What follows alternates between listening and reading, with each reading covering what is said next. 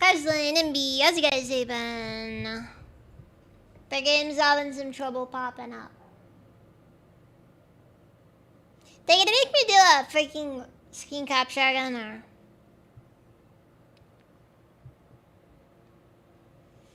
I love it when the game doesn't want to show up. Alright, whatever. Anyways. It has been good. That's good to hear. It's good to hear. My day has been okay. I played a lot of Barney.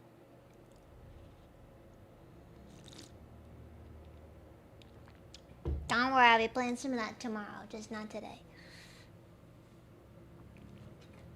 Did I restart OBS? I was already live at that point, so no, I did not. Wendy, welcome, Steven. Anyways, I just want to comment. This guy, he's given this look like I just said something really stupid to him.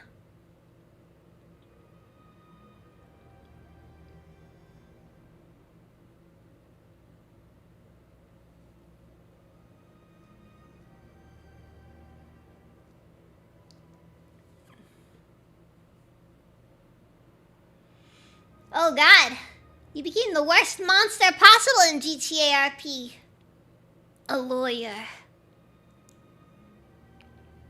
Anyways. Continuing from where we left off.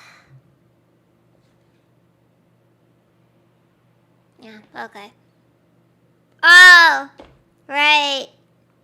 We were on ground combat last time we left off.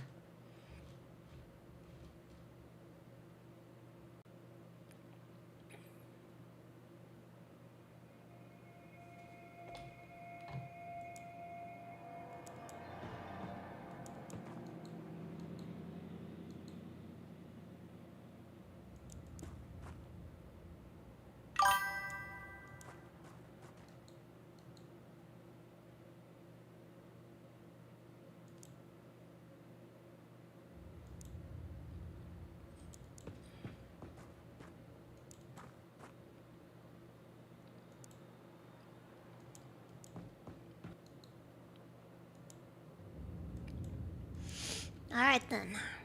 But now I gotta figure out what we're doing with everyone.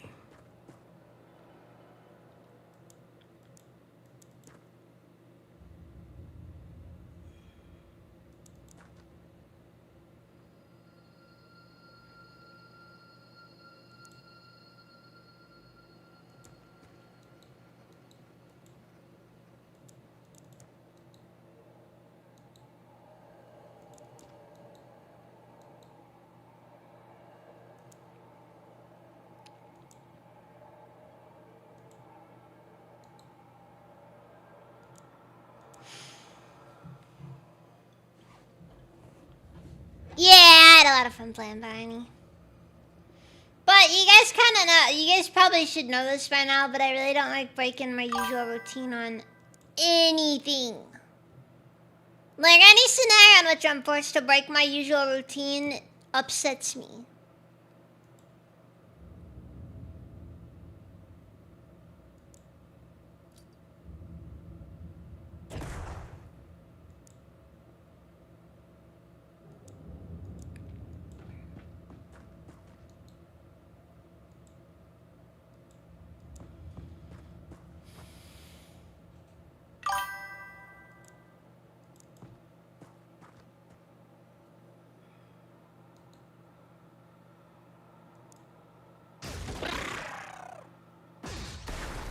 Alright.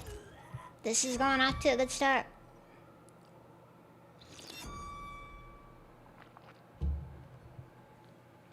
So I've made some discoveries about this game recently that have upset me somewhat. Mainly the fact that psionics aren't unavailable for the player. To be really honest, is a little bit upsetting, honestly.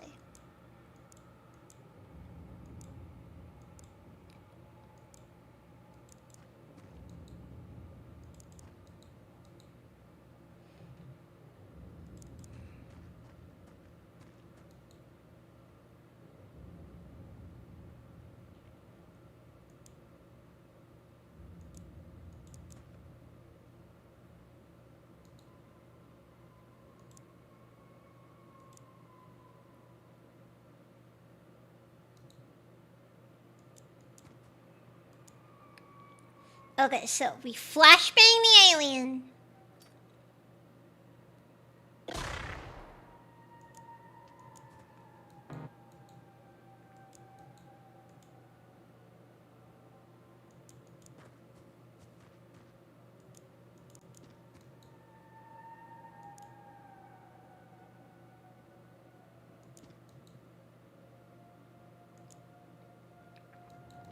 Hopefully that gets us somewhere.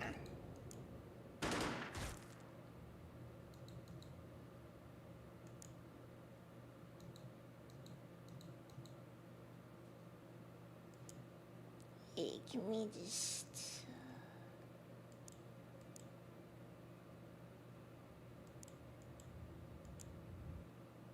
I guess not.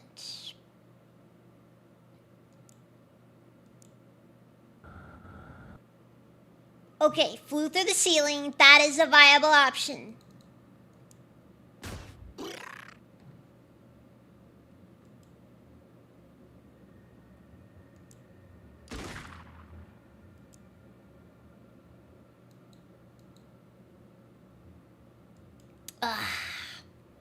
I'm doing an incredible job so far, guys, as you can imagine.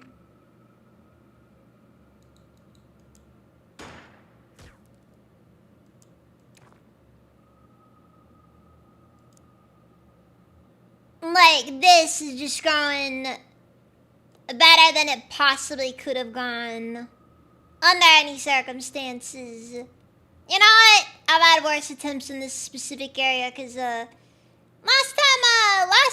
stream I did of this, ended with this map kind of, high-key destroying us. Hey, Diablo. Hope your shower's good. No, great. Okay, we got a private who's currently under alien control. Wonderful. Wonderful.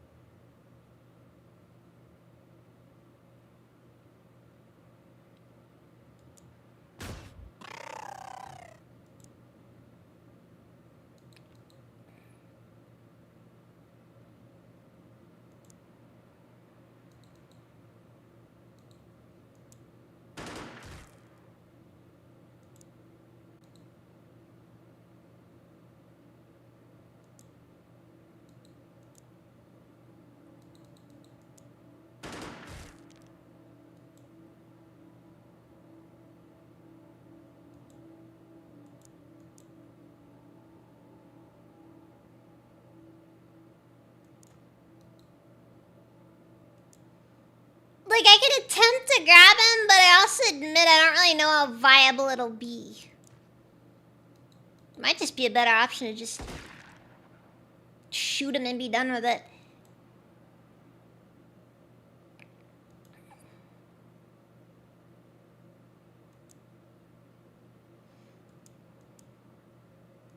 We truly are in the most interesting of scenarios.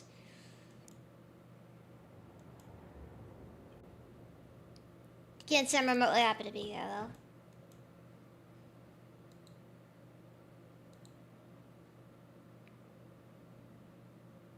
I think it's just the private, so it's whatever if he dies, though.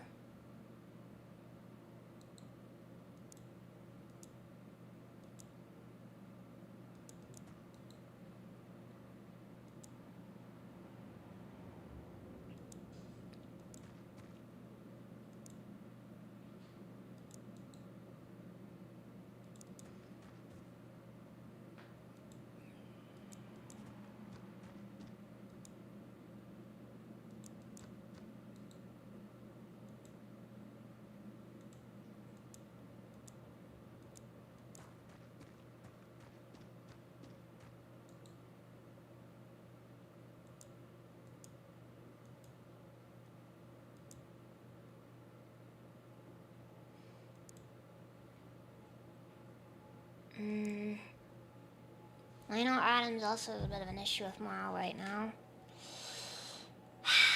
Not bad. Not looking too good on his end either.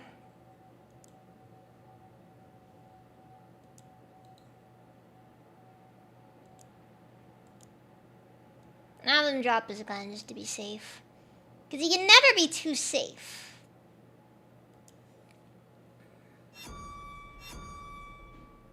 Especially when it comes to people who could potentially lose their cool and kill everybody in the group.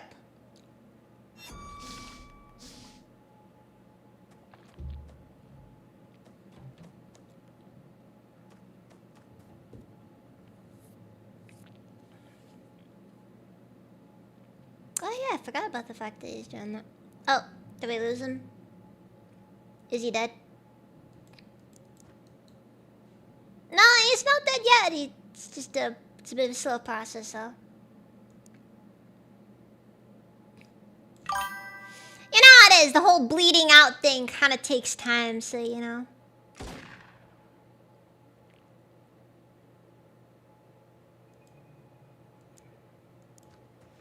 Okay, okay, make sure he's nice and suppressed so he doesn't do anything stupid. Which he will. Given enough time, he will. I think he only need a couple more turns till the mind control wears off. The good news is, however, he... Oh.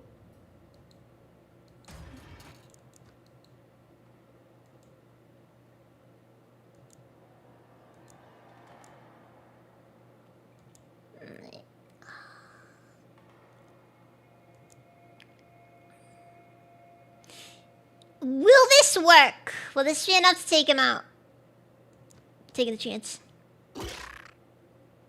It was not enough to take him out. Frick.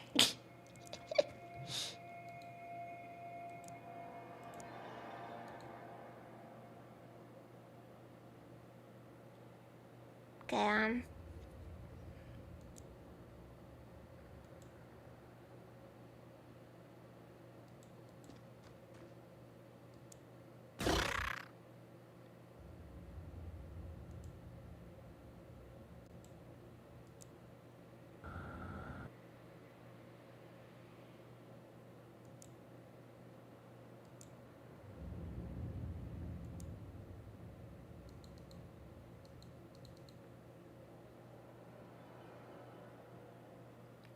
65% chance to hit.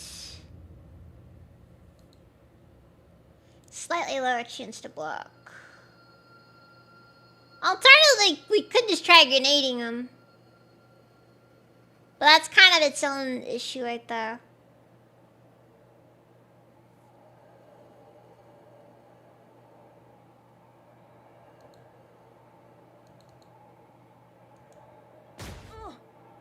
Okay. That went about as well as you'd expect it to have gone.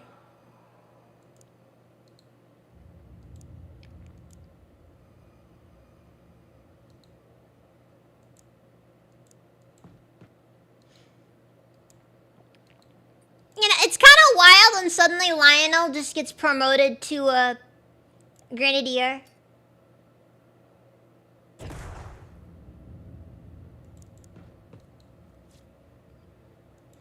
And they say having low morale is a bad thing.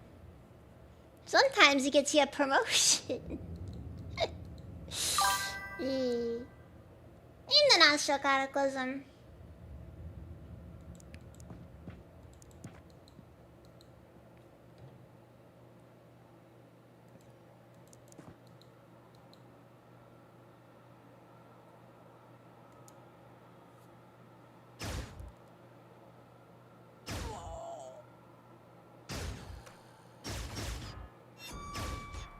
Alright, we lost one of our shotgunners. Cool. Cool.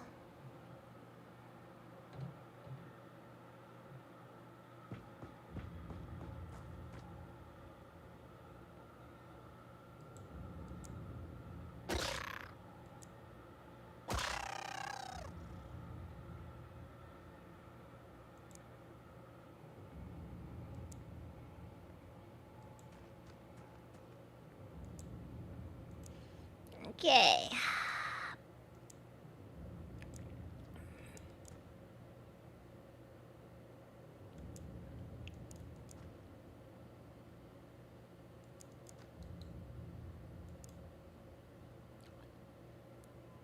Not like how this is looking so far.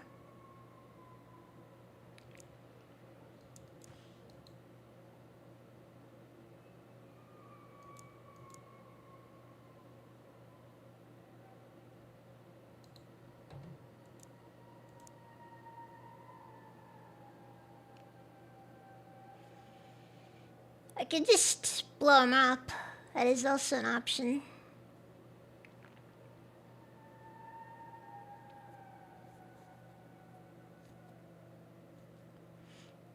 Oh, personally, I'm not really worried, because... Look, you gotta remember how XCOM works, okay? People die in this game a lot. Some might say a little bit too often.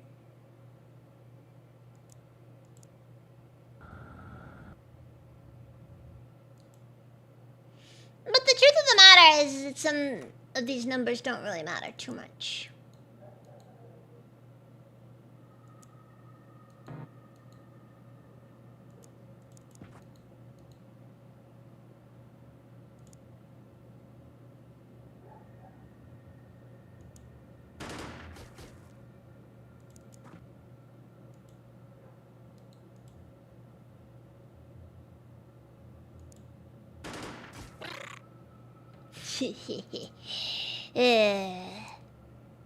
Suppressed.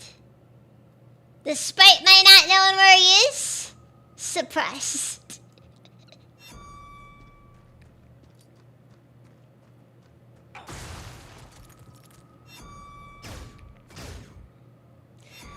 I genuinely despise how these enemies...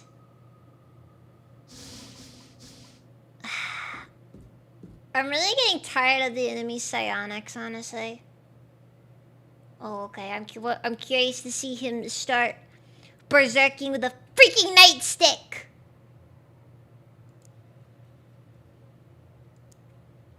Very interested to see where that'll take him.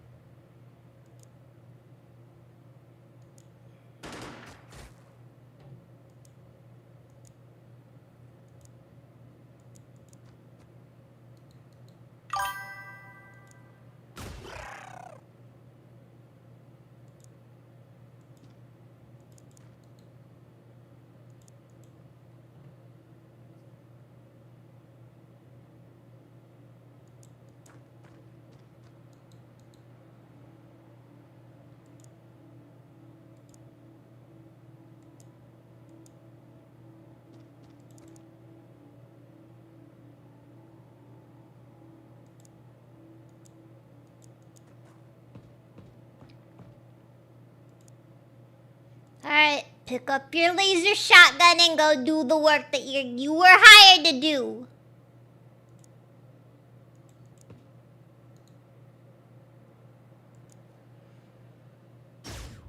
As you can imagine, this hasn't been going too well so far.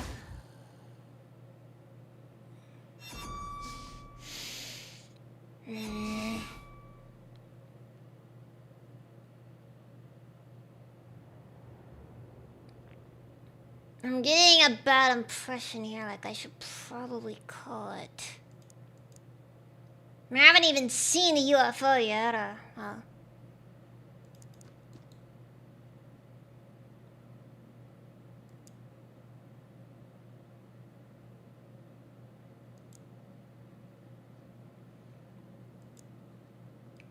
And Alpha Guy's Morales is functionally non-existent. So I don't really know what the best way forward here is.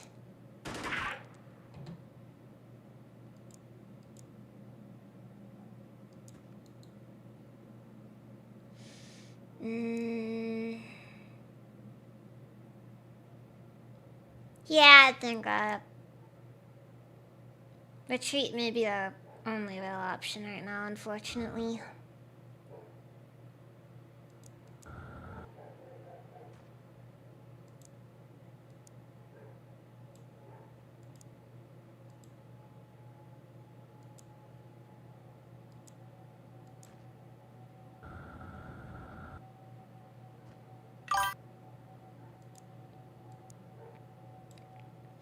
I'm just looking at the current circumstances going on over here, and I'm just realizing there's just not much you can do at the moment. As far as the whole actually getting actually doing anything here, we just don't have the gear for it.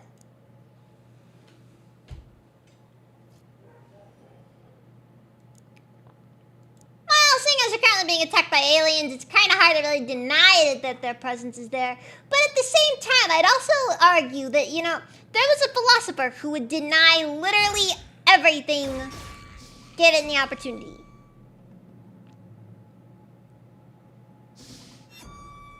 Yeah, half our squad is out, and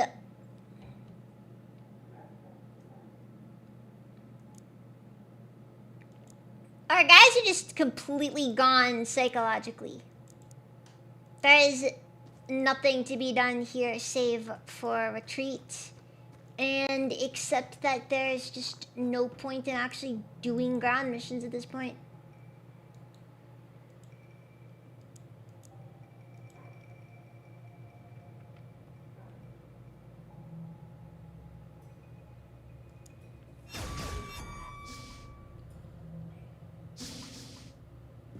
Actually, you know, I think would have actually been kind of cool to have in this game that was in the original XCOM but isn't in this game.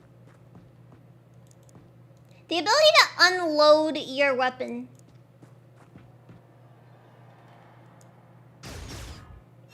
Like, take the mag out, you know? Kind of an understated option there. I'm just saying.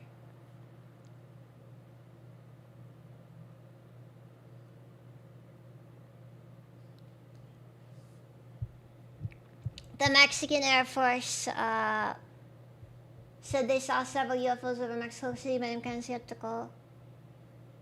I don't care about UFOs over Mexico City. Where are the Epstein files?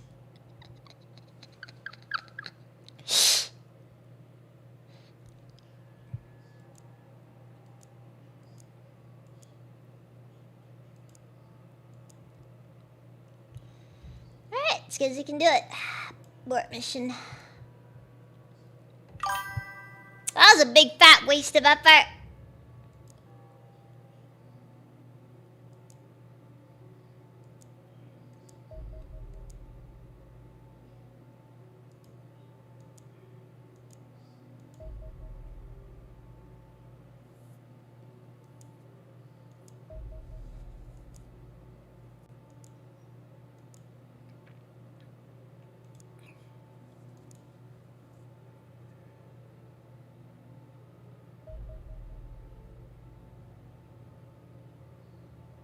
I think we can handle this. Maybe. Maybe we can handle this.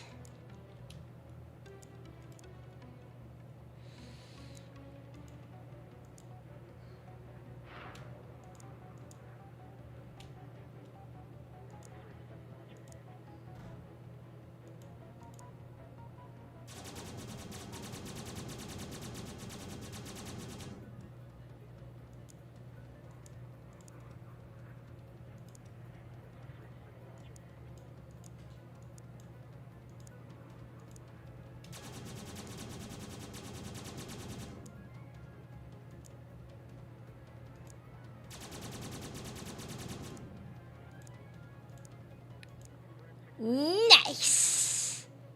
No ammo. We can only pray that that was enough to scare it away or something. I don't know what though. What is the files on the UFOs? The aliens are still waiting for the promised children from it. Not figure, wouldn't it?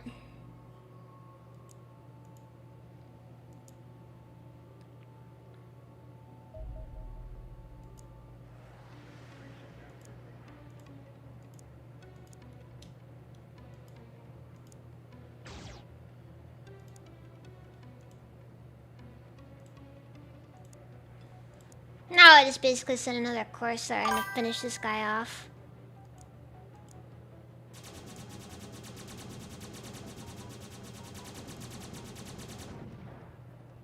And there you go. Yeah, honestly, that's kind of one of those things I was always thinking of. It's just like, ah, fuck. Hold on, what day of the month is it? April 5th? Okay. We can still salvage relations with South Africa. Maybe. Maybe we can salvage relations with South Africa.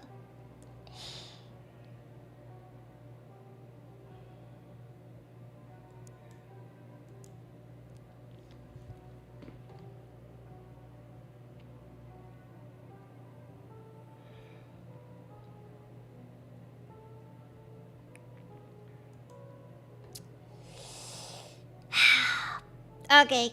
I'm gonna make a bad decision here.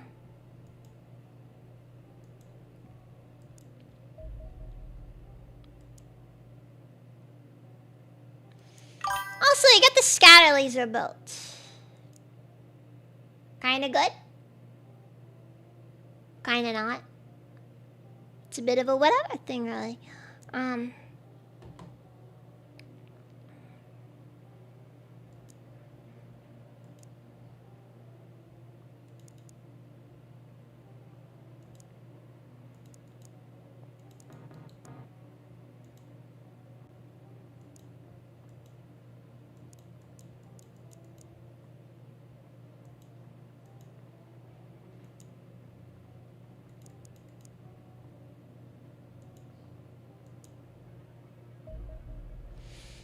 Alien armor plating. The armor plate on an alien capital ship is thicker than that of a smaller UFO, but offers far more protection than can be explained by the additional depth laboratory tests suggested that it's almost 50% more effective at absorbing damage than standard alien armor plate of similar size and weight.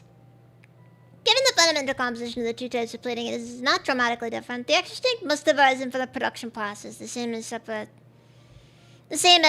a diamond from a lump of coal. The atomic structure of the alloy deals with crystallination. Like terrestrial metals, most alien alloys have a crystalline form when solid, a compact and orderly arrangement of atoms. However, the various alloys used in the hardened plate are amorphous rather than crystalline. Amorphous materials instead have an irregular and disorderly atom arrangement that prevents the formation of microscopic lines of weakness that can exist in crystalline structures, given the hardened plate. Enhanced heat and impact resistance. This phenomenon is hardly known to science. Exactly the same thing occurs when hot steel is quenched in cold water. However, applying the process to alien materials is far more difficult. Preventing the formation of a crystalline structure on some alloys can require cooling of up to 100 million degrees per second. Prohibitive at the start of the war, perhaps, but my intellect,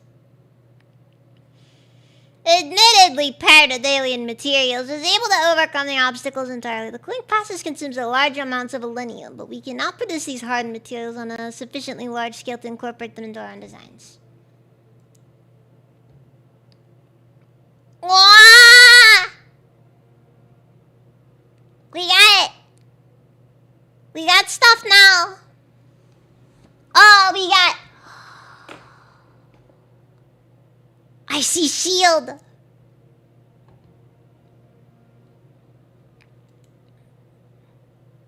Also, Valkyrie Assault, but wait. Development of the final dropship aircraft. This will be available to carry additional soldiers to a combat zone and deploy them into battle via drop pods. Okay, listen.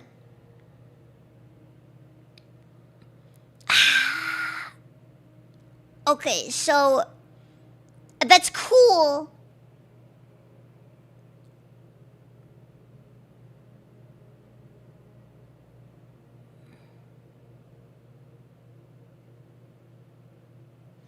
Like, it's cool and all. Drop pods are kind of cool. However, one, expensive. 2, using drop pods, I get zero cover. Zero cover. What the frick is your problem? Why are we sending them in with no cover? It's terrible. Science, look on Steven.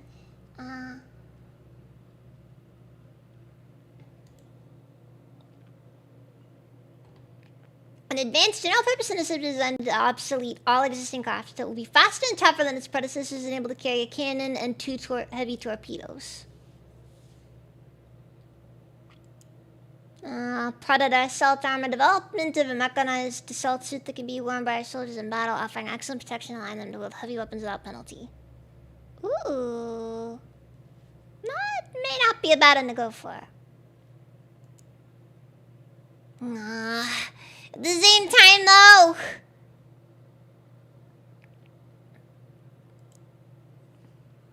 However, saying that Conspire slips in battles, it will be both faster and tougher than its predecessors.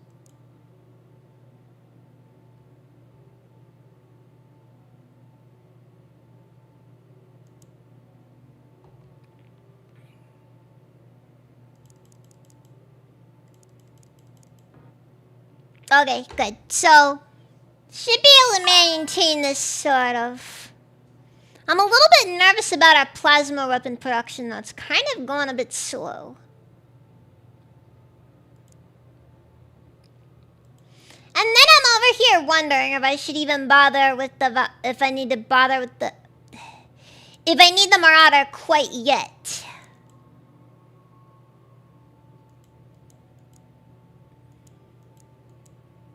It's very difficult to say. Honestly, though, I'm not really a massive fan of... Actually, you know what? I think that's kind of how the game was... What, Phoenix Point was like. Mind you, I haven't played Phoenix Point. Anyways, I think what we should focus on is... Okay, Predator Assault Armor may not be a bad call to go for.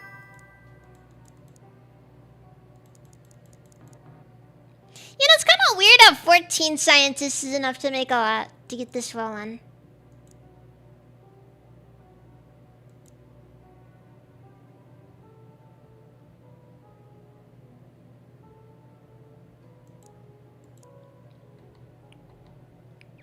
Should I even bother with the wolf battle armor at this point? There's a real question.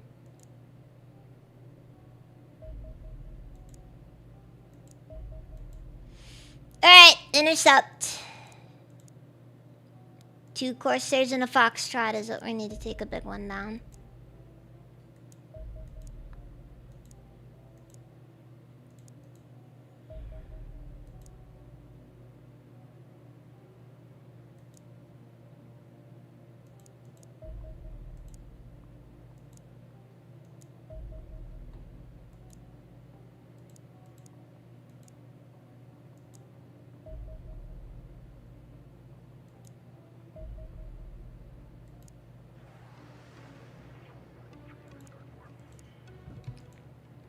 Wait, I can't remember. Is the carrier too fast for us?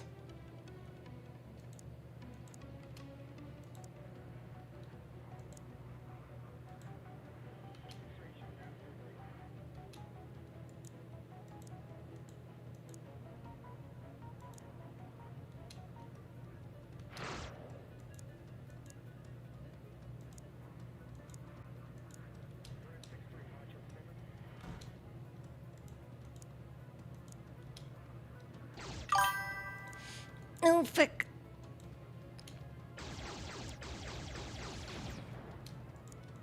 Yeah, I think this thing was actually a little too fast for us. No, it is that freaking turning angle.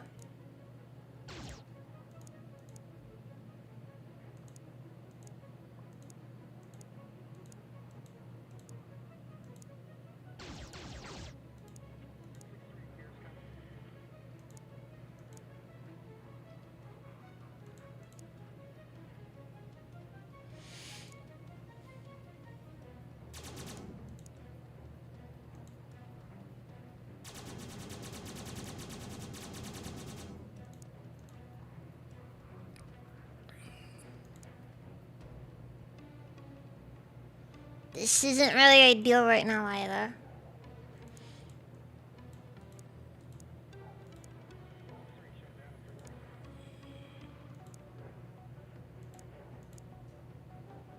Also, it appears that honestly, plasma weaponry really is the current just thing we should probably focus on. So before I go focusing on ships, the other thing I'm going to focus on is, 1, getting my people to not freaking die instantly, and 2, actually getting plasma weapons so that we can, you know, take these stupid ships out. Because it's looking pretty rough.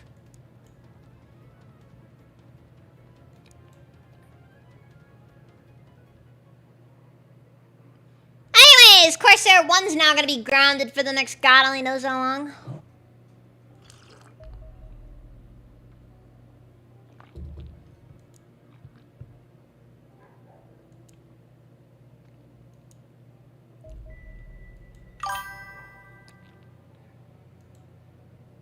Yep. Yep, we're slowly running out of options here.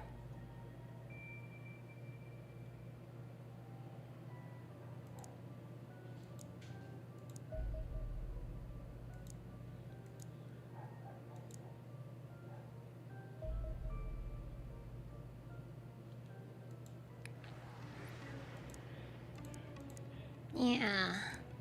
This can only end well, of course.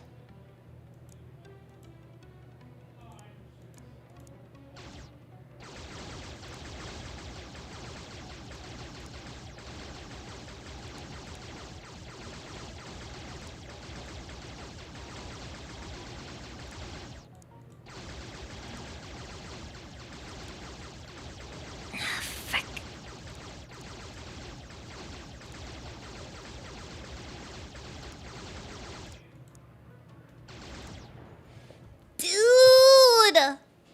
These freaking alien interceptors are ridiculous!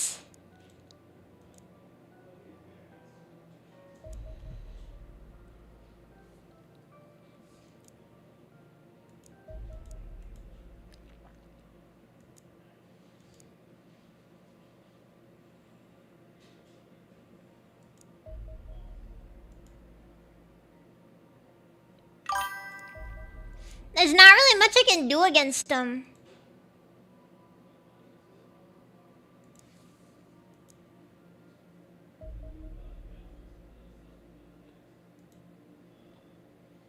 Okay, well, I got some laser rifles made.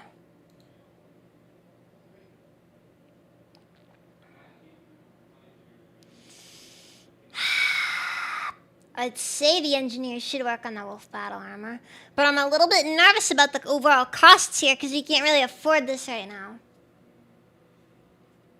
Unfortunately, Diablo, our secret weapon is praying that this actually ends up getting resolved at some point, because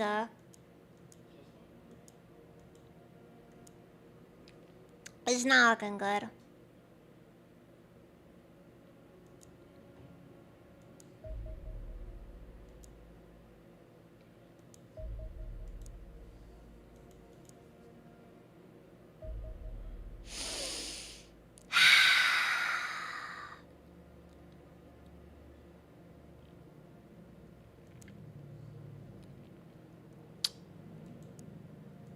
Alright. Let's do this. The good news is we have everything to lose. And I think I am actually free to save scum on this one, honestly.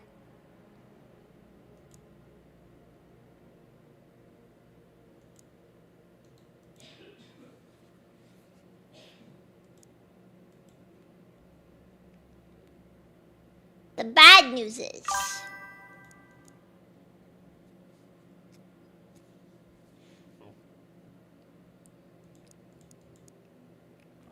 I genuinely have no clue what I'm about to do here. And I see I have like 16 guys to throw out the problem, so as long as I don't go clustering them all over the place, we should be good. Okay, you look like the pinnacle of cannon fodder. Terminus 58, shotgunner.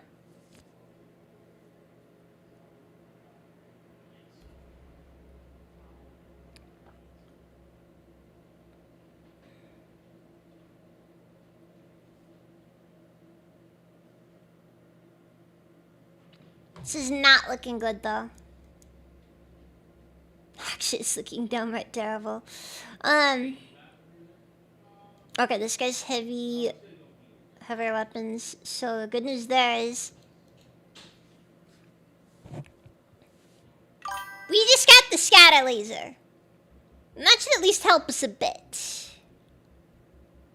Not like a ton, but a bit.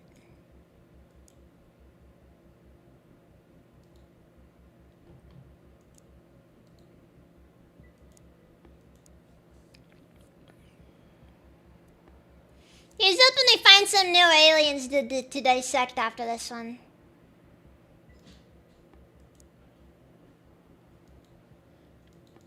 Alright, you gonna be rifleman? Sure, we'll make you rifleman. Look, it's pretty clear that like half these guys are gonna end up sharing weapons anyway, so it doesn't matter too much.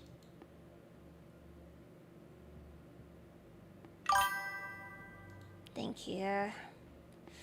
Smokes and flashbangs will be fairly common for everyone.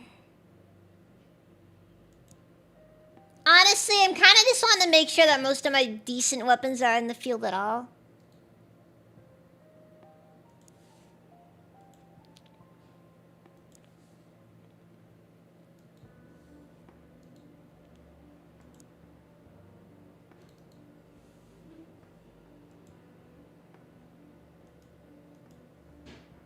Cause, I'm a little bit, I bet if these soldiers stop wearing U and blue, they'd probably live longer. You know, the irony is that in the original XCOM, I feel like the colors they wore in that one made a lot more sense. I'm just saying, the tan jumpsuit, as much as it made you look like a freaking janitor, at least had some level of practicality to it.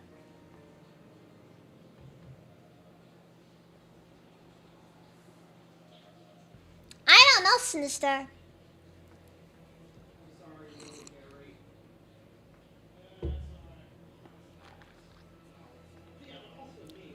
This guy definitely looks like he has, he knows how it feels to have a gun in his mouth. So, yeah,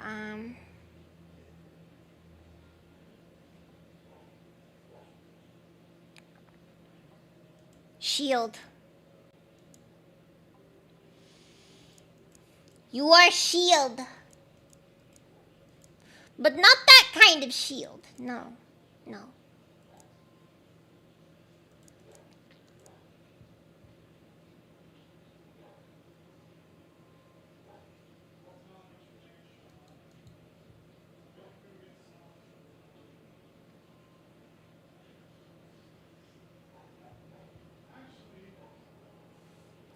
Nah. You know how it goes. Like, you know, these guys need to wear, like, I don't know what, but does not work. Oh, God.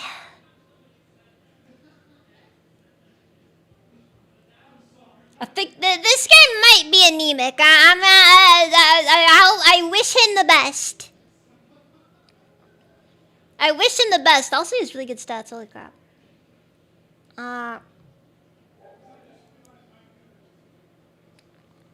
Like, seriously, ever see somebody you're just like, wow, this guy's going places. You know what? You know what? You know what? No, not assault. Grenadier. Still doesn't have the strength to carry Bryant's incredible, equipment set, but honestly, that part probably is to be expected.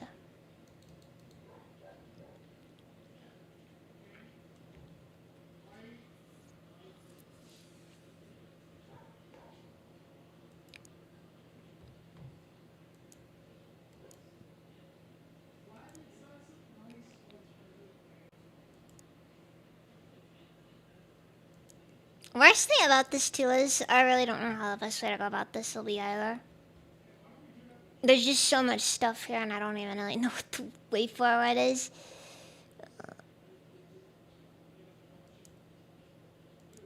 Cause I'm kinda at that point in the game now where I'm just like,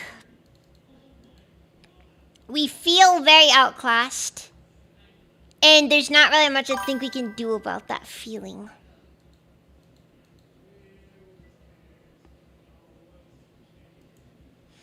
The good news is that we should have comparable numbers to what the aliens are going to be rolling up with, but the problem is I don't know for sure if we're going to have, like...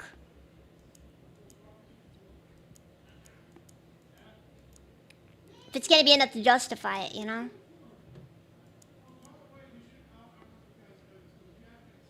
Oh, it's good to hear, Diablo. Yeah, nah, you just see somebody, you're just like, dude, you dead? Like, seriously. Poor guy, jeez.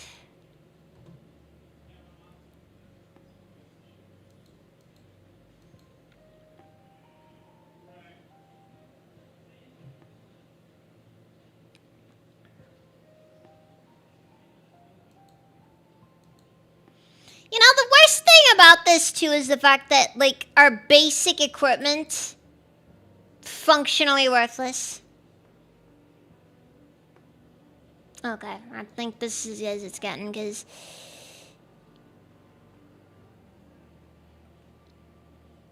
Well, we need to make sure that everybody's at least got armor on, so, yeah.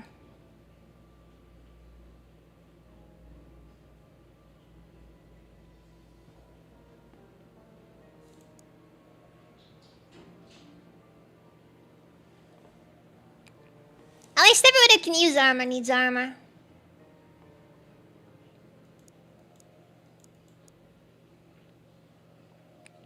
Otherwise, I don't really know what to do specifically.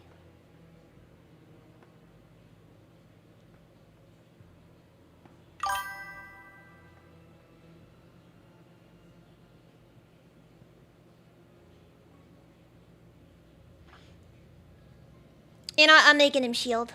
I'm making him shield.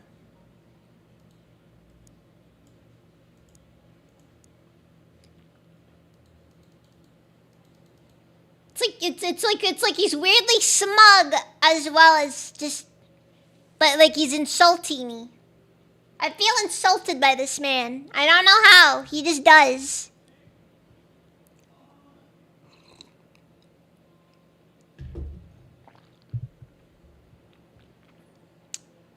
Alright, let's do this. Technically, we don't get the first phase, but... Okay. So, there's some notable problems with this current setup here. One... Oh, great. One's in the corner there. Okay, two in the far lab, so... Okay, so the good news here is, first off... Alright, Lionel, we're gonna go make something not happen. One of these things that we're going to ensure does not happen is ensuring that all the scientists don't get probed. That's generally a preferable outcome. Okay, so... I have some serious concerns, by the way, about all of this. I'm just saying.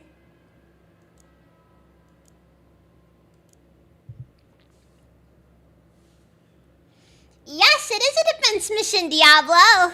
And for that reason, I am going to be 100% abusing saves as much as possible.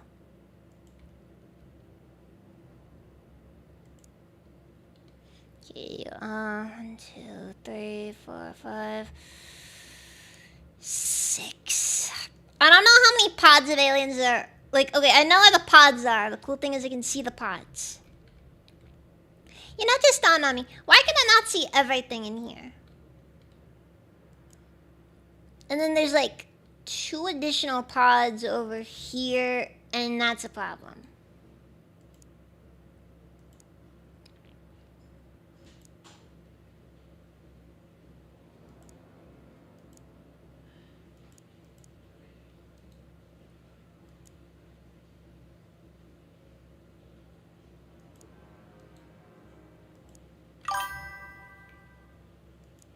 Actually, no, I'm gonna send a machine gun over there as well. Worst thing is, since I don't know what even we're seeing here.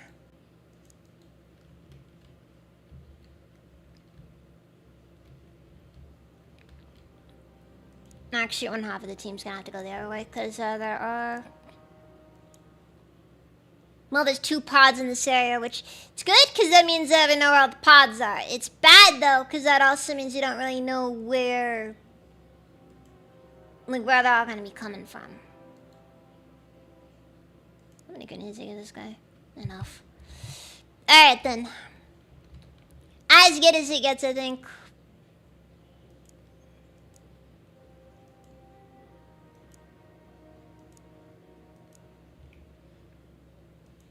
I probably should have given the rookies more C4.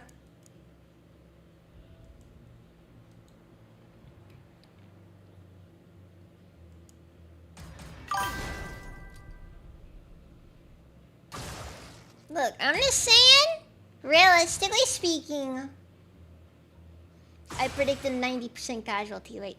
I don't care if it's 99%. Okay? This base does not fall under any circumstances.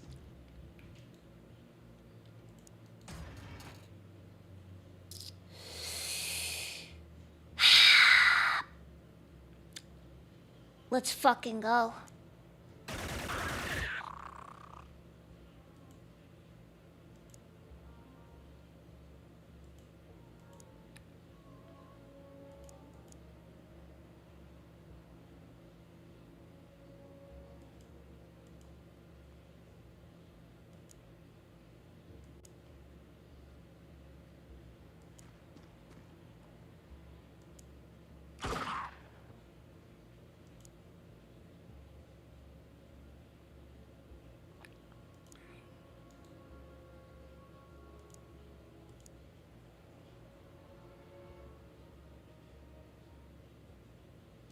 Okay, 32 10 minutes to throw a grenade.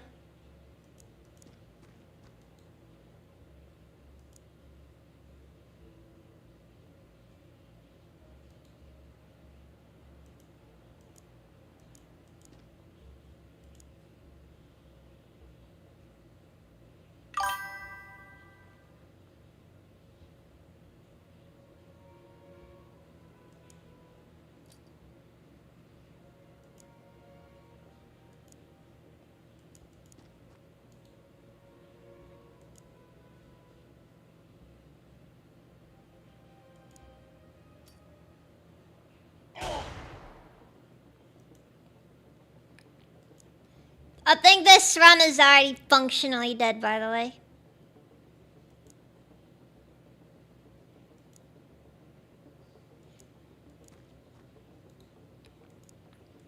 Because, chrysalids are one of the worst things you can possibly see in an XCOM game.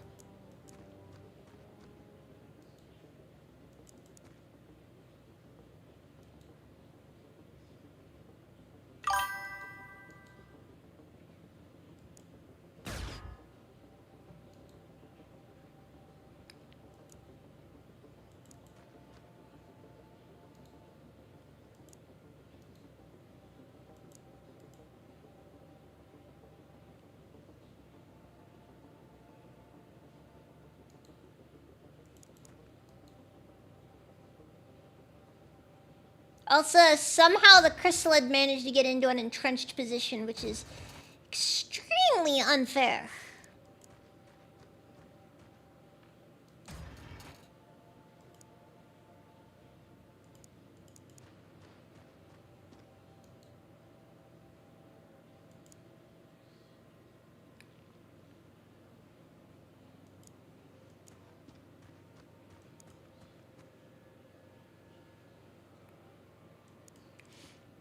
Also, again, I really should have had access to the full, like, the entire base here, because, come on.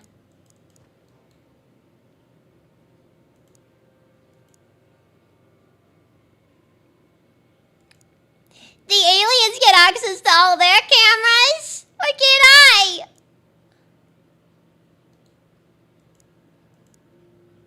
Why do I have to live in the alt universe, the alt history where XCOM didn't spend extra on cameras?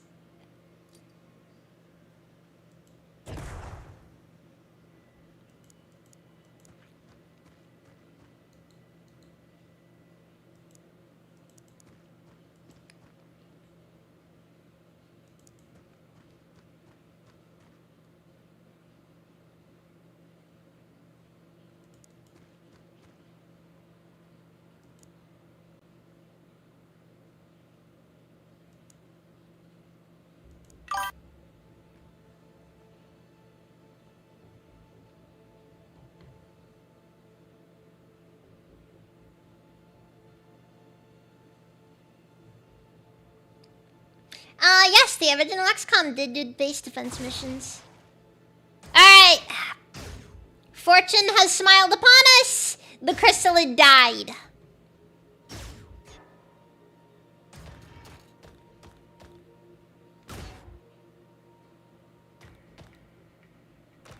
I don't know what this one specifically was doing. I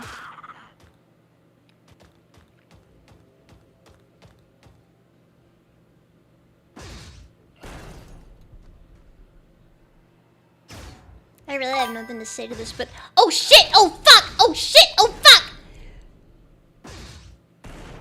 Dude, seriously, what the fuck is this? Unironically, I freaking hate this, by the way. Words cannot possibly describe how much I hate this. Chrysalids. Just freaking chrysalids. Are you kidding me?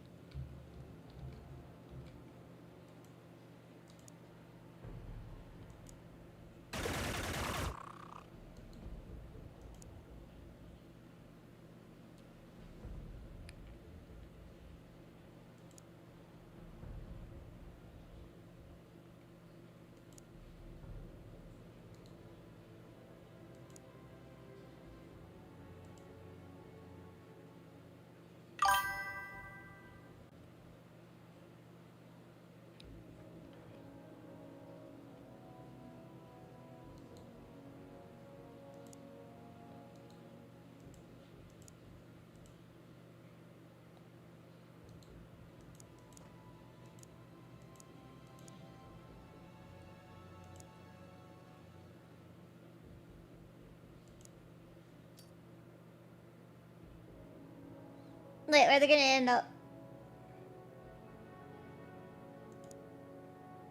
It's unclear where the grenade ended up. Oh god, this is freaking terrible.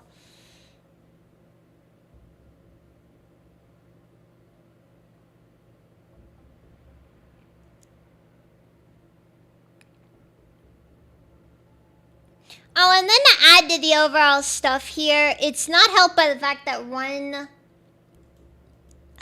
Dude, this might end up being the run killer. I'm gonna be honest with you guys. I genuinely have no clue how to properly go about this. One, it's one of the more difficult enemy types.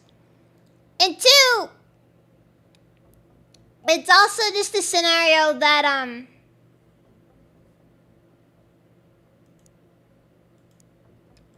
we are not freaking prepared for.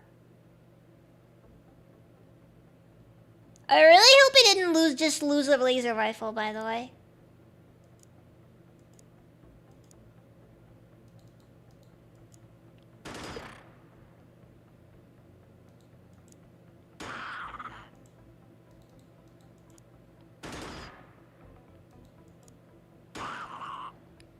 How do you miss so many shots point blank, by the way?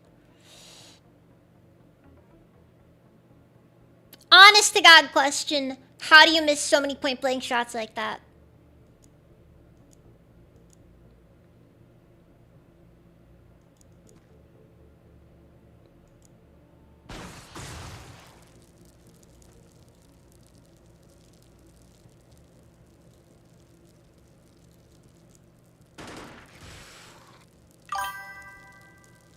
It also really doesn't help that the aliens also have, oh,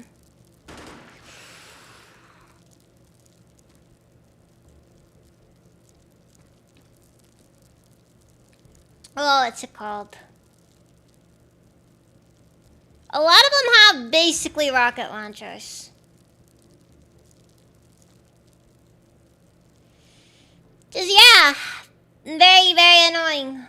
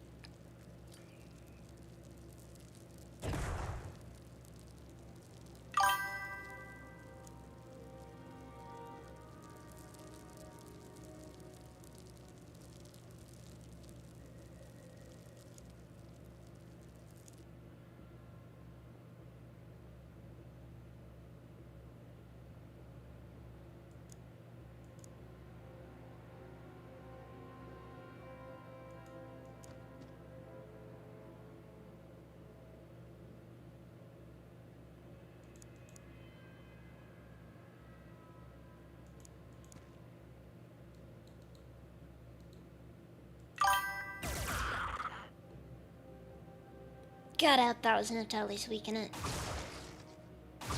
Great! Wonderful!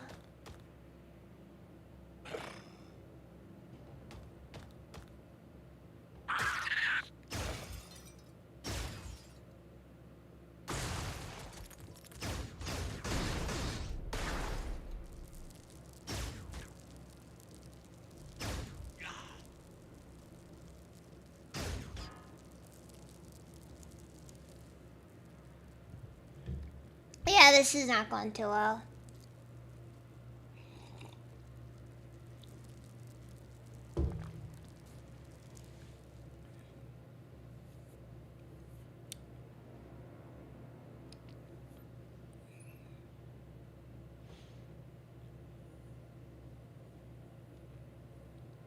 Yeah, we just lost the whole team there.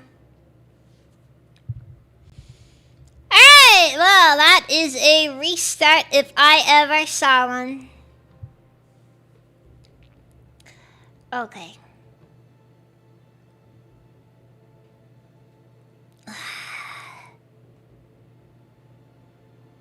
The worst part here, honestly, is I genuinely don't know what to do. Because...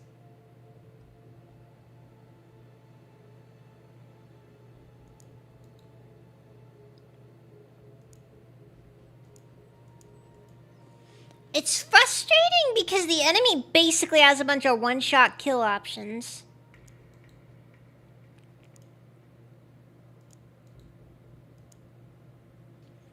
I might have to just go back on the geoscape. In a worst case scenario. I just had to go back to an old autosave. I was on the geoscape.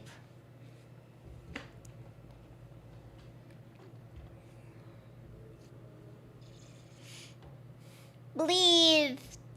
Ugh. This one right here should be the one, I suppose.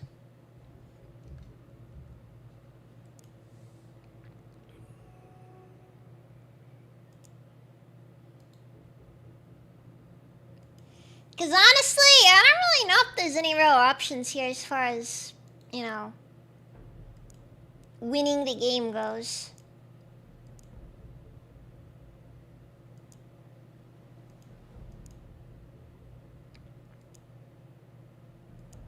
Okay, people with generic shotguns and rifles, they go up first.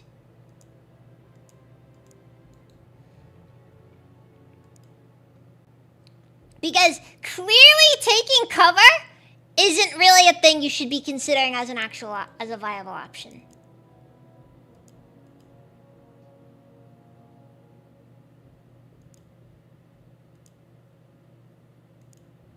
Oh, by the way, also another fun fact about this game.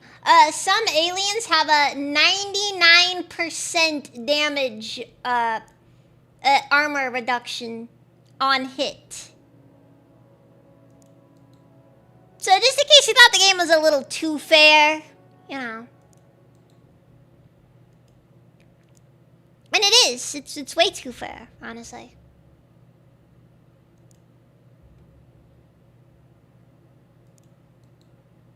I'm kind of getting the impression that we really should just accept that losses are an inevitability and just freaking hold. What sucks right now is the fact that, like, alright, so the enemy's gonna basically go through the base and just start destroying structures. And the problem is that as they destroy structures, that's gonna start causing issues for our development. It's actually really annoying because of the way that this is just designed.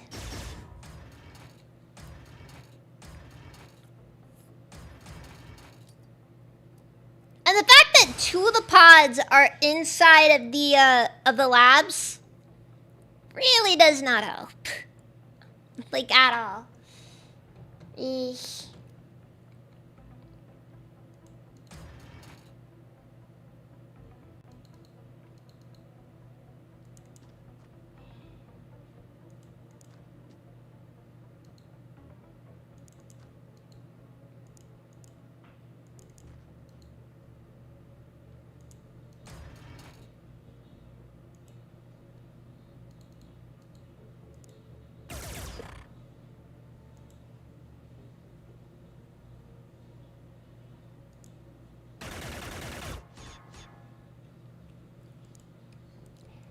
a feeling these things can't be suppressed.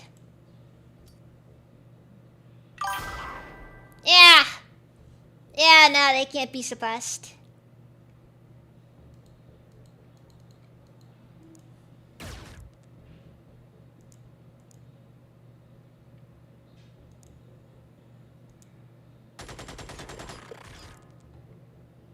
Okay, they can be suppressed?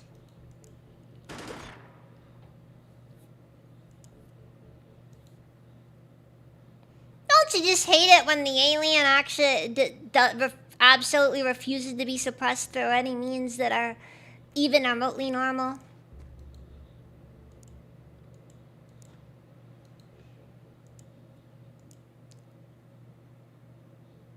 Clearly you're not enough of a masochist.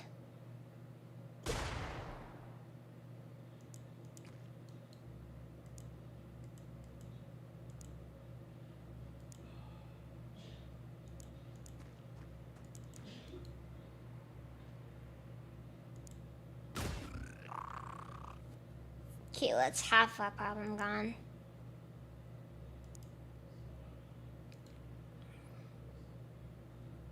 Problem now is that the other half is don't even know what to even think about that one, honestly. I'm gonna throw smoke out just in case the big guys decide they want to start shooting wildly at us. And yet still somehow having crazy good accuracy.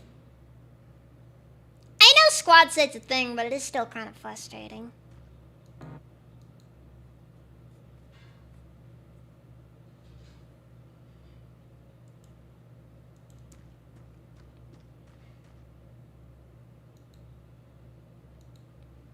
You know what? I'm gonna leave him here.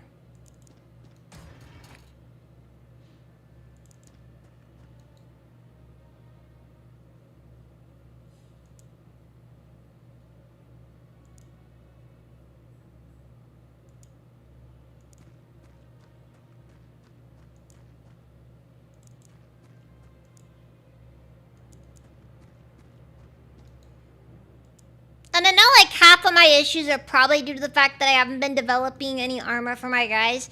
But you wanna know something? Developing armor is too expensive. It's really hard to justify.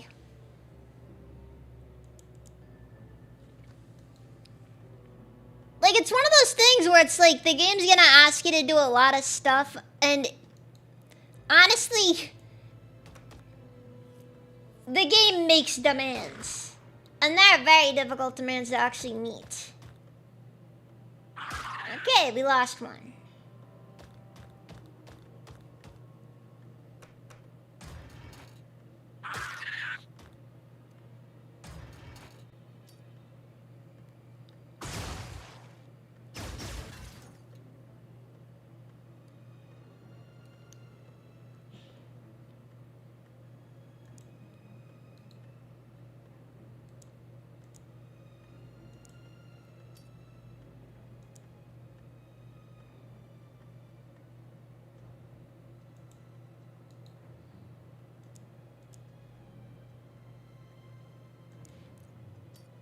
Grenades out for what's his name? Ah, fuck, did I lose a grenade there?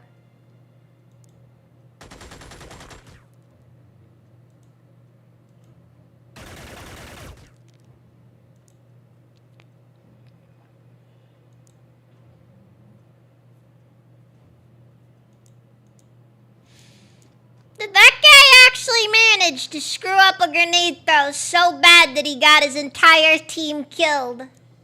He actually managed to flub throwing a grenade over a sandbag.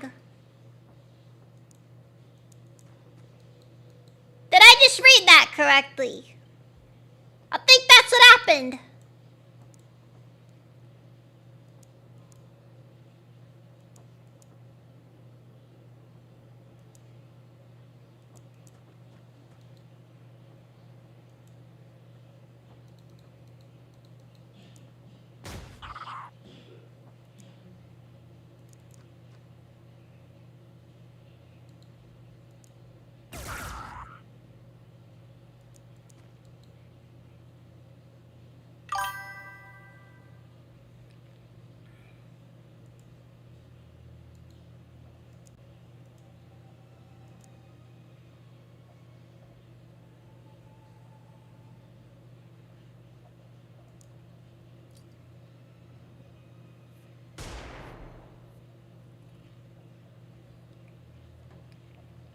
Okay, we probably just lost some more people. Good, good.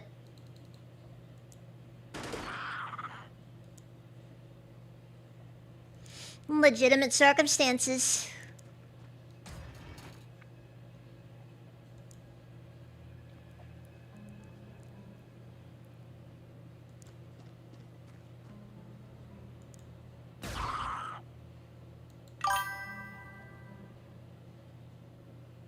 Okay, that guy I think has a rocket launcher.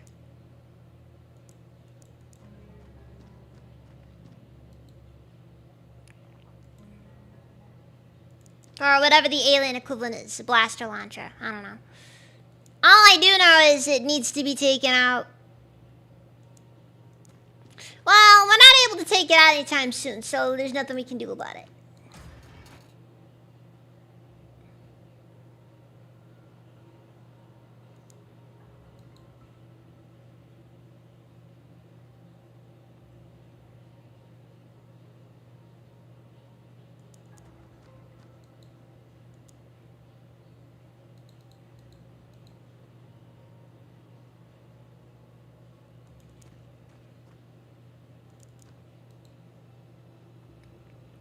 This is not looking good at all.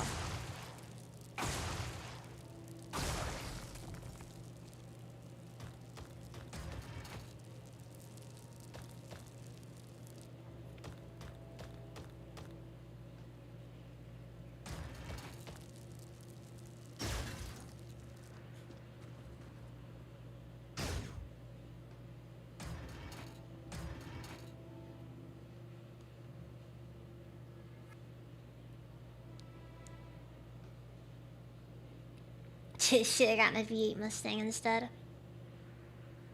That would've been 100% accurate, though. Alright, what's the damage? Yeah, figures! We just lost our scatter, our freaking scatter laser.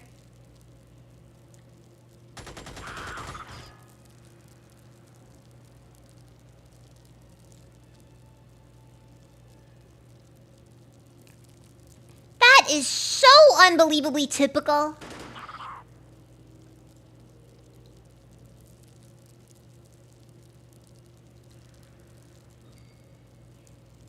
And all because one guy just doesn't know how to freaking aim.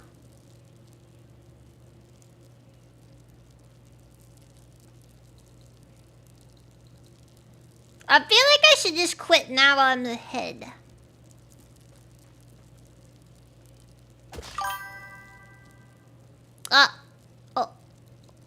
Okay. I don't even know what happened there, but it's, a thing that happened, I suppose.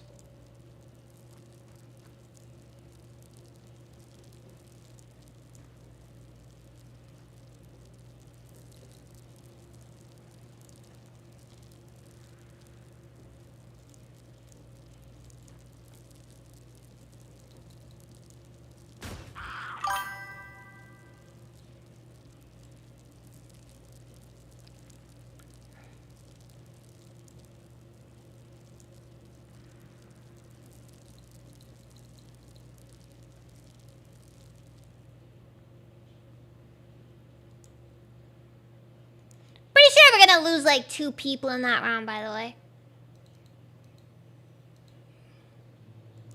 Knowing what I do about the way that enemy phases tend to go in this game.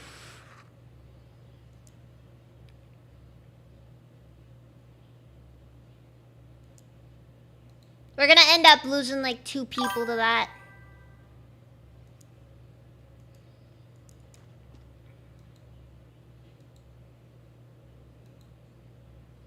Almost guaranteed.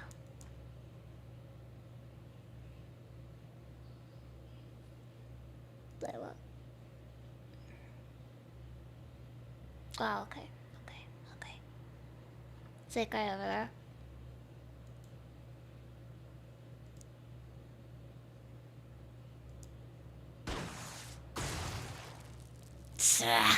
Freaking missed.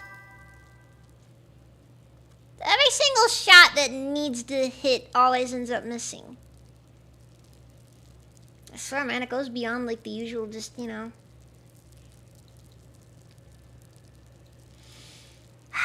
Okay.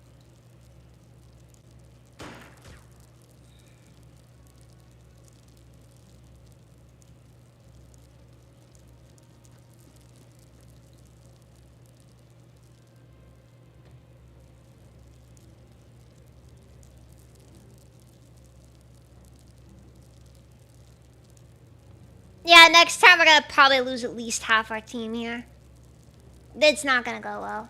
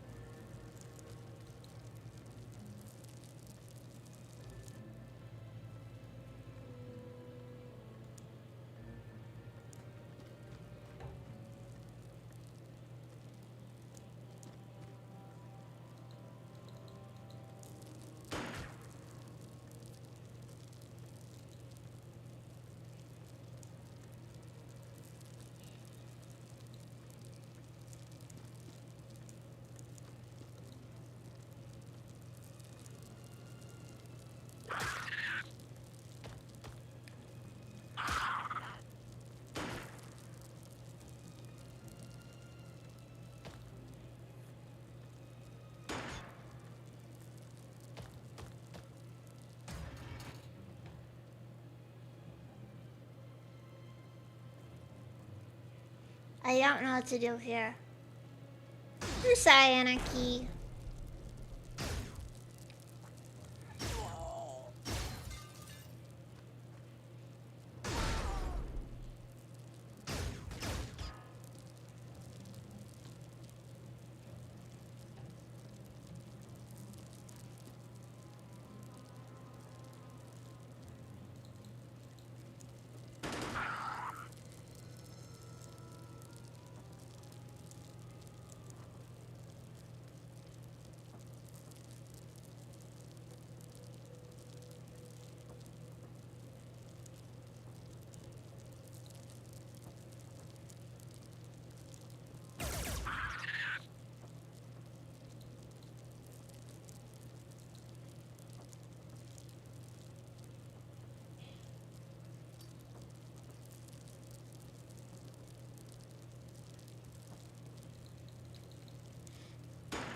Okay.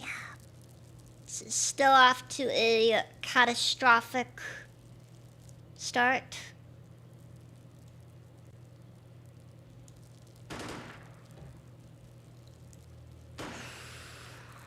Didn't even say the hits, the attacks missed either.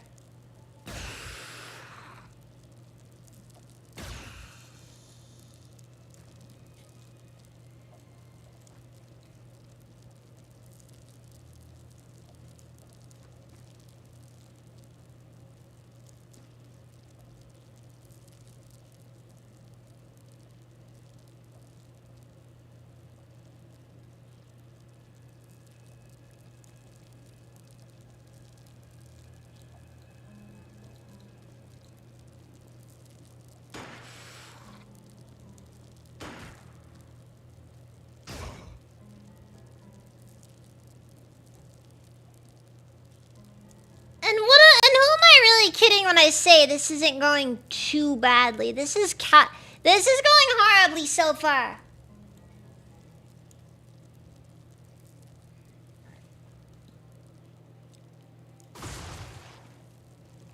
And then again, I don't think we were ever off to a good start with this one.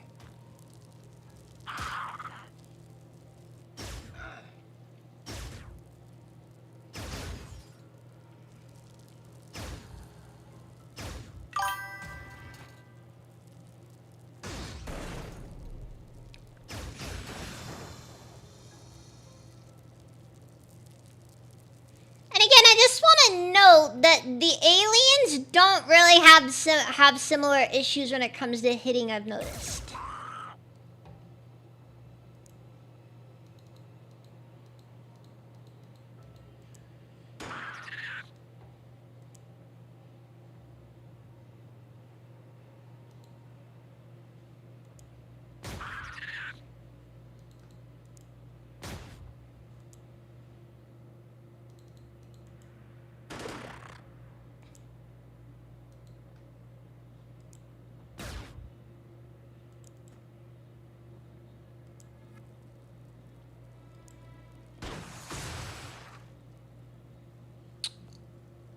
Okay.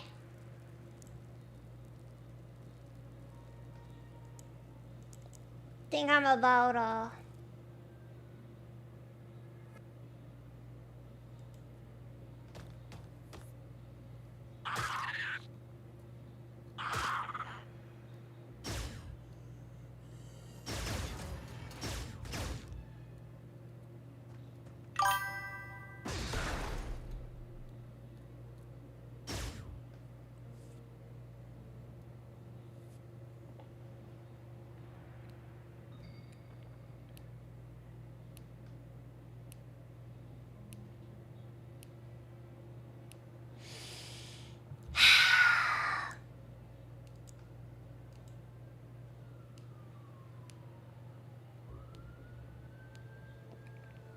like, I don't know what the thing is. Like, do they just have a lot of time units or what?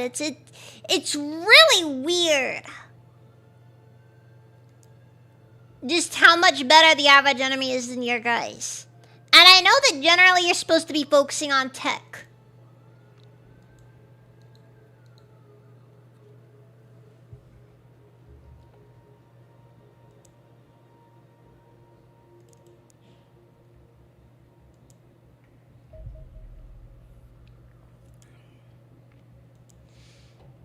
Okay, so we're gonna do the laser rifle one.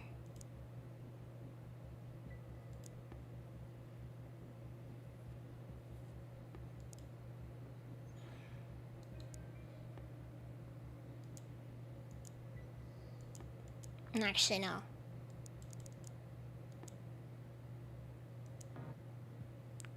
We're gonna focus on battle armor, actually, instead.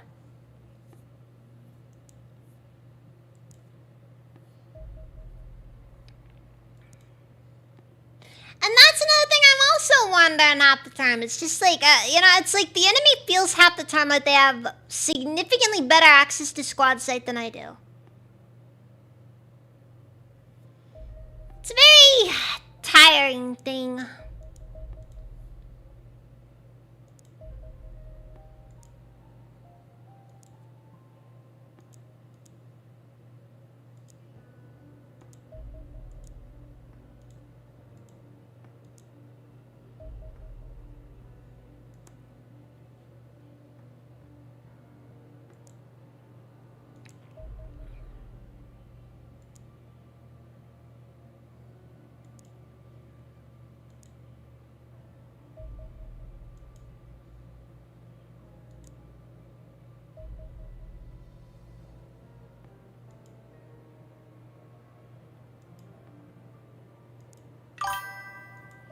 Alright, Crash at 71, airstrike.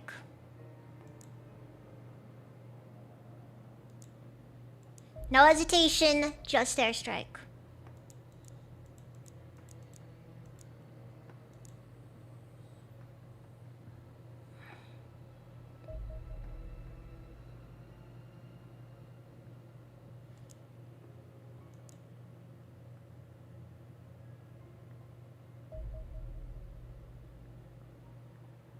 I got 47 seconds of combat fuel.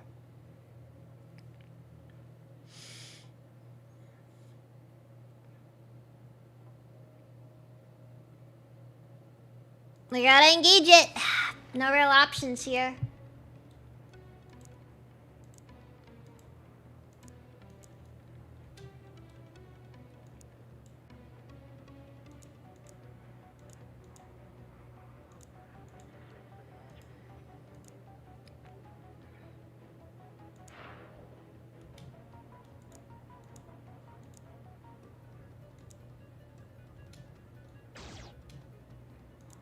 Stay on target. Stay on target.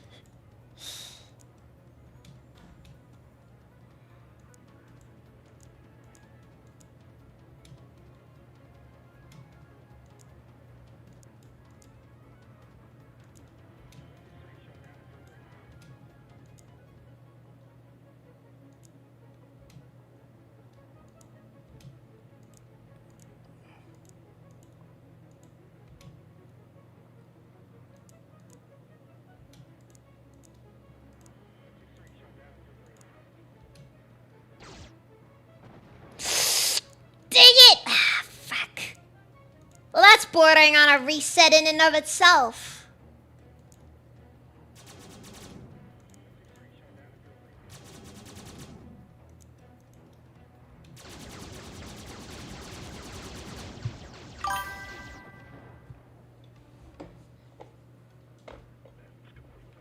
Don't worry, Anarchy. I'm also in hell.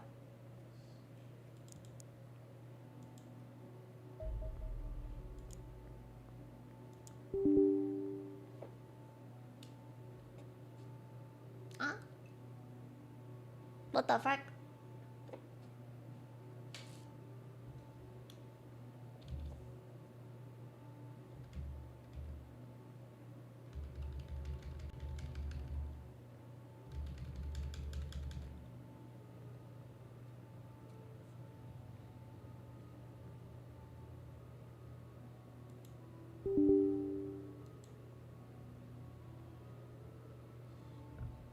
The number of times that Xenonauts has just crashed on me is kind of wild. You'd think, but, you know, it's just how it is sometimes.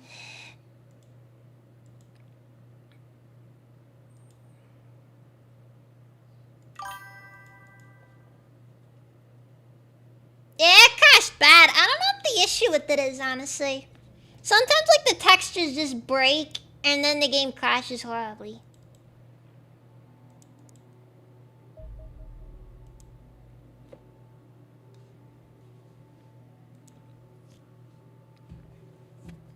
Okay, so I have like every incentive in the world to make another Corsair, but I can't afford to make another Corsair.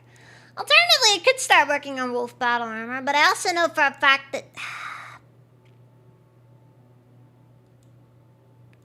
the problem right now is that we're falling off. And we're falling off kind of bad, honestly.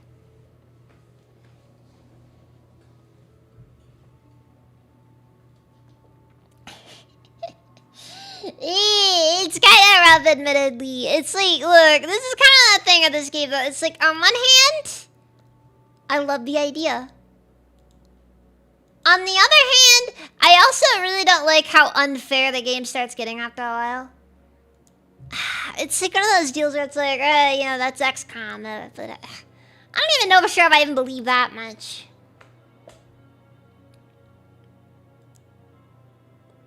Like, I don't even know if I'm even close to being able to develop plasma weapons.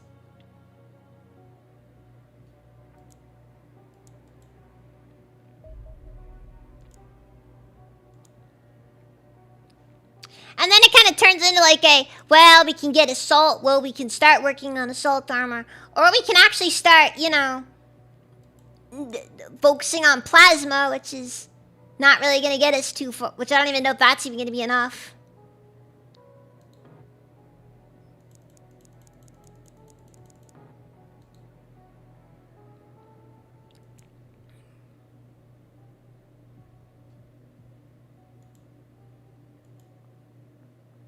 Like, I don't really know for sure what the tree is supposed to look like as far as developing plasma weapons goes.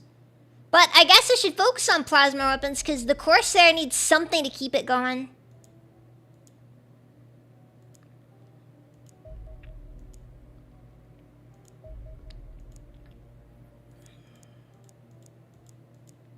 And as things stand right now,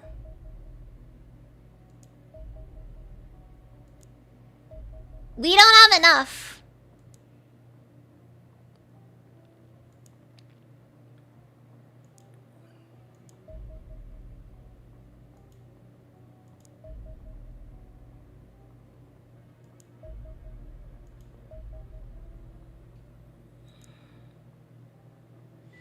And also, the UFOs are becoming significantly more plentiful.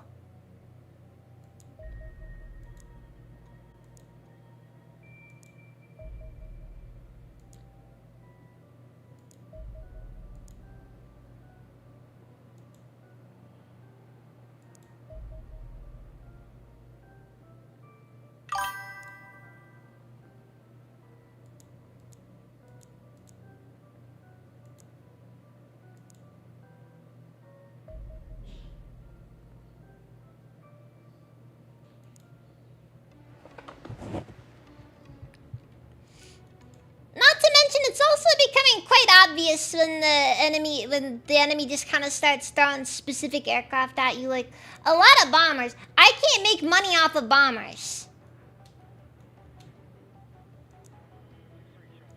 I know that's kind of a bit of a dumb thing to say, but I can't really make money if the enemy keeps throwing bombers at us.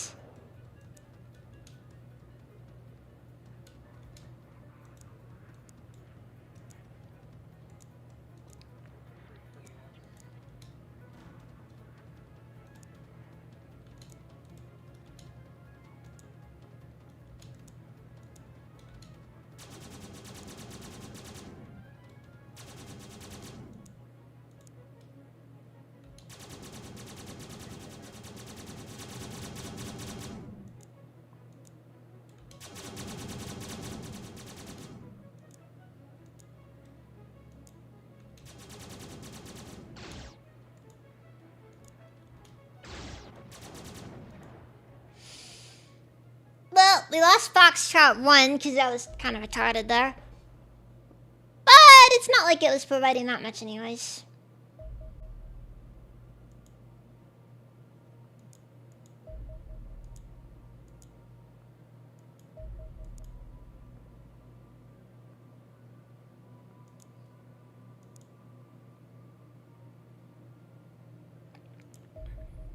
And anything labeled massive, I can't even do anything with. I really do just kind of have to keep ignoring things.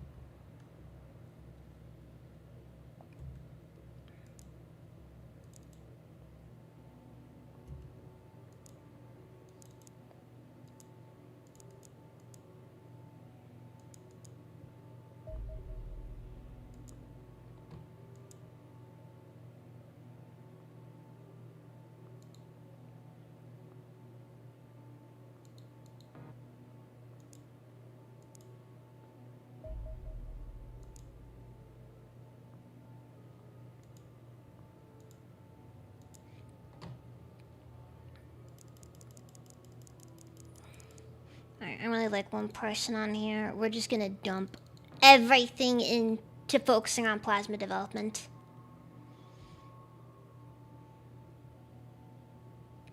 Because as much as I wanted to think that the plasma explosives would be enough, it's just not enough.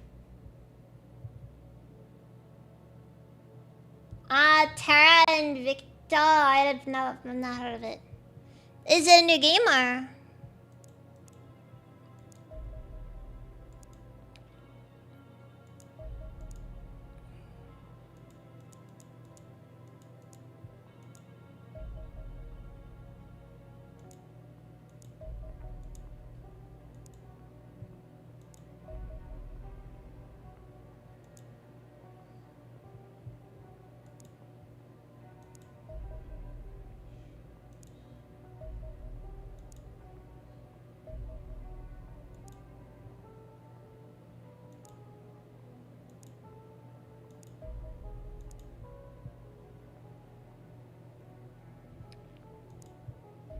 Also, I'm pretty much convinced at this point that there's not really much I can do for anything right now.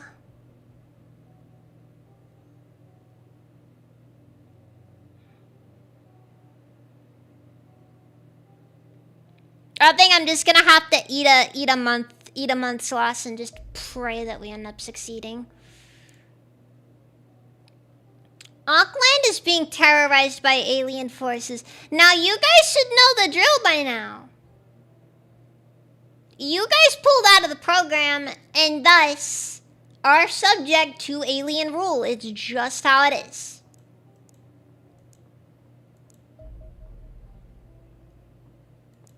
Besides, at the moment, we can't exactly afford to go dealing with things like this because, unfortunately,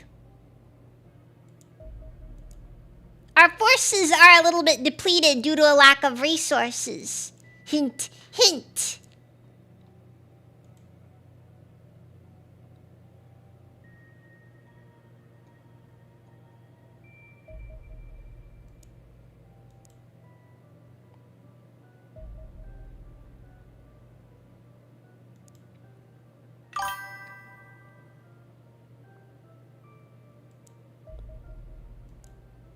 Exactly. We got bills to pay. They got bills to pay.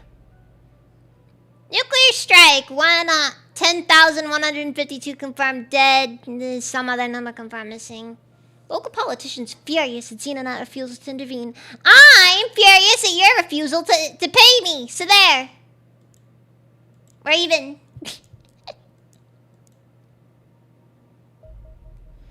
Alright, alien plasma cannon. The alien plasma cannon is a large infantry weapon that measures a little less than 50 inches in length. Oh god. We believe it is best thought of as the alien equivalent of a bazooka or rocket-propelled grenade, firing a single powerful bolt of plasma that has a great range and will inflict major damage on anything caught in the blast radius. It is vastly superior to its conventional counterparts. The obvious advantage is the increased damage it inflicts. At short range, it can penetrate at least 15 inches of solid steel. Precise measurements are difficult as they ran out of steel before the production ran out of power. In basic terms, it is enough to destroy virtually any conventional vehicle in the world in a single shot. Also important is the ammunition capacity of the weapon.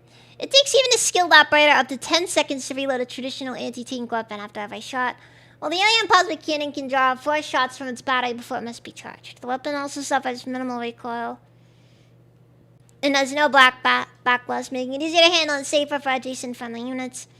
Thankfully, alien materials are far more resistant against the penetrative effect of these projectiles than conventional materials. We believe the vaporized metal forms of a shell around the projectile when it strikes steel, doing much of the penetrating work for it. However, the higher melting point of alien alloys prevents this from occurring, and instead the projectile must rely on raw energy to inflict damage. Our most advanced technology gives us some protection against this weapon. Though the Wolf and Buzzard are not strong enough to protect a soldier from a direct hit, the Wolf in particular should help our troops survive being caught in the blast. I have already warned your men about the fearsome power of this weapon in hopes it will encourage them to get out of the way of the projectiles.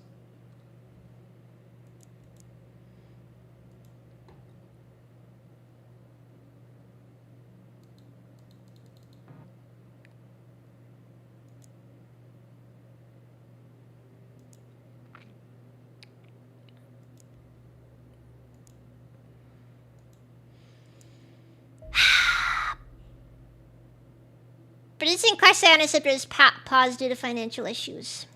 Wonderful.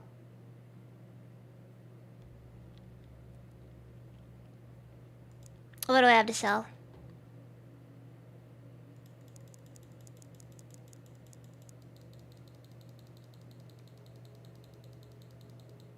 You know what really annoys me in this game as well? Just kind of a minor thing, but like, dude, this game has no economy whatsoever. Alien alloys and alenium are ridiculously valuable. And you're telling me we can't sell them for like anything. It's ridiculous.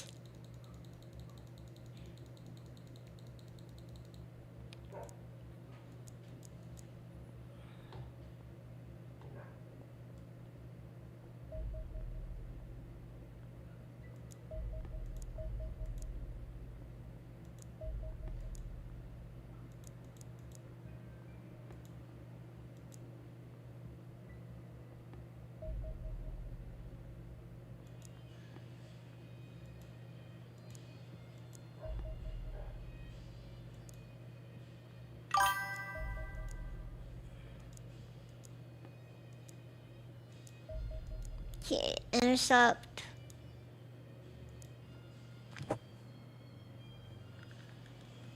These are producing child soldiers will work in the it's a steady economy. No, pretty much. I find it kind of absurd, honestly.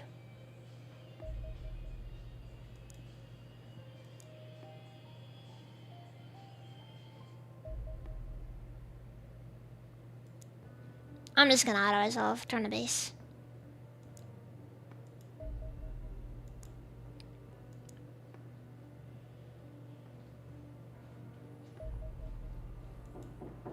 Hello? Nice. Hold on a sec.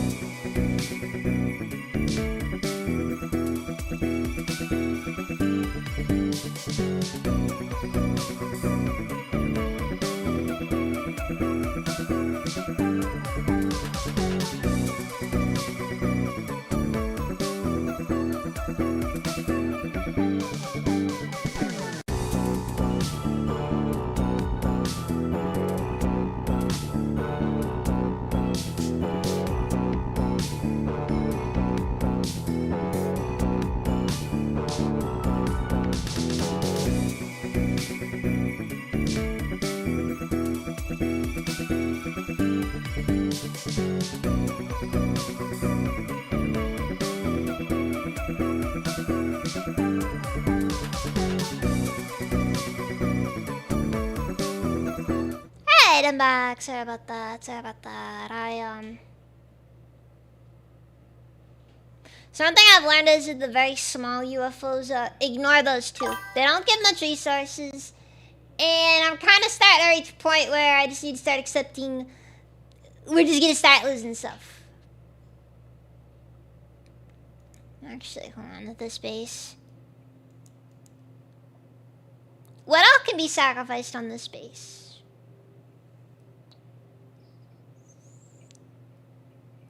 Ugh. I can't afford to lose this base, mind you. If this base is lost, it's gonna result in problems in the long term. Cause, fuck. I can't afford to hire more personnel. Okay, let's sacrifice him in the main base. I don't want to sacrifice laboratory space.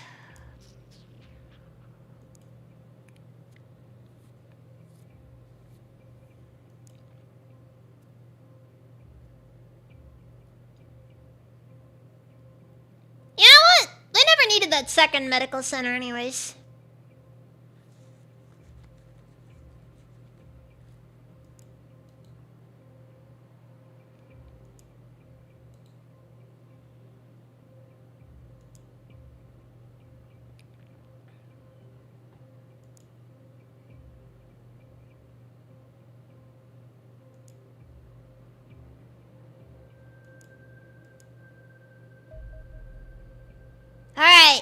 Production of the Corsair, of their second Corsair over at Burgerland has been completed. All we need now is we need to get like heavy plasma cannons or whatever on this thing, and we'll be all set to go. The main issue now is just, I guess, waiting for plasma development to finish.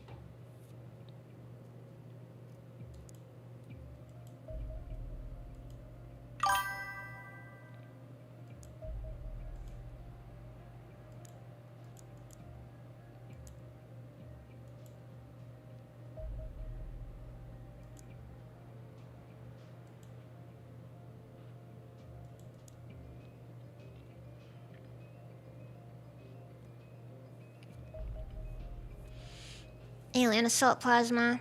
The Alien Assault Plasma is a two-handed infantry weapon roughly 28 inches in length and 5 kilograms in weight, though it employs a different method of operation. It acts like a shotgun in effect. It splits multiple pellets of deadly plasma at the target. These pellets are, of course, nothing of the sort. Each of the individual bolts of plasma fired from one of the weapons is three entirely separate barrels. This device employs a particularly large generation array which allows all three barrels to simultaneously discharge a bolt of plasma that is almost as powerful as bolts fired by an alien plasma rifle. This makes the weapon highly dangerous at short range. If all three shots strike the same target, it is unlikely to survive the experience. Thankfully, this weapon is inaccurate, has mediocre armor penetration, and very limited range. It does not appear to utilize standard graviton emitters seen on other alien weapons at all. Tackle enemies wielding this weapon at a distance as it relies on proximity rather than precision. Yes! Okay, plasma weaponry is on the table.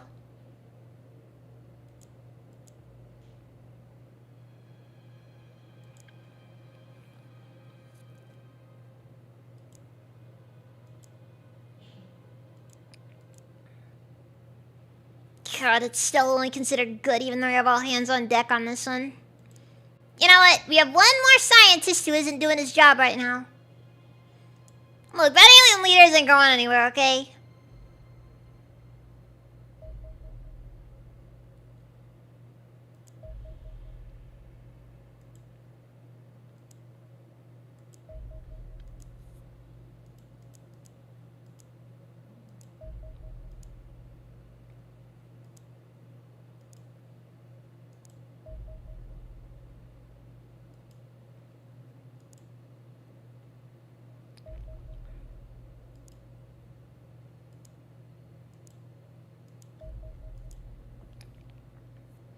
Now I just have to focus on getting as much extra... Okay, Southern Africa is basically gone. There's not really much you can do to salvage Southern Africa. We just have to accept it as a cost of doing business. And unfortunately, once Southern Africa's out... Uh-oh. Auto-resolve.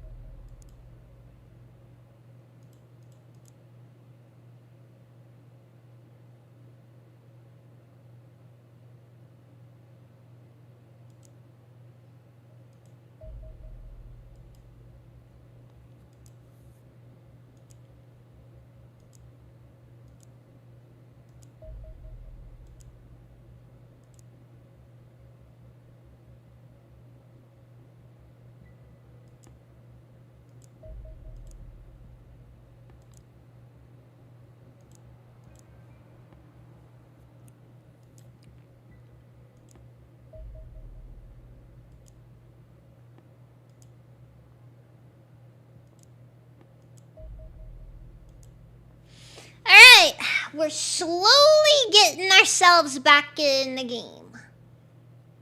Even if we're probably going to start having to pay upkeep next month. The important thing here is that I'm currently just focusing on getting plasma weapons developed, because clearly that is what we need more than anything right now.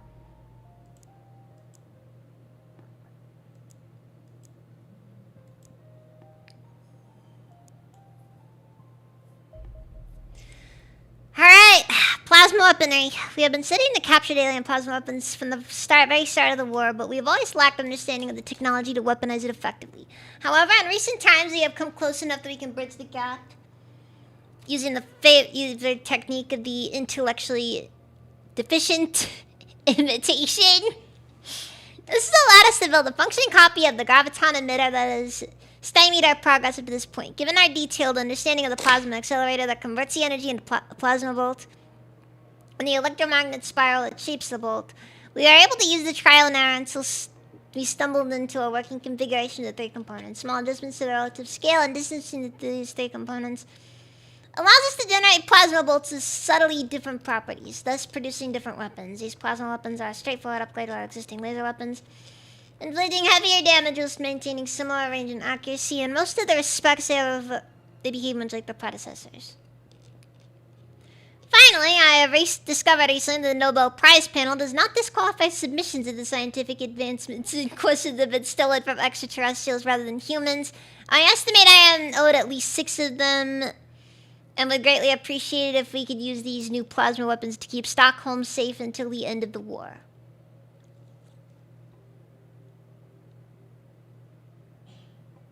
Okay, is that like a plasma-based P90? Because I'm gonna be honest, that goes kind of hard, not gonna lie.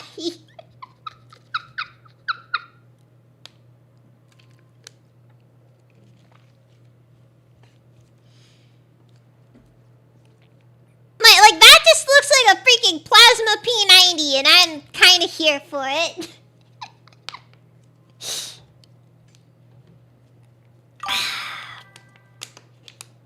Why does every next generation battle rifle have to go with the fish look? Honestly, though, jokes aside, I actually do kind of like the look of the plasma weapons in this game. I kind of like the fact that the human plasma weapons are different from the alien ones.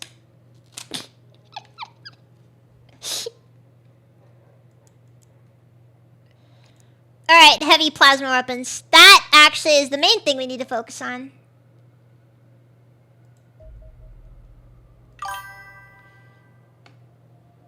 So how much you want to bet this is going to cost? So, okay, let's take a look here. Okay, so laser carbine? 4,000. How much you bet the plasma carbine's going to cost? 8,000. Calling it. You know,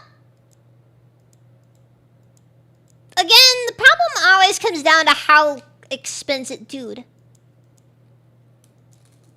can make 2 hunters. You can make like half a Corsair in the time it takes to make a single plasma carbine.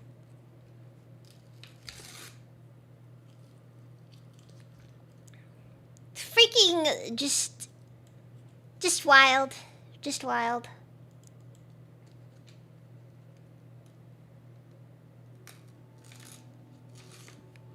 But yes, I am skipping this current month.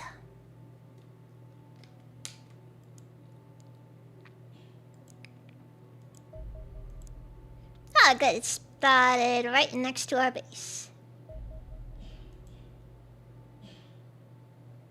Oh, wait, no. Very small doesn't get interceptions.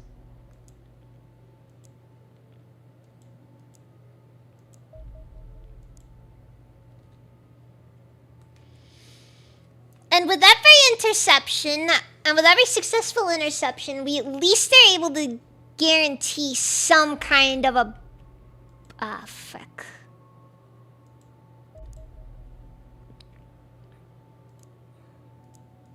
They can at least guarantee a slight decrease to our overall, expenses.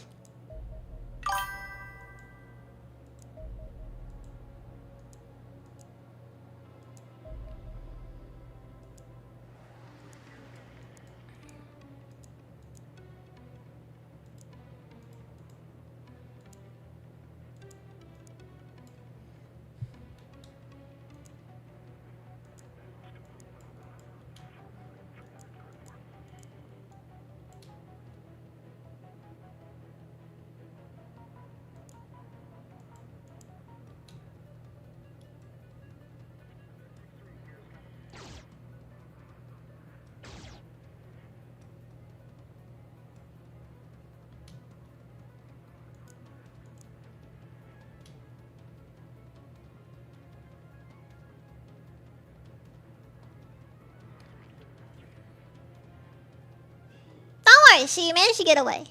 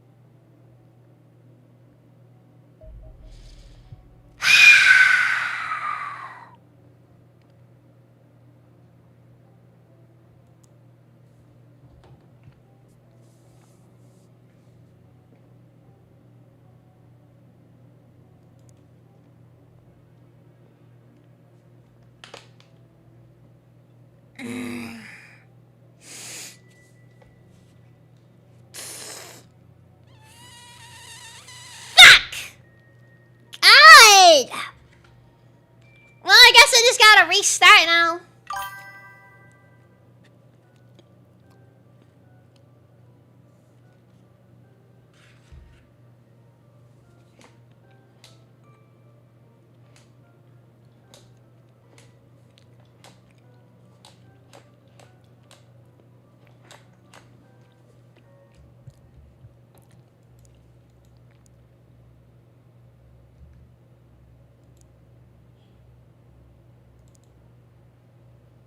So, this is from before we developed plasma weapons.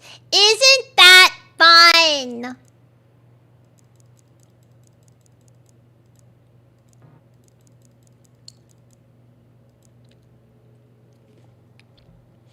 Look, nothing else here really matters.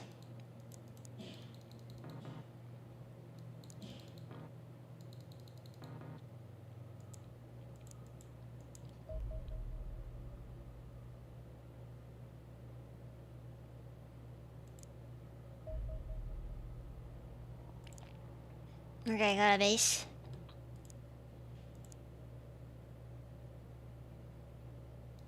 Just focus on making the Corsair. We'll figure out the money side of things later. For now, we just need to focus on that one thing.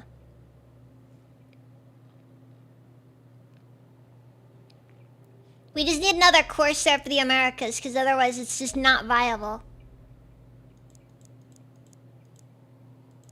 And yes, I haven't saved since then, because the autosaves only happen like once every... I don't even know how often.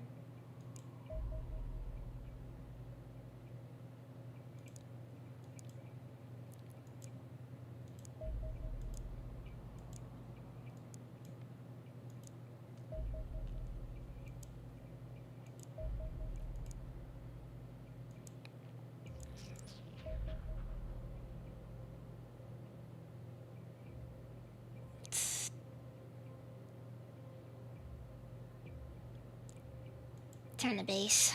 Can't really do much with this now.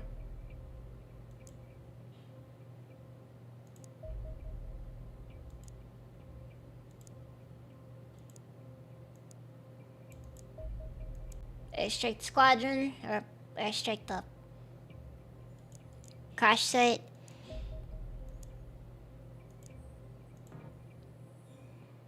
Can't really intercept right now because of...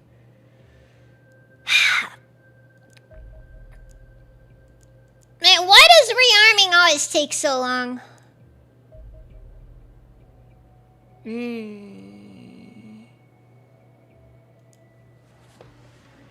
Well, we'll do what we can, but I can't make any guarantees here. This isn't exactly what you'd call an ideal circumstance.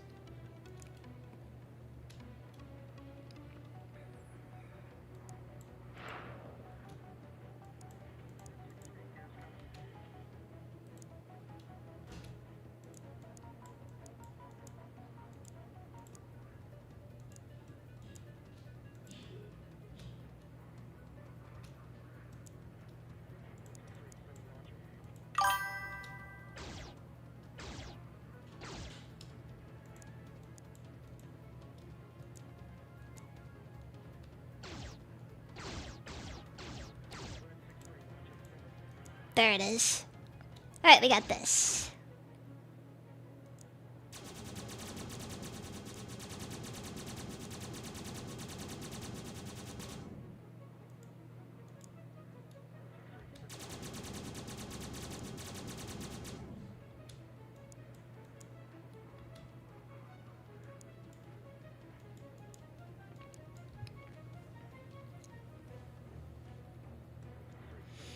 Anyways. Alright, we gave the strike cruiser a love tap, so hopefully it'll get the idea and just back off later.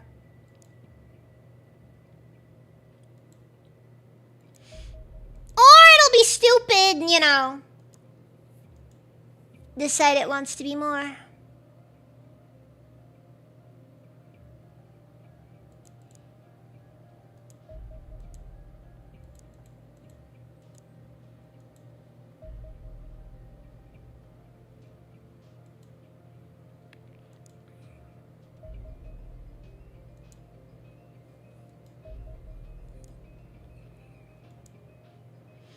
It is very frustrating though when ships like that pop up and it's just like, there's just nothing there.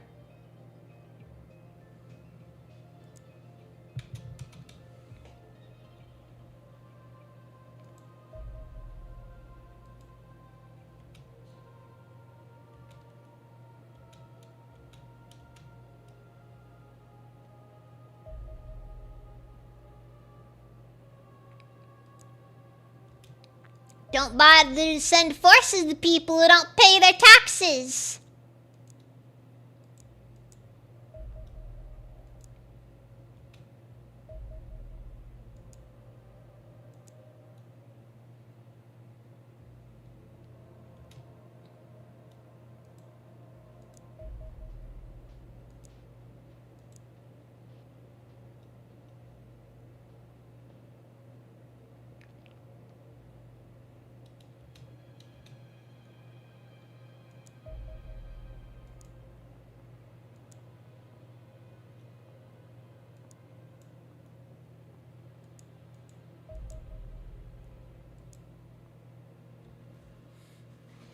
The good news is that our relationship with South America and Central America is good enough to where I can kind of just ignore the countries for a bit and it won't really cause too many issues.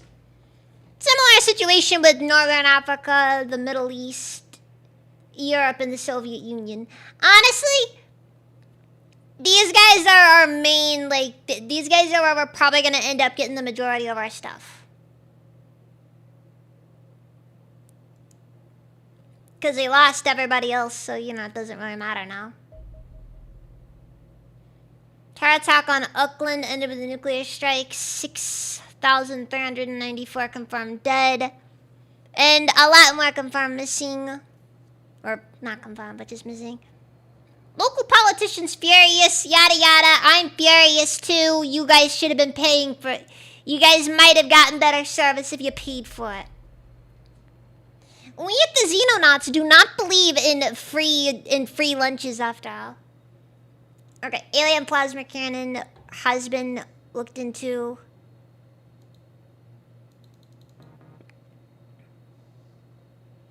Now I focus on assault plasma.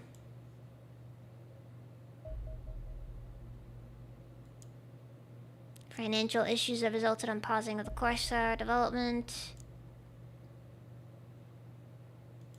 Doesn't matter.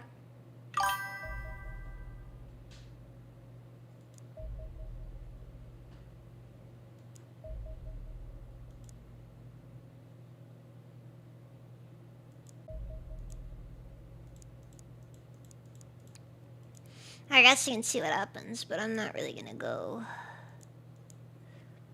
Okay, here I'm recalling the squadron. We need the money, but the truth is it doesn't matter too much if we can't really get anything out of it, though.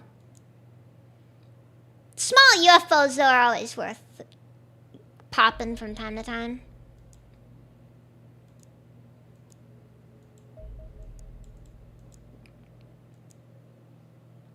Sucks because the majority of our finances are going to be coming over from Europe, and we can't really afford to do much there because, you know.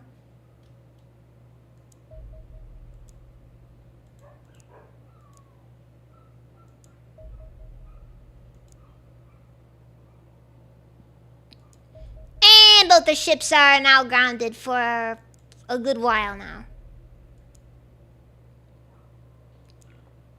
Figures. Right when a large saucer appears. Alright, Corsair is finished development. So, we now have an additional Corsair. And this guy's gonna make the difference.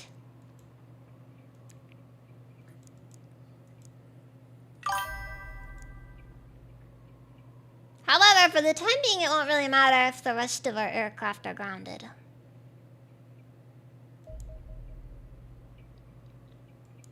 No, great.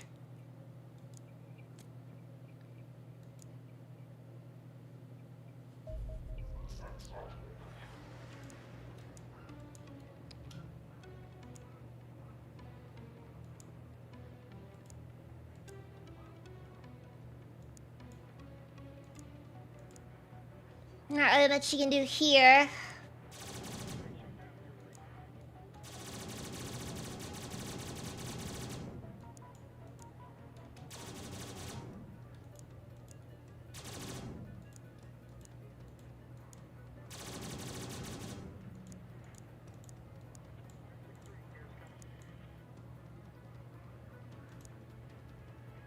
We're doing all we can, but unfortunately that freaking heavy interceptor caused issues earlier.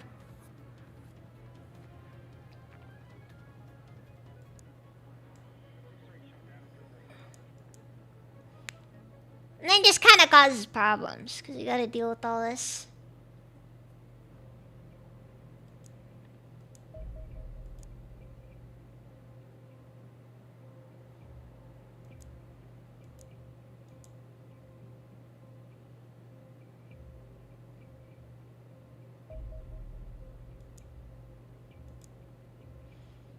Okay, plasma weaponry.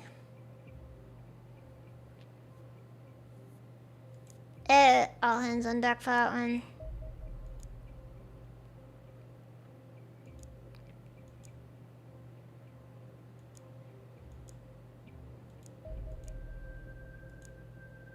Send out Corsair 4 again for another round.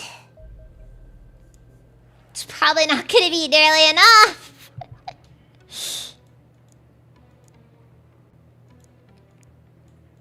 Yes, this is what we're doing here. We're just gonna be doing hit and runs, basically having to send him over to restock every so often.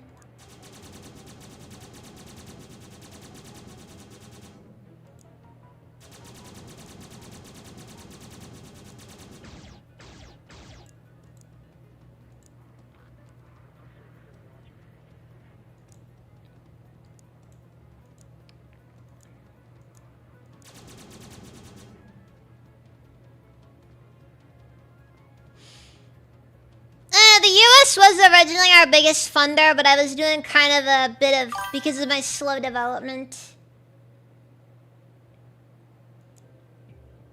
Because things were developing kind of slowly, it caused issues. I still got 15 hours for Corsair and Foxtrot ready to go again.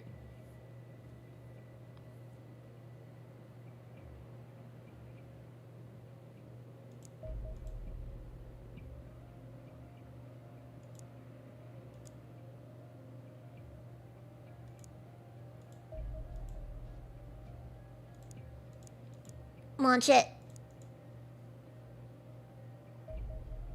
Ah, fuck. Well, that ended up catastrophically. Unfortunately, it was kind of a stupid problem too, because it ended up being some really stupid thing there. The irony is that the Corsair almost made it too.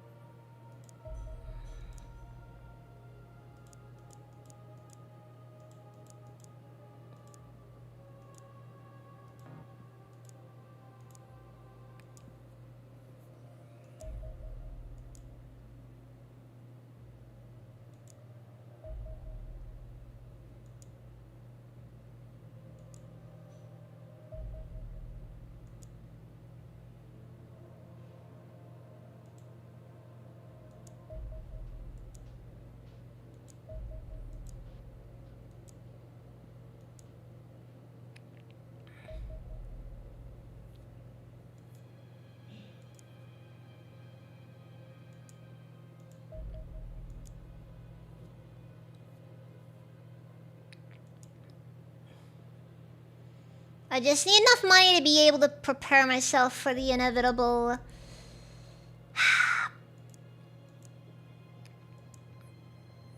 for the inevitable moment that the game decides, oh, you have to deal with this now.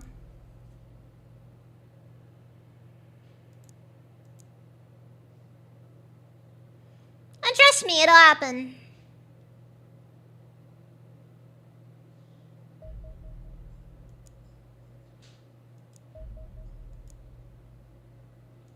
Wilson Foxtrot 2 by itself.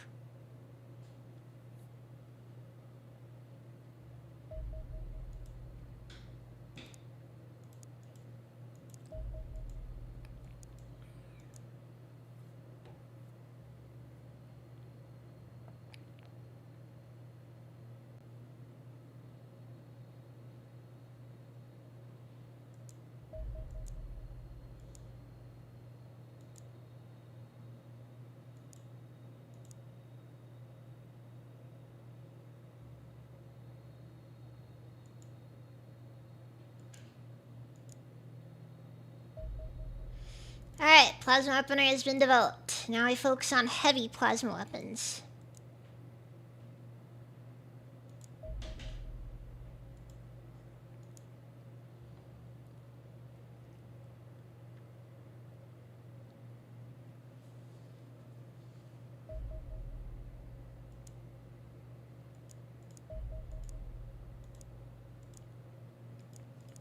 You know, this is just how we have to do things right now.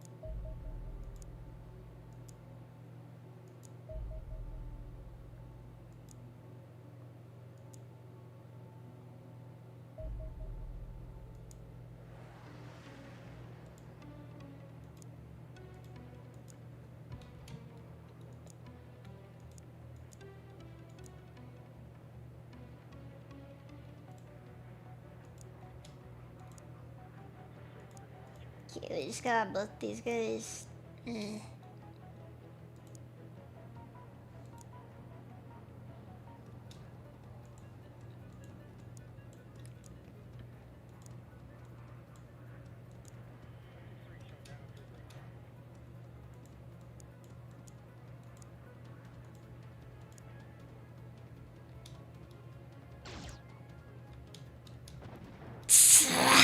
Frick!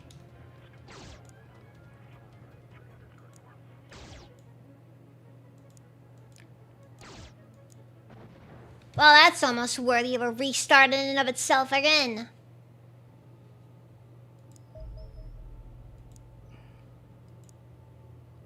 Great. And I know for a fact how this always ends up going. This is the part where the enemy sends a freaking UFO to go deal with our base now.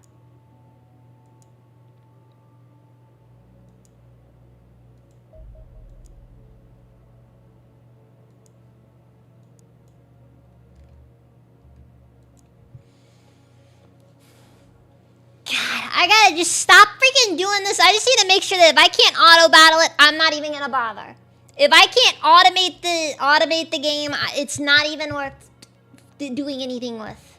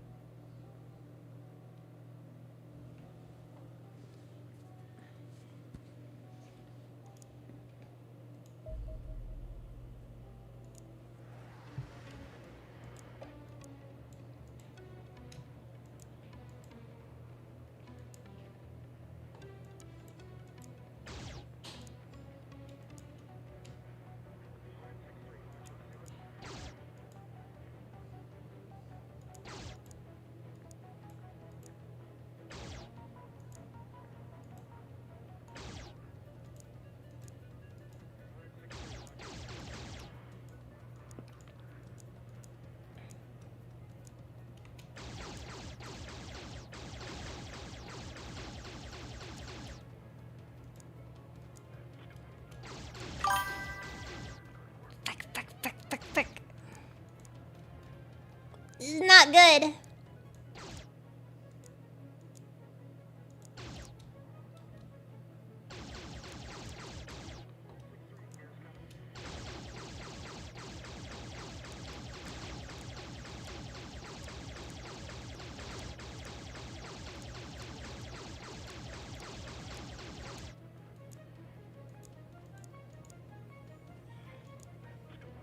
We actually in a scenario where we can get the payload out on this guy. Yeah, no, that wasn't gonna happen. Eesh.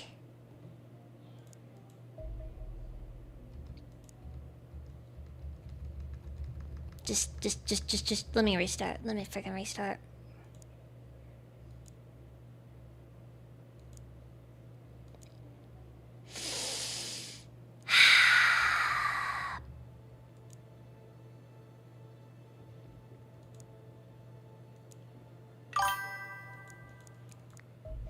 Hey!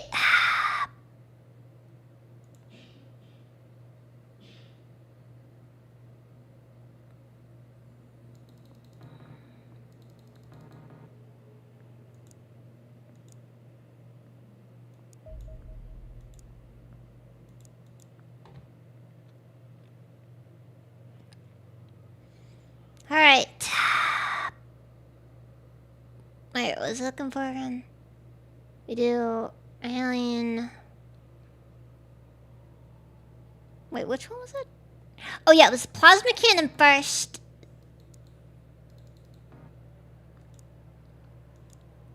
Don't even bother interrogating. Just not even worth trying.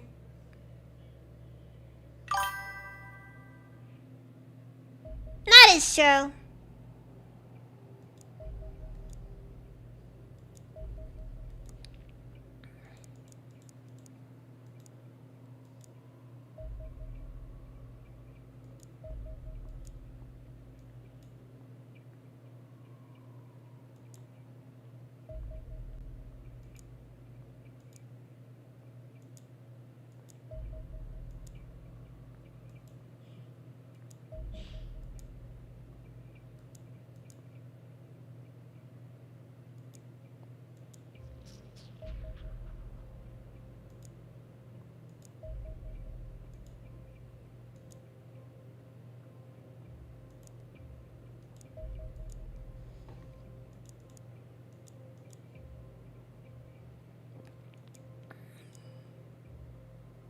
Now you got some people that be like, ah, well, the way to properly do a base defense, the best defense is not the things, but instead you gotta defend your base primarily using your interceptors.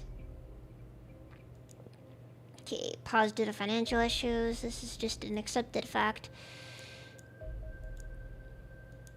Which is going to no doubt lead us down a road of dangerous counterplay.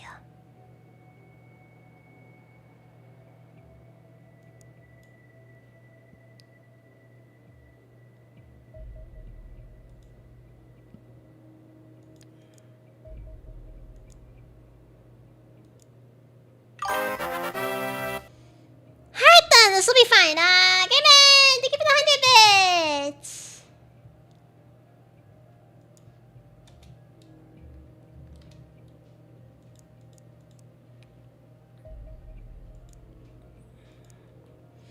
And yes, we lost the US a while ago, actually.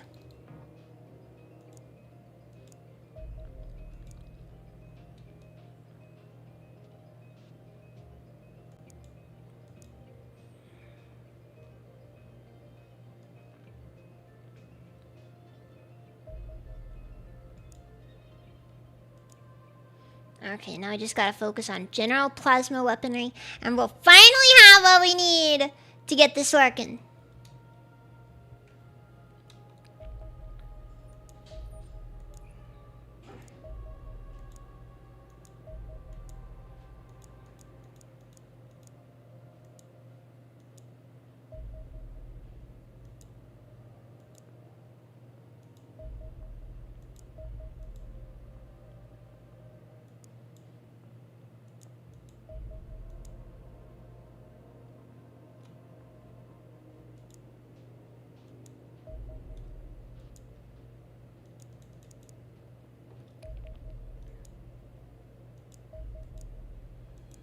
Send Foxtrot there out by itself just to deal with that little guy, because honestly, that's really all we need right now.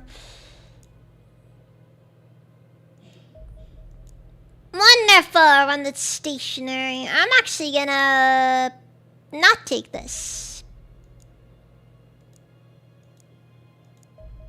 Good thing I didn't make it out into the sea. That would have been annoying. Okay, so now I just wait for... come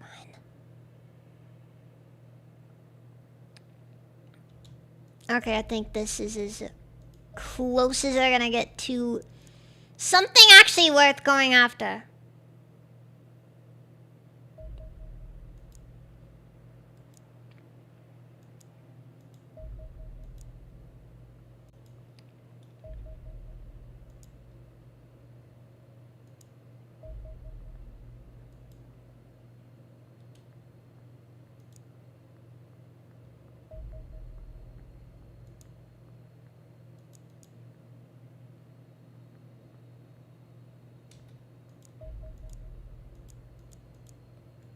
Launch all the interceptors again.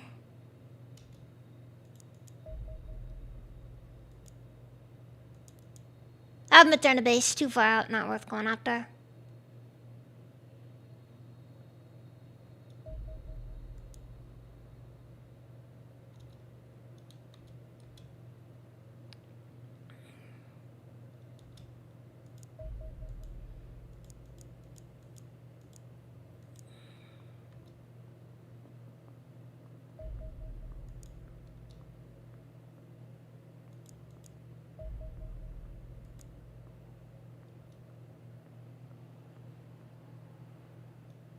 Ugh.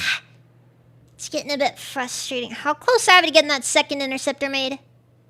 20 hours. We are 20 hours away from the Americas actually having a half-decent interceptor presence. This is really not going to be fun, is it? I'm already getting bad vibes. It's rough. Down to overland.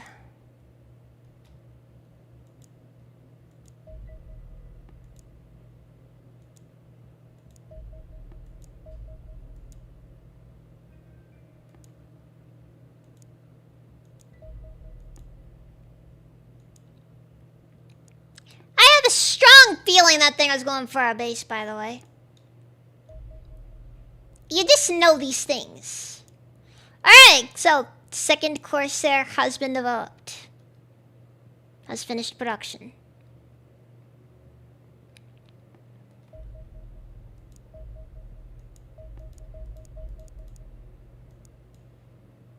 It's freaking wild when just suddenly the game is just like, oh, by the way...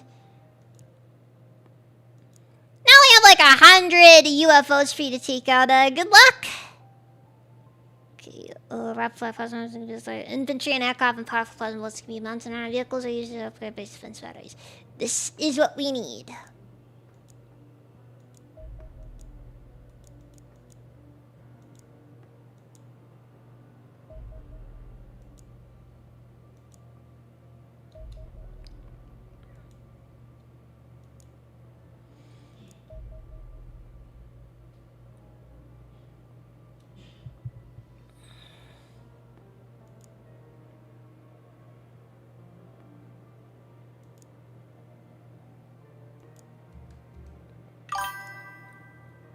Dropping a save.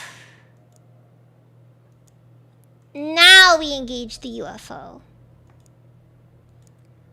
Now the reason why I dropped that save there was primarily because I don't know for sure if we're about to get hit with the freaking if we're about to get hit with the base defense. And I'm not about to test that as a possibility.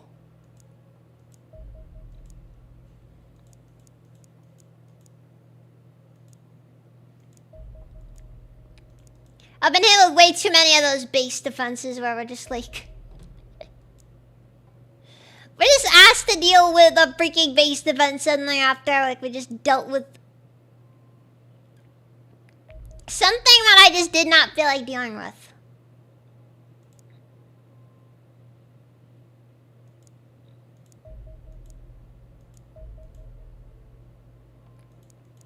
Also, all aircraft are grounded for the next ever, basically.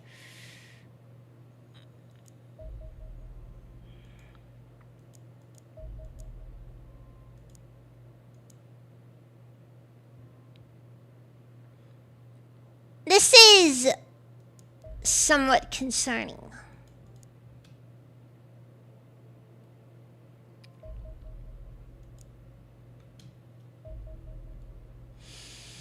Jakarta is being terrorized by alien forces now. Well, they are in the red part of the map, and you know what they say. Better dead than red. I'm certain that their government can sort it out if they need to.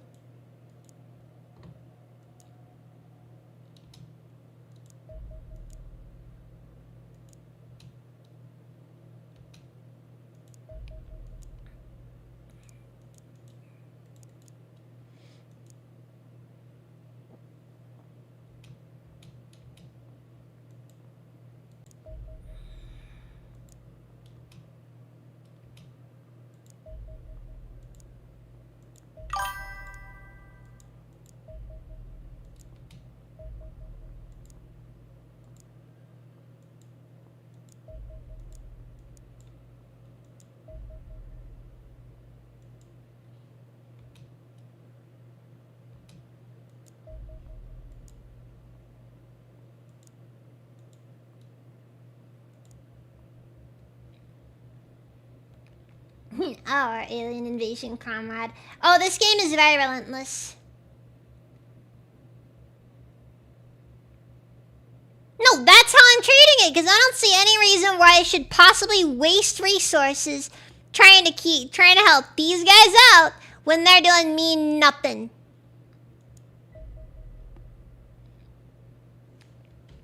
Their attack on Jakarta ended with a nuclear strike. 7,884 confirmed dead. Honestly, I wish it were more. Maybe then they'd get the point.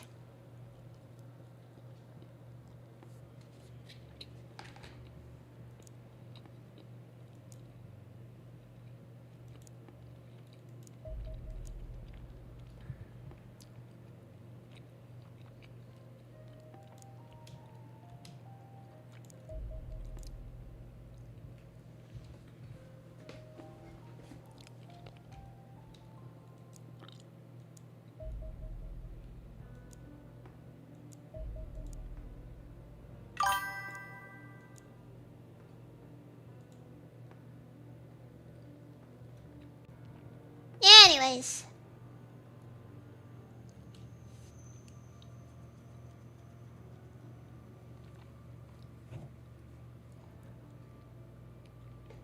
Once you lose funding from a particular country, does it do anything? No.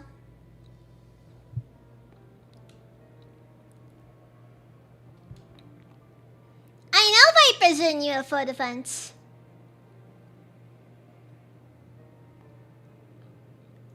They didn't drop a microwave. They dropped a macrowave.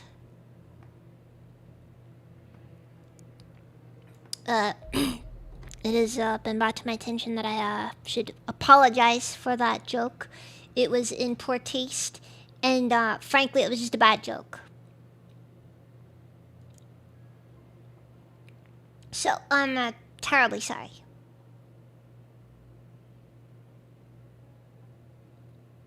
Okay, so the good news is that most of the lost funding is going to come from South Africa. And South Africa is just going to go down to 0, which means absolutely nothing to me. They're already only contributing about 10,000. Or, yeah, 10,000. Which, by the way, your planet's being invaded by aliens and you only want to throw $10,000 at it a month?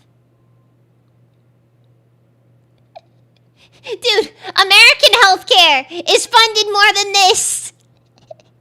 European militaries are funded more than this. We're supposed to be the specialists. You don't hire the specialists?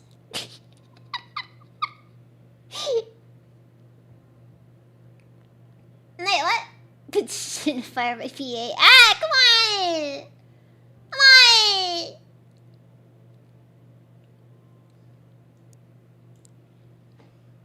Anyways. Anyways.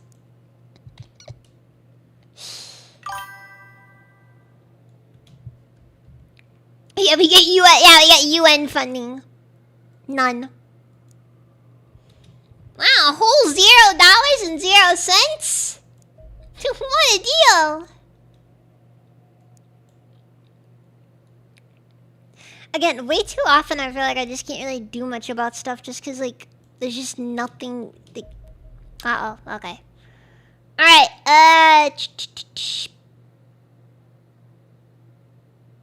okay, situation critical. 4 continents lost. You know, I just realized this guy right here, he looks weirdly content to be here. He looks specifically, he's extremely content to just be able to say, we're cutting your funding.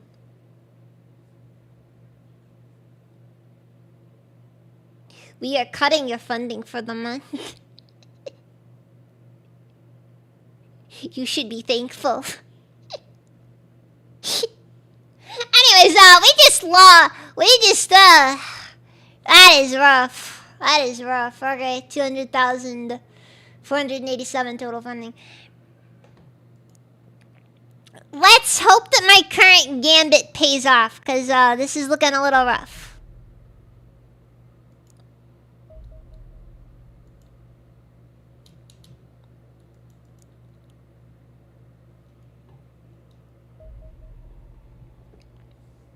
The American education system is better funded than this.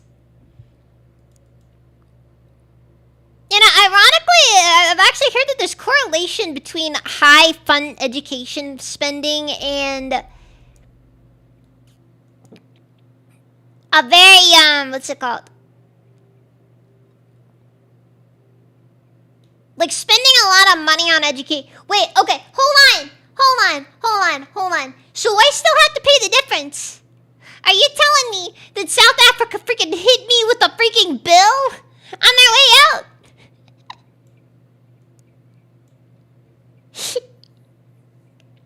Bruh.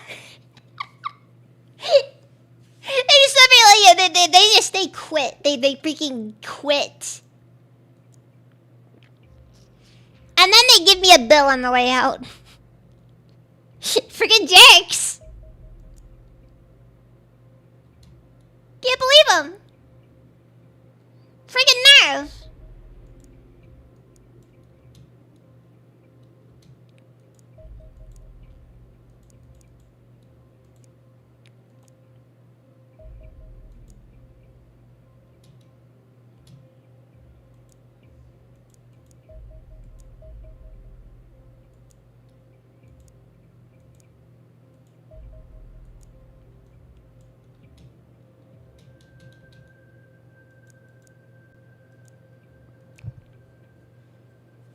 Like they're just over here like, we're gonna stop funding you, and then they give me a bill. You know what? Wait, hold on. Which country is Somalia? Which continent is Somalia in?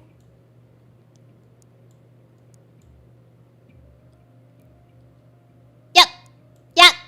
Never mind. Very South Africa coded.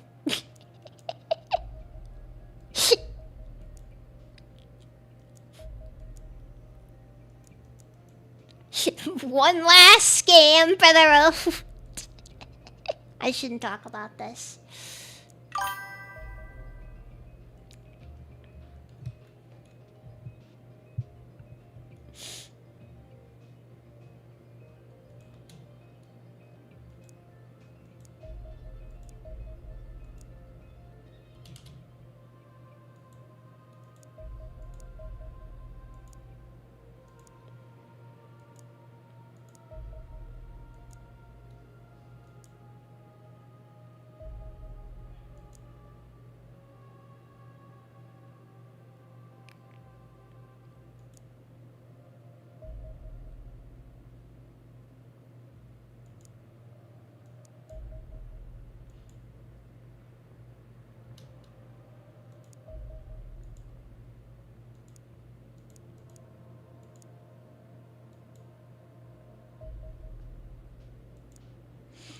also, it's not really helped too much by the fact that, like, the moment... Like, we're still... You could probably tell, but we're currently outclassed as well in terms of fighters as well. Like, our current aircraft are just... unimpressive.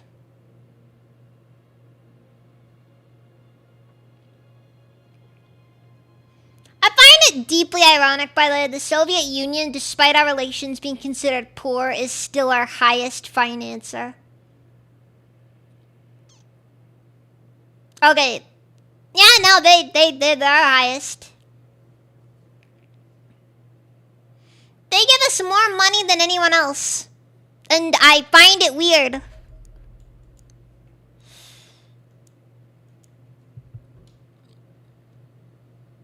Ah, wait, you know what? No. It's not remotely weird. It's not remotely weird. Because it's the Soviet Union. These guys are great at wasting money.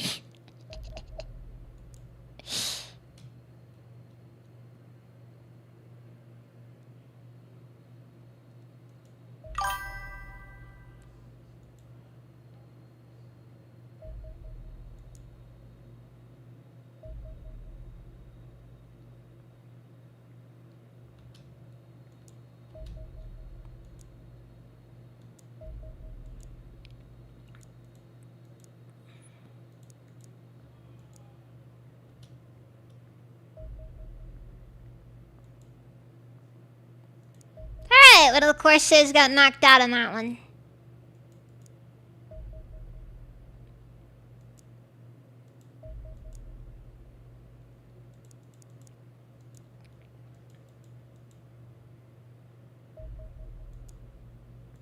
I need to start returning the old strat of just having one of the ships just do something. Anything. Anything at all. Alright, rapid fire plasmas, let's go! We now have plasma variants of our generic infantry weapons such as pistols and rifles, but are still lacking for an equivalent for high rate of fire weapons, such as the machine gun or interceptor autocannon. The infantry portable plasma caster and the more substantial aircraft-mounted plasma blaster have been designed to fill this void. They work on similar principles, both expel large amounts of plasma in the form of sustained stream, utilizing a large generation array that continually discharges superheated plasma. In ordinary conditions, it would be difficult to focus the stream and it would dissipate quickly, giving it short range and poor armor penetration. However, we have solved this problem by employing a ring of 5 graviton generators around the muzzle of the weapon. These fire sequentially, regularly injecting gravitons into the plasma and breaking the stream up into a string of individual particles. This effect replicates the high rate of fire of conventional automatic weapons and combines it with extra damage of a plasma weapon. Both should make useful upgrades in our fighting against extraterrestrials. Plasma Bolt. The Plasma Bolt is a heavy plasma weapon that fires explosive plasma projectiles and inflicts severe damage on the target and anything else caught in the blast. It has been used to upgrade our base defense batteries and can also be mounted to our combat vehicles. The weapon uses an enhanced version of the plasma generation system used in our infantry plasma weapons, making full use of space available in the vehicle turret. Very important components being scaled up to improve the overall power of the weapon. Not all have been resized equally, e.g. we have fitted a disproportionately large aluminium power cell which boosts the damage of the weapon but also increases ammunition capacity. The resulting projectile is almost twice as large as the one produced by the infantry plasma rifle and is far better damage and armor penetration and has. It's also a useful point defense weapon for our facilities. The bolt is powerful enough to inflict damage on a target several kilometers away, and we have performed several additional work on spinning the projectile to prevent it veering badly off target over distance. The rotary force imparted by the helical electromagnetics in the weapon is lost after only 100 meters or so, making it worthless for anti-air battery fire. But we had discovered a second graviton generator could be used in tandem with the first to create a linked pair of gravitons that orbit one another. The entire projectile spins as they do so, allowing it to maintain a stable flight path for several kilometers. Alright! I'm free! I can start developing normal stuff be a bad idea to go for the Marauder. Alternatively, I could just go all out and just develop the Predator Assault Armor.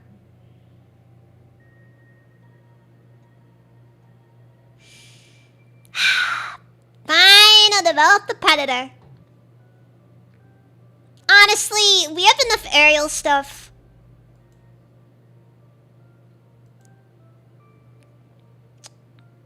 That is just straight up an aircraft. Hold on.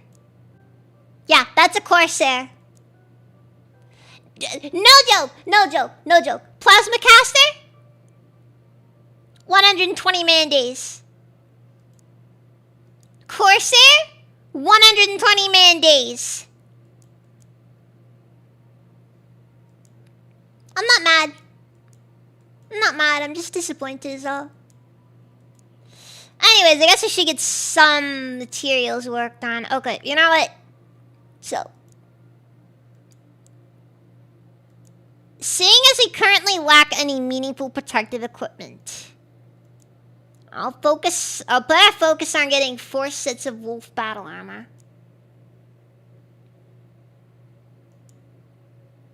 Because we need that, I think, more than anything right now.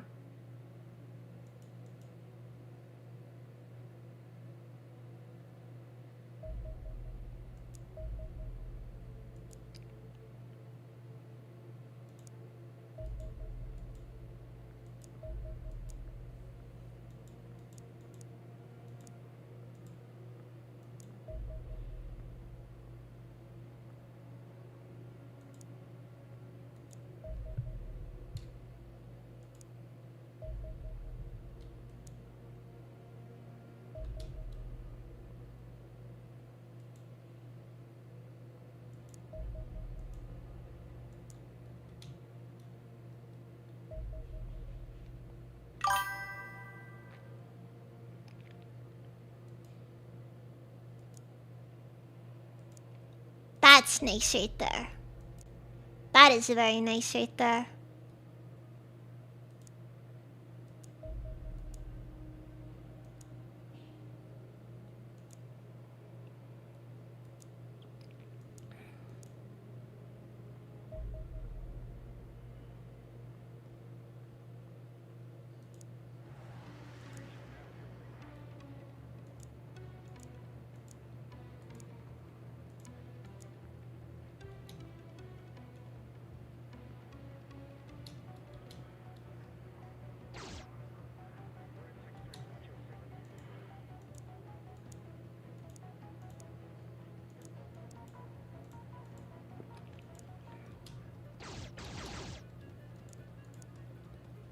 Alright, it has chosen its preferred target. Noted.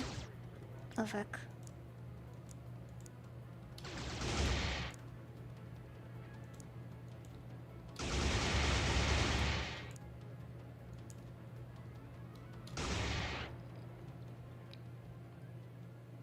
Not ideal, but good proof of concept right there.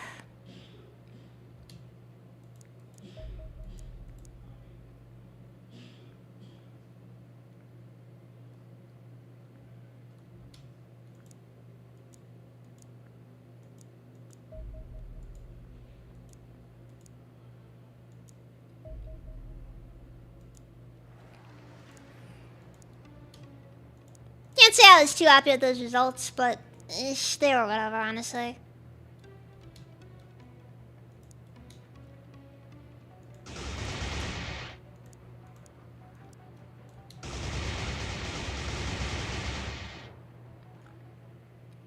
I should not have done that.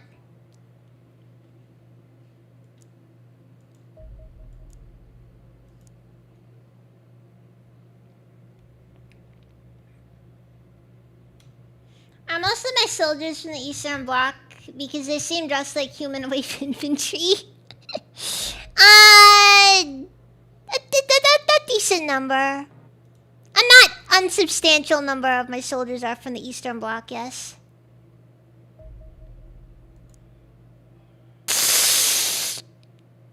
That hurt. That hurt. That really hurt. Oh god, that hurt. Eesh.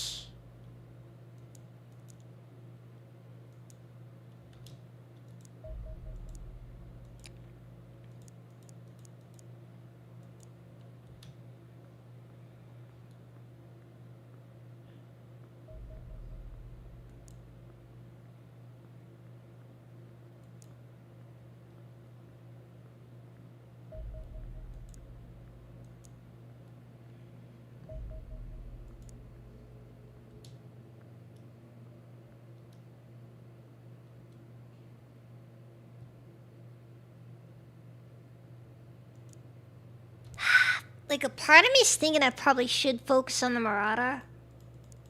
Because...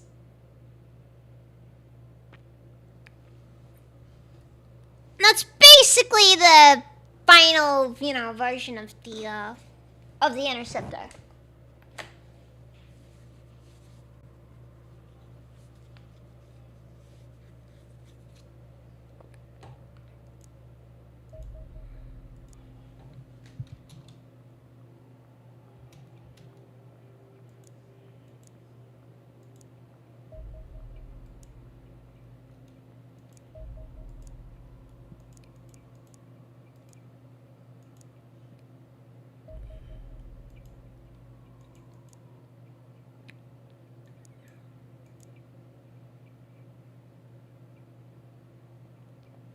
Problem is also our current concern also is the fact of I guess since the armor is completed, maybe.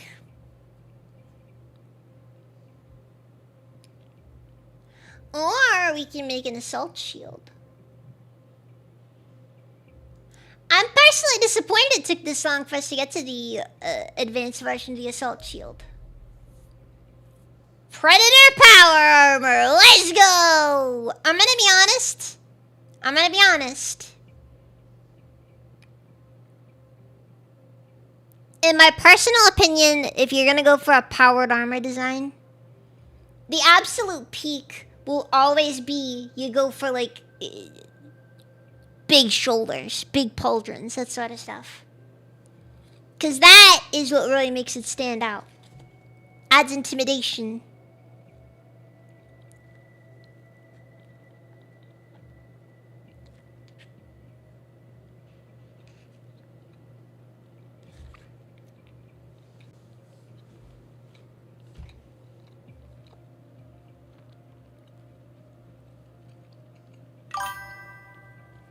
Also, if it does not have an integrated respirator, it's not real power armor.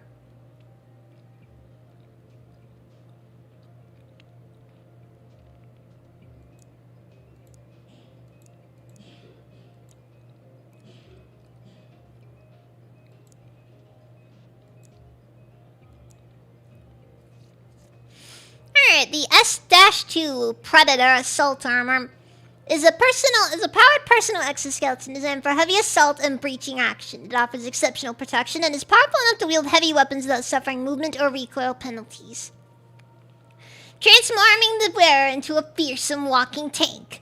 The Predator's main armor plates are nearly an inch thick and formed from a hardened alien alloy, whilst the joints use sliding layers of thinner plates to offer both flexibility and strength.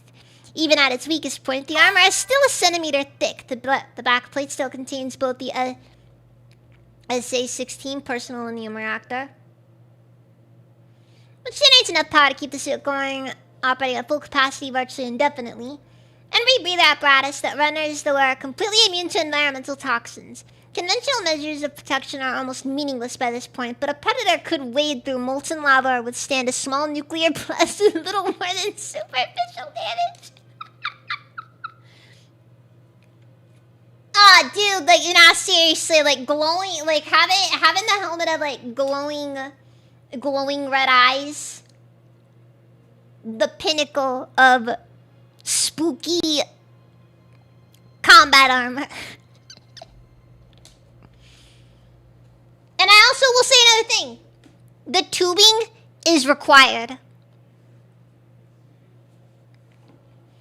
Like there's gotta be there's gotta be visible tubes for like the respirator. Also, it's kind of one of those things where I kind of think, you know, an XCOM style game where like maybe there's like actual armor pieces, because I'm gonna be honest, I wouldn't have minded respirators and what have you a little bit earlier in the game.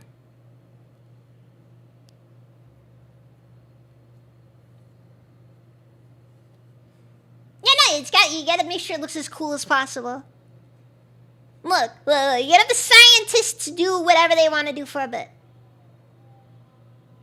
The scientists can have whatever features they want, but you gotta have at least one person on the team who's just thinking, who watches way too much sci-fi and is just like, this is like I'm gonna make the coolest thing ever.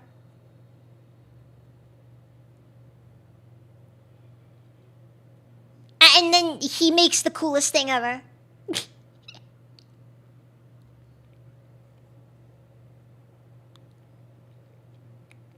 The suit uses powerful servo motors that give it a functional strength 2 to 3 times greater than the average human. This allows the wearer to operate heavy automatic weapons as if they were normal weapons, able to fire on the move in their accuracy, unaffected by recoil. Nor is the wearer slowed by the weight of their equipment. Even the heaviest load is of little consequence to a predator.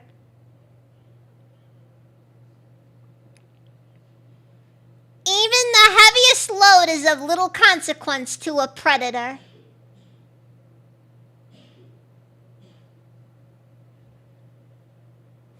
Gosh. No, indeed are false. The sheer bulk of the suit means it can charge straight through many of them with no ill effects whatsoever. However, the design is limited by its few cone and weapon selection. The reduced spatial awareness caused by the enclosed helmet is compounded by the poor peripheral vision granted by the cameras, effectively giving the wearer a permanent case of tunnel vision. Additionally, the massive armored gauntlets of the Predator are simply too large and clumsy to use much of our equipment. Heavy weapons can be modified easily enough, but the battle suit cannot use lighter weapons or other equipment like grenades, stun weapons, and protective shields. Much like an actual tank, a Predator will require infantry support if it is to be fully effective. Okay, this is like a concept I kind of like right here. Where they're just like...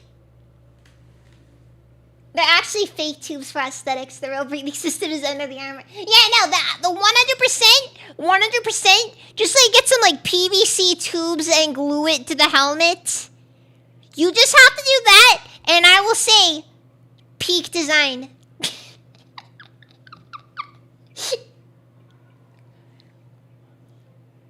Okay, they don't actually have to be functional.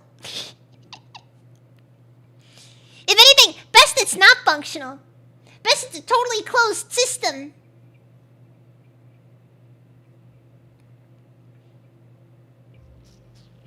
Like that one guy that owns a defense company made a full face helmet with a battery that is also a ballistic plate. Yeah! Wait, wasn't that the Ronin? Is that what you're talking about? That one was a cool one. Okay, Sentinel battle suit. Extremely advanced battle suit that offers excellent protection and full mobility, incorporates the jump pack and sensors and hints of vision of the wearer.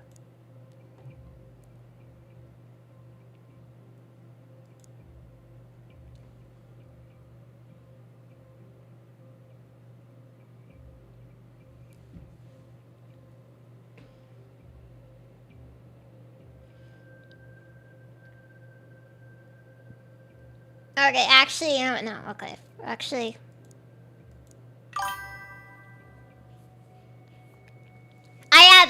I put all hands on deck, we focus on that assault shield.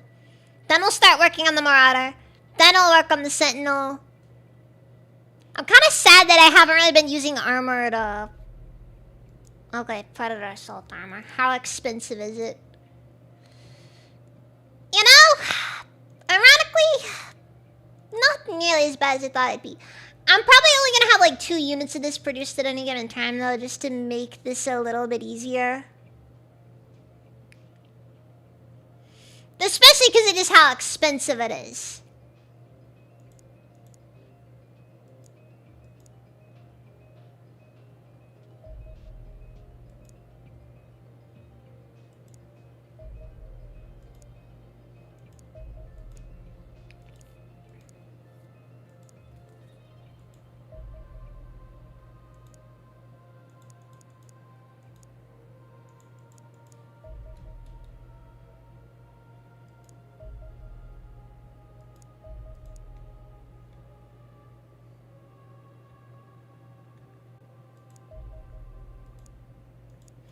Isn't it strangely notable how the saucers always seem to show up when it's least convenient?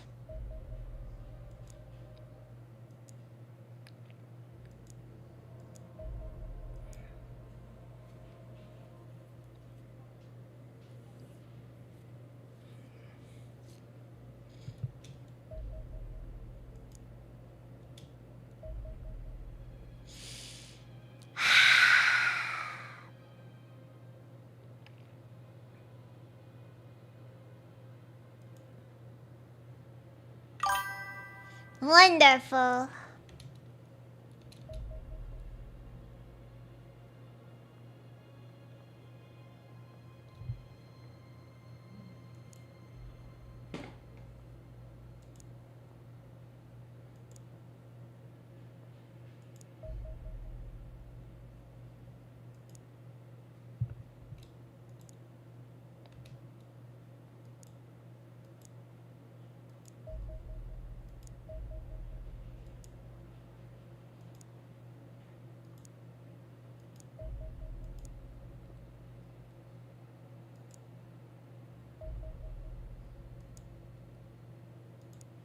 I'm gonna have the squadron return to base.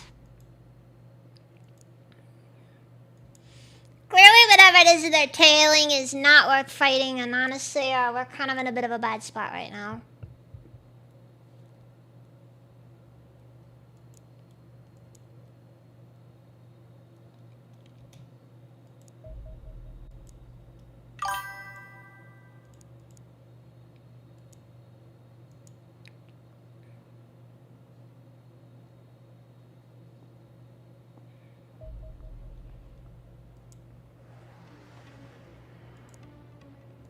Alright, Foxtrot is gonna go on, I suppose, and act as bait. Yeah, I know, some may say that's a little bit heartless of me, especially given that everybody is quite happy with how the Foxtrot has just been so far. But it also is just the plain and simple truth here. This thing is peak bait.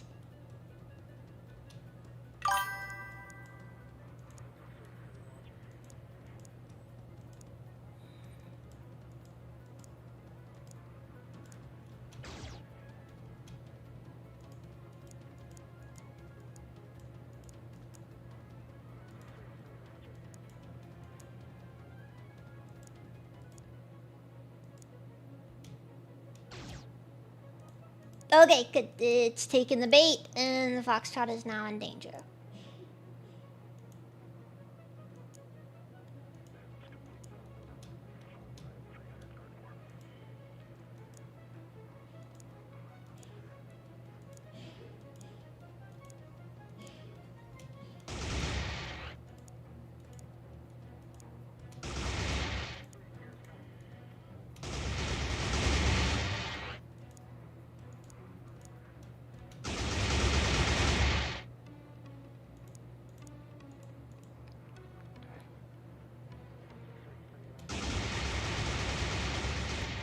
Wait, it appears to be out of ammo. Alright, let's finish this off then.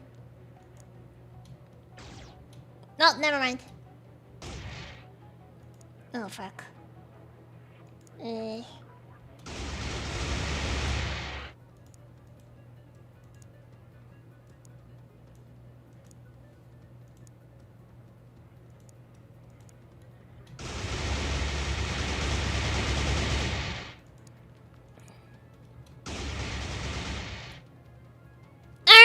Wonderful! Everyone's out of ammo. I have no clue how we're supposed to deal with this then.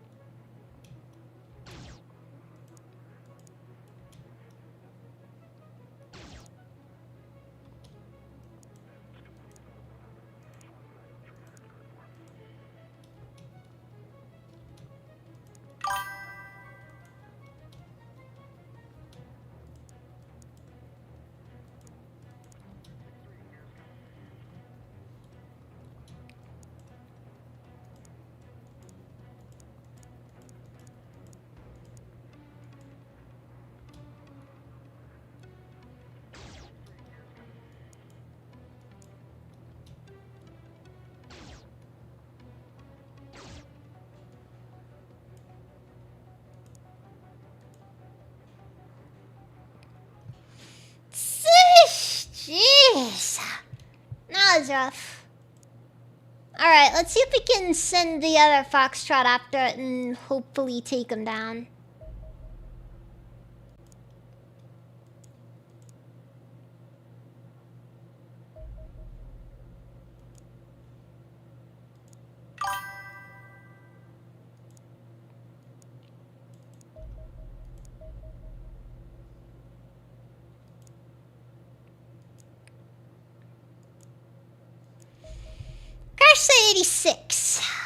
It's worth 100,000 if I just airstrike it now, which... honestly, that's necessary. Frick. We're gonna have to build a second Foxtrot for Burgerland, aren't we? I'm getting that vibe right now.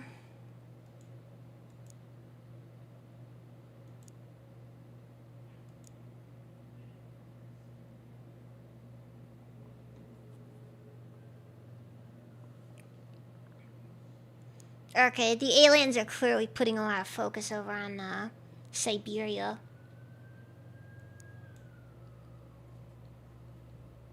Which in the long term is something I think can be considered a realistic problem.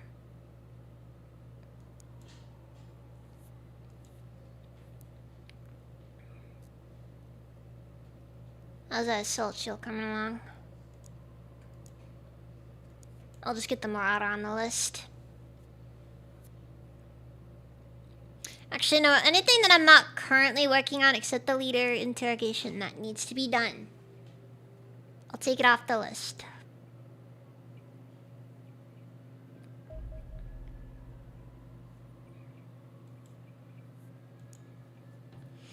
Alright then. So, the good news is we now have wolf battle armor. The furry armor.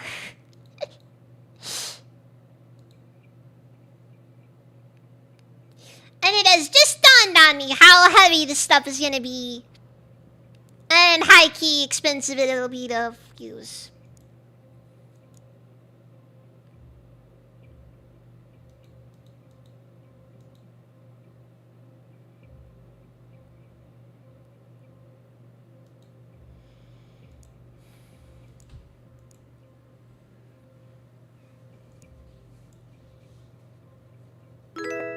This is probably a bit of a problem.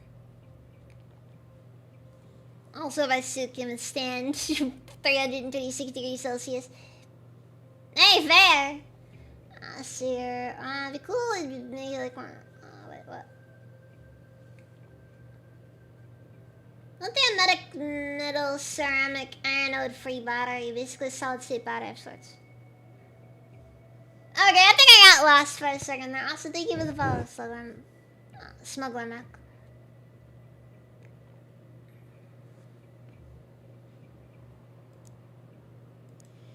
You guys started having a talk and I wasn't following.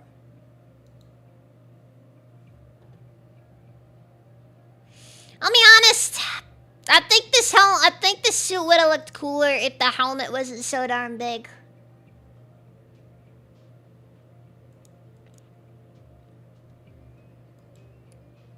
Like, they really could have made this like a bit smaller. And it would have probably looked fine. Instead they had to be just this giant freaking...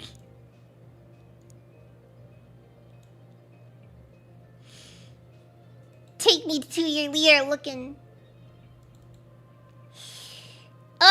this is kind of rough, not gonna lie. So... Definitely looks like the wolf armor is gonna come with one big caveat. It is ridiculously heavy.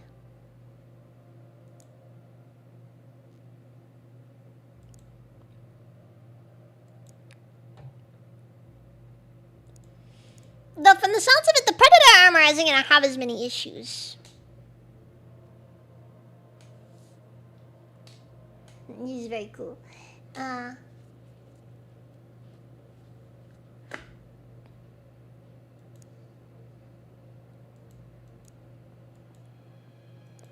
worry, we don't have anybody here from Somalia. It could be worse. It could be worse.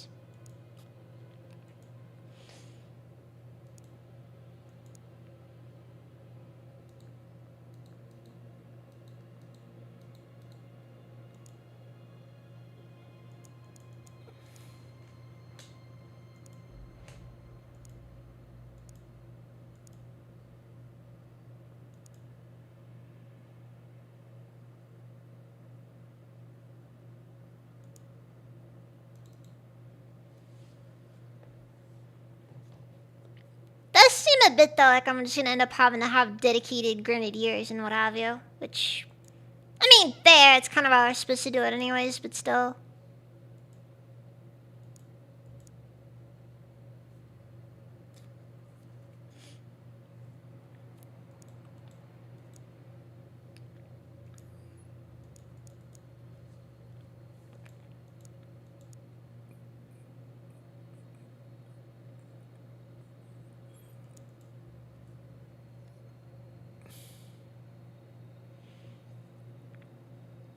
Oh no. Guys, they didn't put the P in Predator in this version. It now reads more like the Redditor Assault Armor. Oh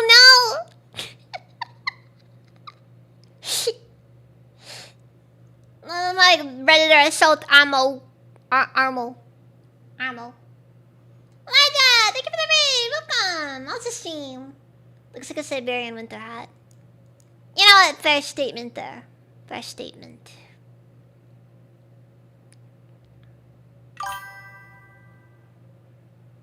Okay, so I guess I'm just gonna have to figure this part out. So, my main concern then is the fact that we're gonna have people who don't have enough strength. God, this is slowly turning into a bit of a, oh no, this is kind of scary situation.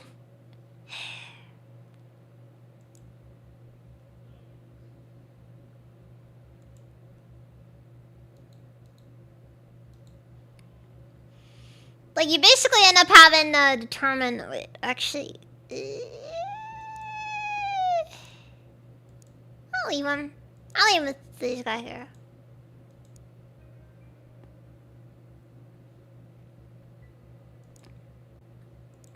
And then from there, I left his jackal armor. What else is needed? Need a shield guy.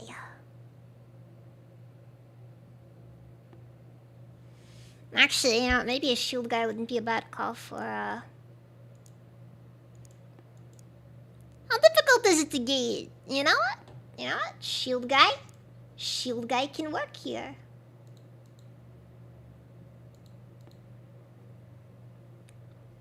I'm thinking for the time being, I'm just gonna end up having to use the wolf armor basically as a middle point between, people who suck at dealing with the, Actually, wait, I'm curious. Does the shock baton do damage?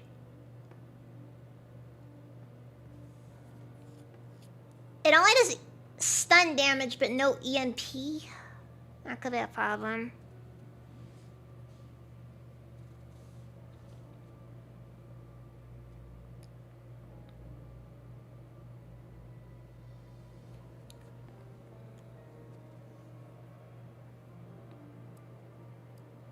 Just made an Imperial Guard, you want a Sea Marine hybrid? Yeah, fair. Fair.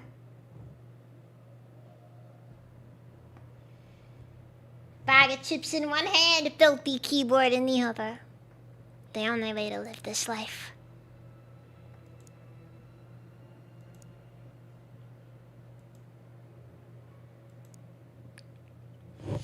Okay, so assault, sniper, rifleman. EV weapons guy.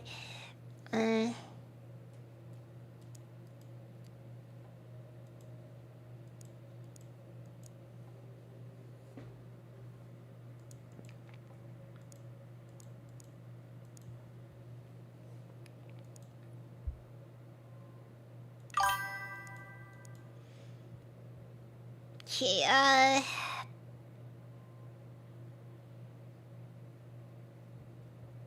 no, I didn't need a grenadier.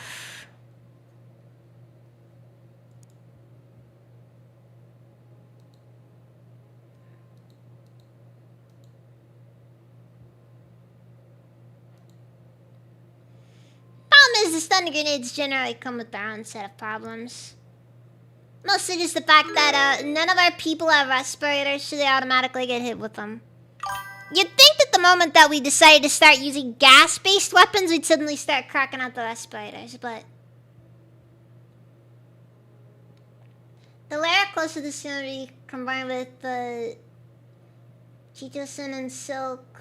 Mid-layer would be Mycelium and CNC. Then outer fiber-resistant layer is Lygon, Biographene, and Tannin. I have no clue what that is. AJ Fox. You are kind of losing me here. Kind of losing me.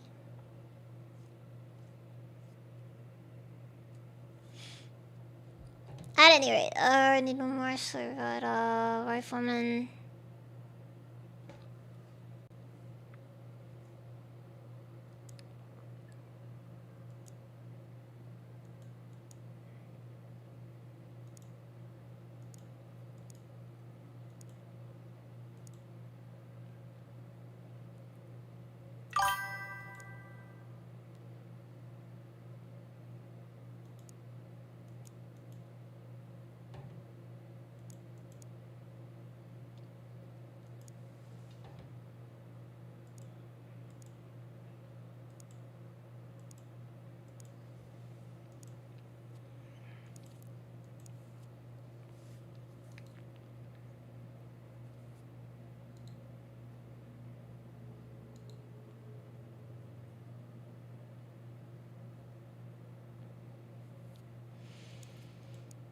Having 2 riflemen is generally useful, I think. The main issue though with the Predator armor is that it's difficult to guarantee some things, but whatever. Like, I'm kind of curious how it'll play with the big guns.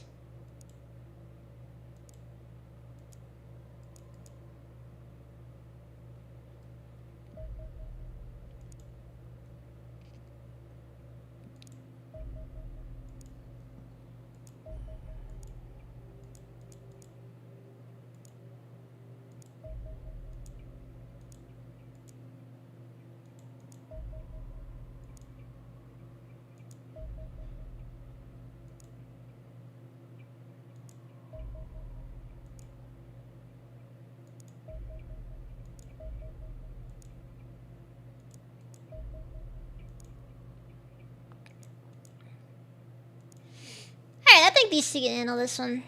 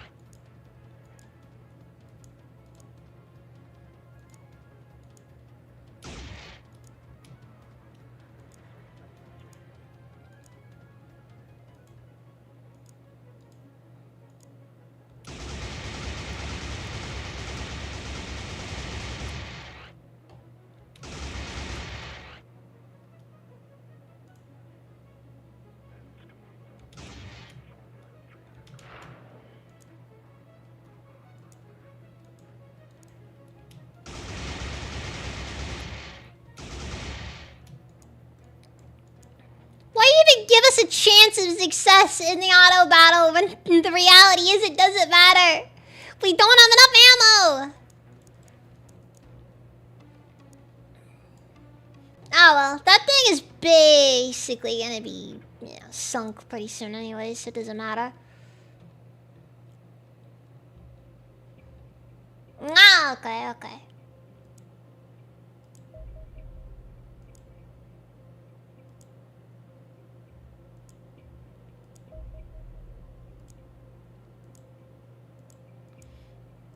Actually, Squadron Run. We'll send them after the little UFO, cause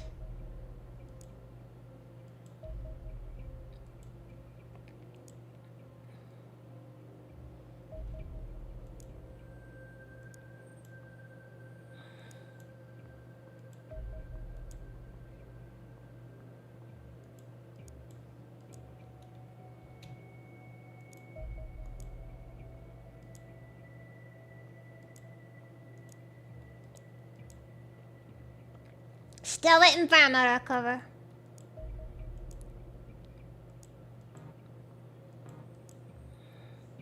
Ah.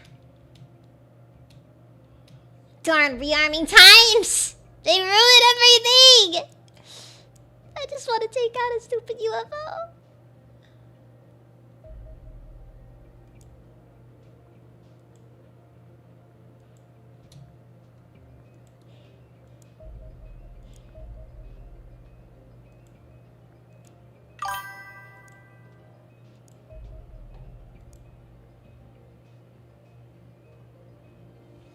Okay, the enemy is clearly focusing heavily on Russia right now.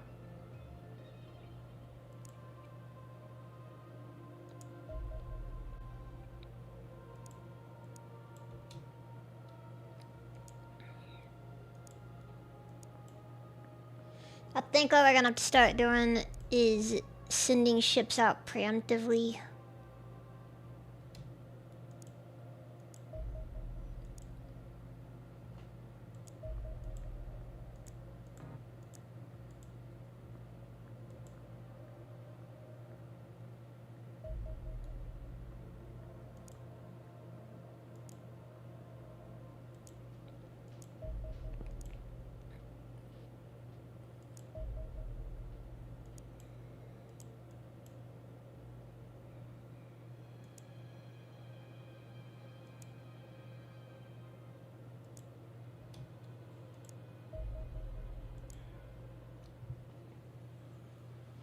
Of course, the biggest issue that we have right now is just the overall kind of, it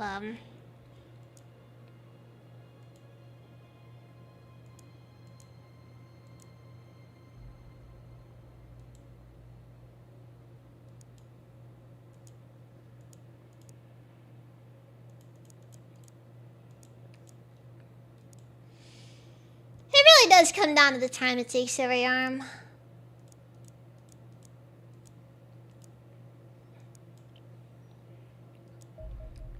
Alright, launch the squadron. Still waiting for additional rearming.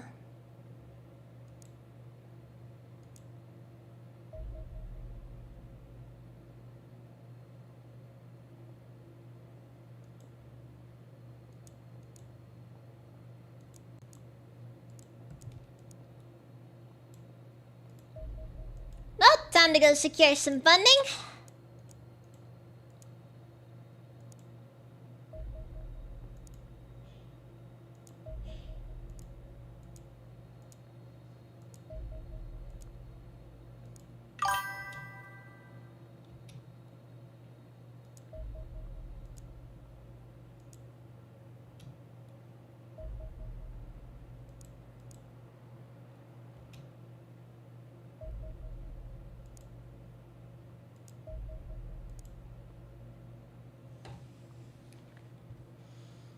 The good news is I think that did just get us a lot of additional funding over in South America.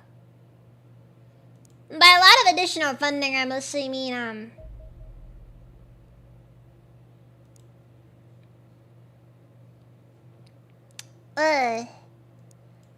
well, we took out that ship. Kind of resulted in some issues, but we took it out all the same. Not ideal though. Not ideal though.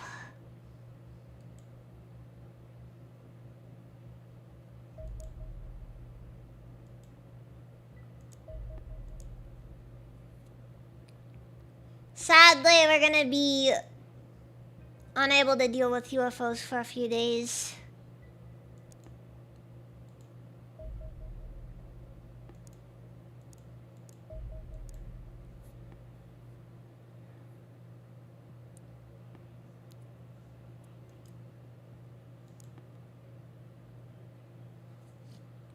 You know, I kind of wonder how the difference between 2 Foxtrots and 2 Corsairs is.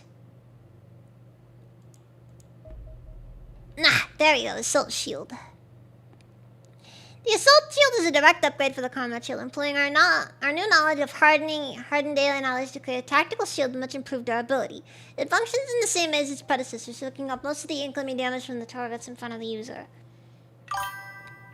The vastly improved ballistic and thermal resistance of hardened alien alloys makes them much more effective at stopping incoming damage, as fabricating a rectangle is not a difficult task. The main point of debate is whether or not we should design a lighter or less cumbersome shield or leave the weight unchanged and greatly increase protection. Discussion with your men revealed they had an overwhelming preference for the latter, and given the brief life of expectancy of your breaching soldiers, I was inclined to agree with them. The assault shield should be able to withstand several hits from most alien plasma weapons before failing. Hopefully enough to get to use it through a mission without serious injury. The assault shield does, of course, fill once of the soldier's hands, unable to withstand weapons. Should also be aware that shield do not provide complete protection. There's a small chance that a lucky shot will hit an exposed body part.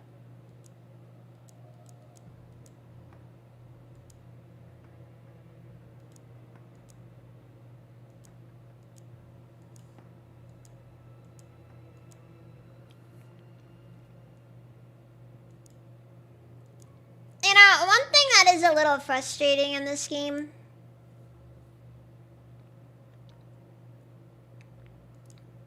the fact that most of the, there's no statistics for, like, half of the upgrades. Like, once you get to Millennium warheads, they're not really telling us what the difference is between this and the current avalanche torpedoes.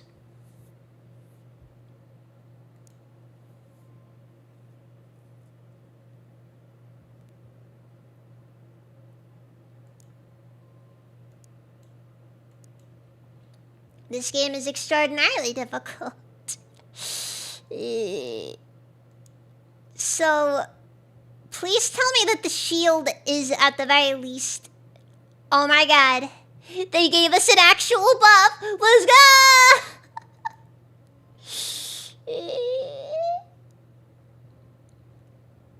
And they didn't make it explicitly heavier. Let's go!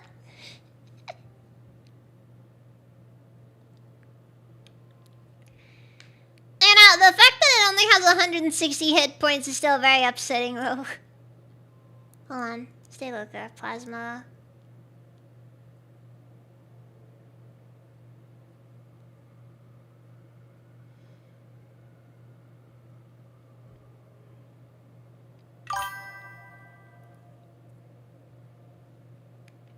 Precision Plasma. 80 energy damage. Plasma Caster. 70 energy damage. Plasma Rifle. 70 energy damage. Plasma Carbine. 55 energy damage. Plasma Pistol. 70. What the frick? The frick? 70 from this the pistol? Hold on, I need to check this. 30. Apparently pistols have the same damage as the rifles do. No, for what it's worth, pistols are way less accurate, but still. It's like one of those things where you're just like, oh. Frick.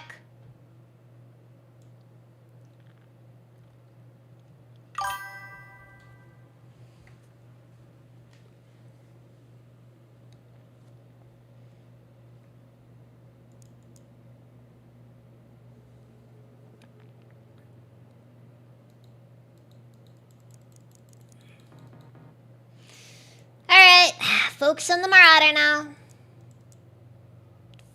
Frick! I just kinda decided to skip that, didn't I? Not that's a big issue, because let's be honest, it's probably for the better that we focus on that.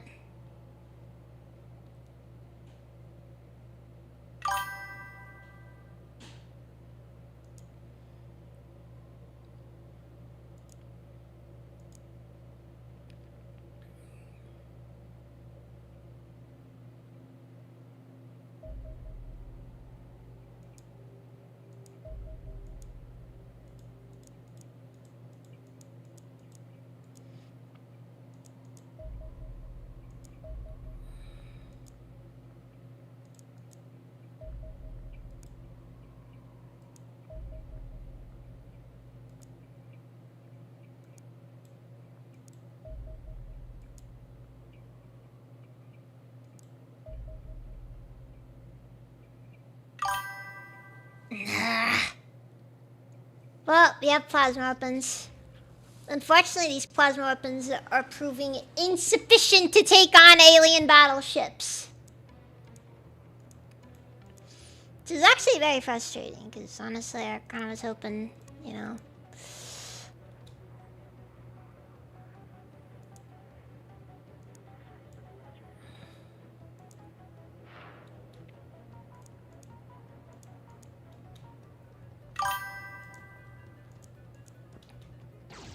Yeah, the Marauder is gonna have to be our main attacker, I think. Frick! That's a loss. And not a loss I can readily say I'm okay with, because honestly, that's actually very catastrophic.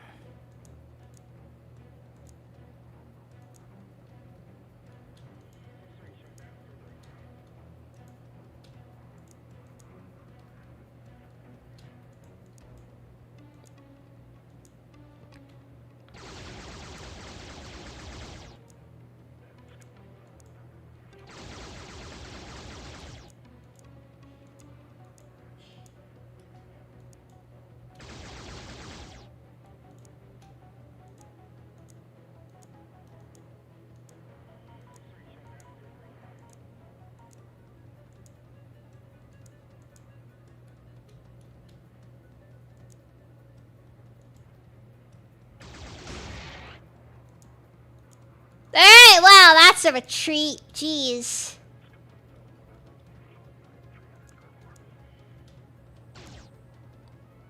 Big fat waste of resources that was.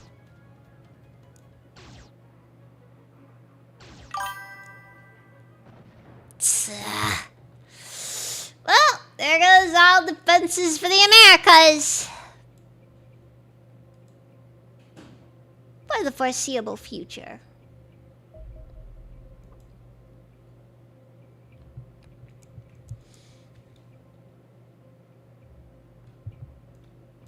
We need those Marauders. Now.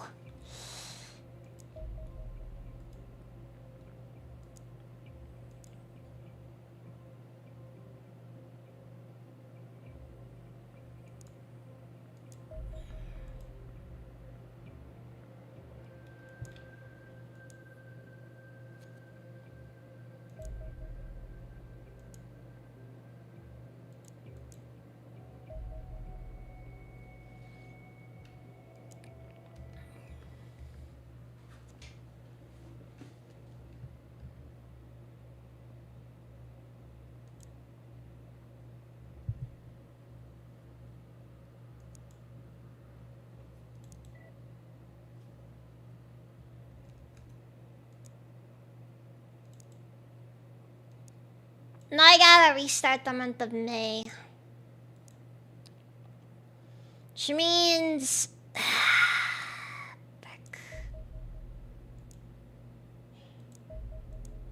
no plasma weapons. Wonderful.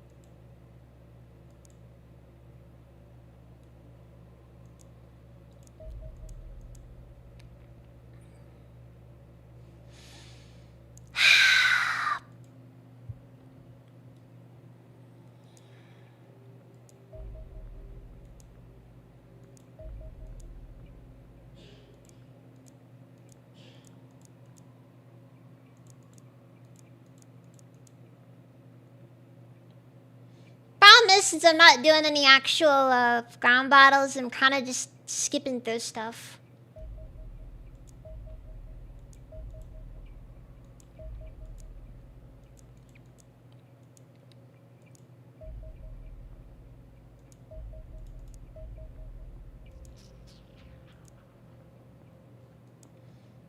big thing right now is I'm just kind of praying that things work out enough so we don't have to worry. Because that is kind of our big concern at the moment. Come on.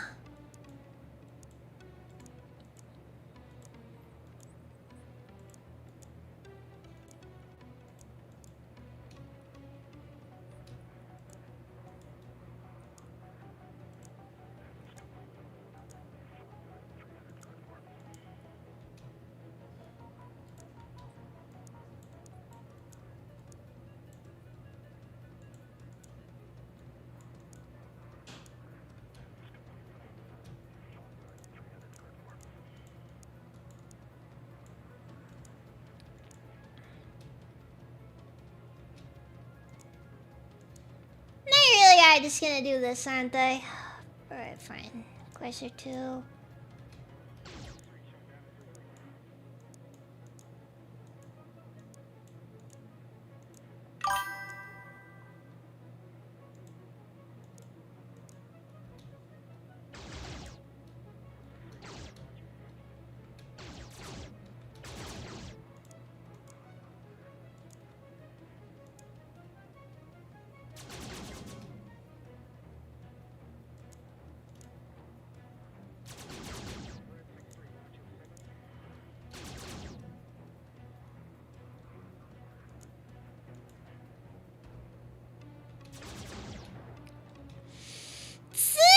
Jeez! That's what you get for deciding to play around like that. At least I got him taken out, though. Well, I'd send people your way, but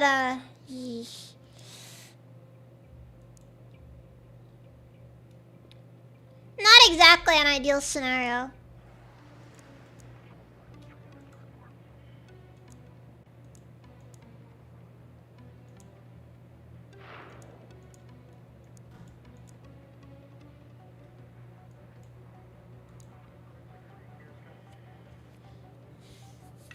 I wouldn't call that one easy at all.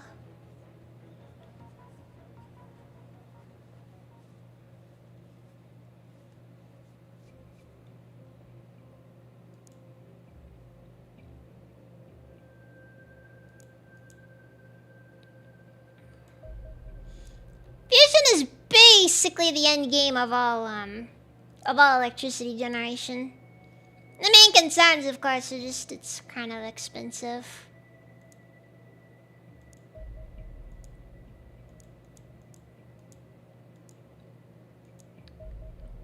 A lot of complications associated with, you know, that sort of stuff. Ah, great. They really decided afterburners on. No reason not to give it all it's got after all.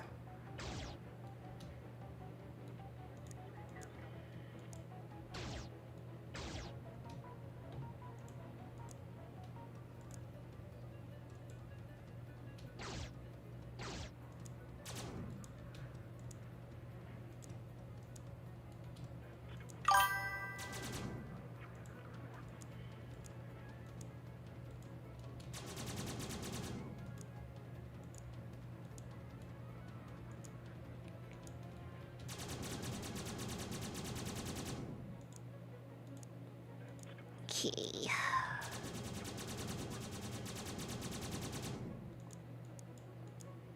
Stay on target. Stay on target. Got him. Most exotic power sources that are at least that you'll typically think of aren't probably going to be worth it, though. I guess it depends on your definition of an exotic power source. Still refueling. Gonna be a minute before I can start finally launch. And even then, it's not worth launching right now. This is the main concern with this stuff.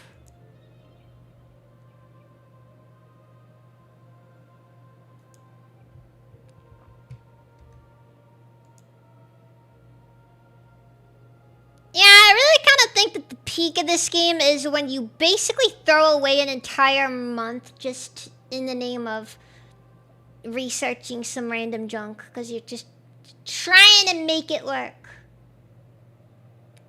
And it does not want to work.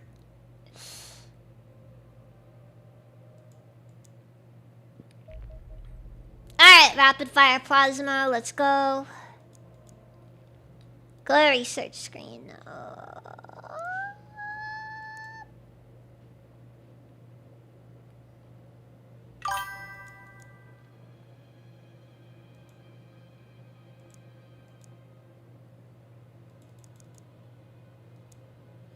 And then there's the realization that I'm gonna have to redo my wolf battle armor.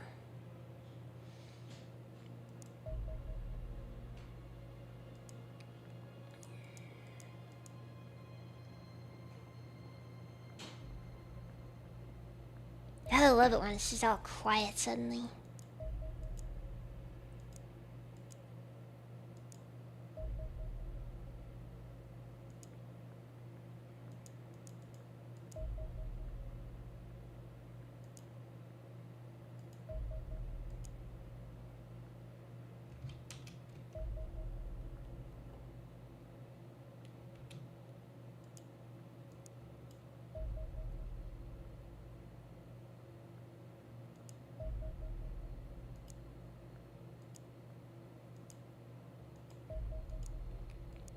There isn't much you can do for parts of this though.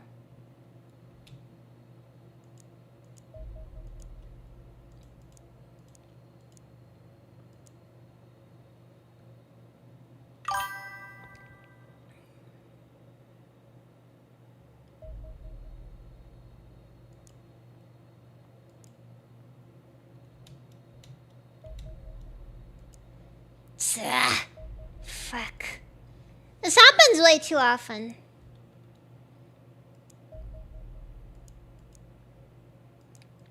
It's also part of the reason why we need the Marauder.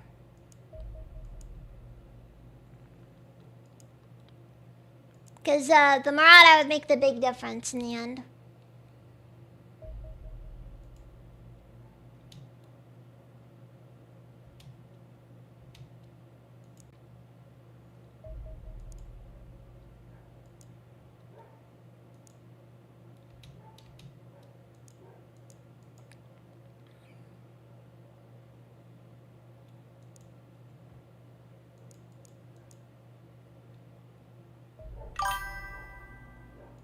Wonderful financial issues.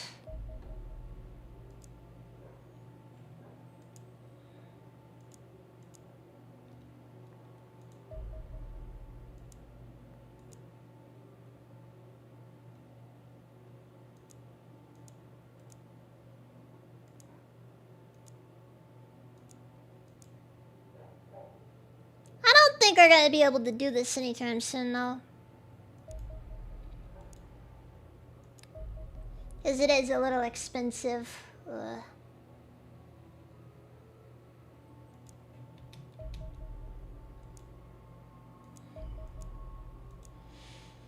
Personally, I don't really see the point of coal when you have nuclear.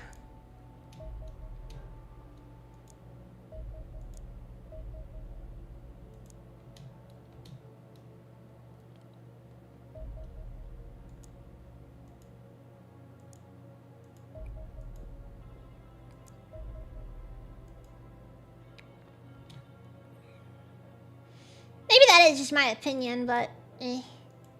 I just kind of figure it's more like one of those things where, I mean, you can use it, but like, I don't really see what the point is though.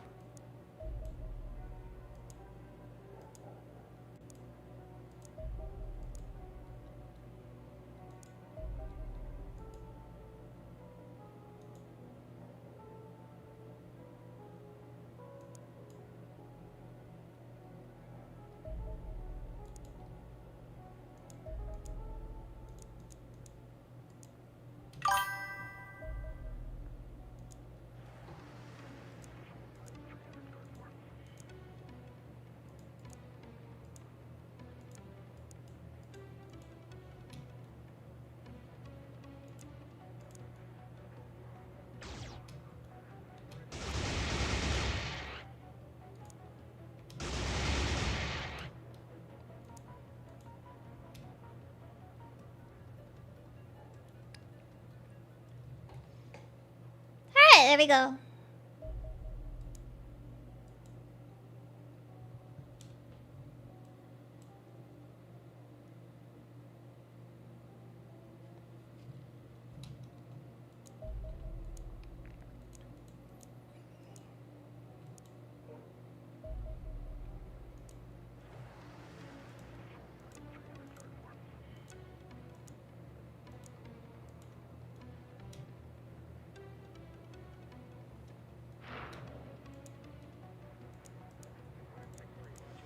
Alright, I'll use this.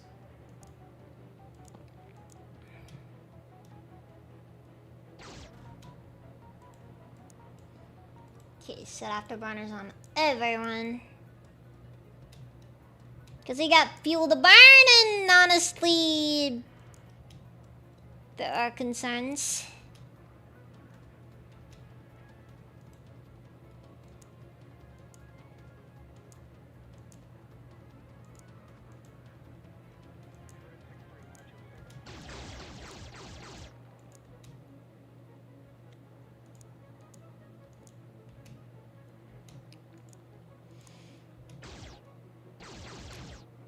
There's something weird about it whenever the aliens do stuff like this. Like, I kind of figure it's semi-obvious that I'm using the Foxtrot as bait.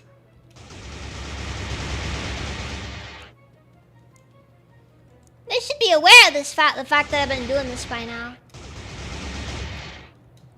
Oh well. No damage.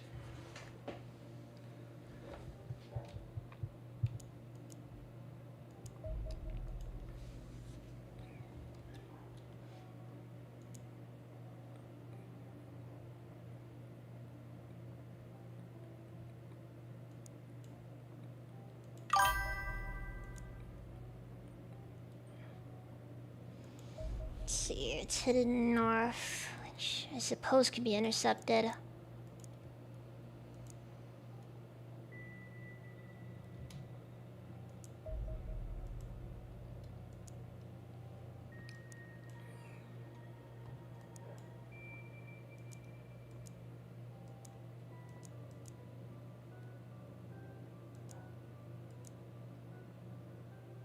See, the question of what is and is not worth intercepting is always going to be a thing no matter what we do.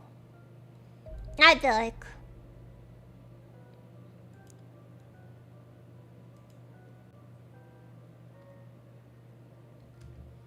Okay, so drop a save here.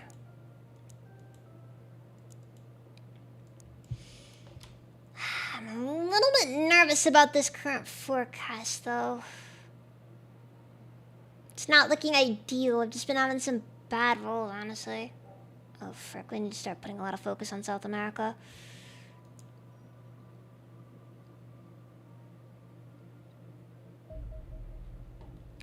Alright, X-59 Marauder.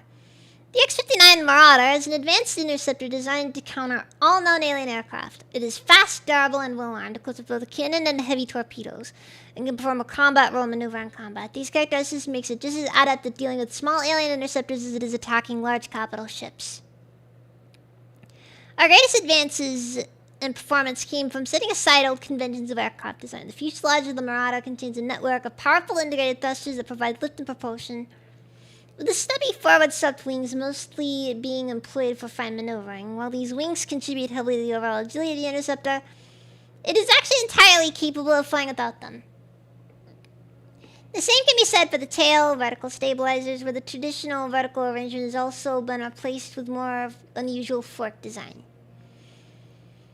With few aerodynamic concerns, we have been able to focus our attention on combat performance instead. The armor-plated shell of the craft is fabricated entirely from hardened alien materials and nearly 4 inches thick in some areas, making it more akin to a flying tank than a normal interceptor.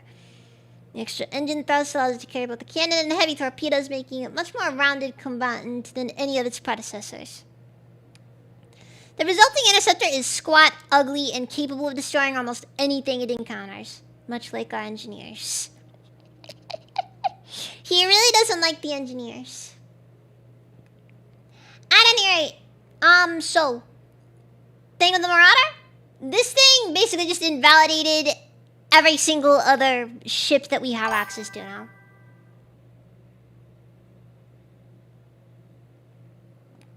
And the thing that makes me the saddest is how ugly it is.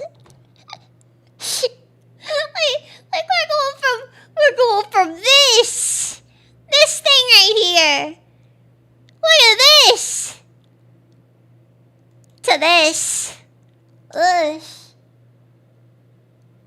Breaks my heart.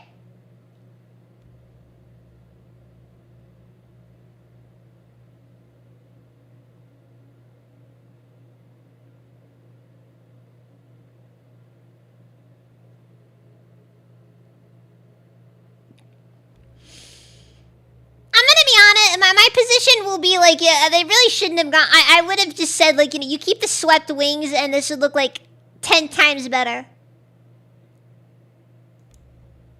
I mean, even the Condor, like it's a classic plane design.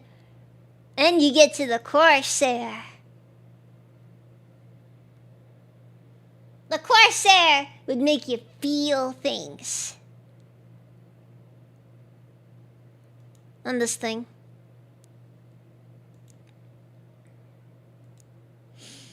Alright.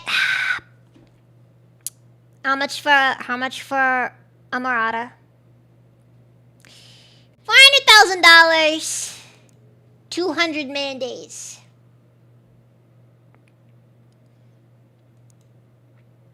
Alright, so the question then just comes down to what can be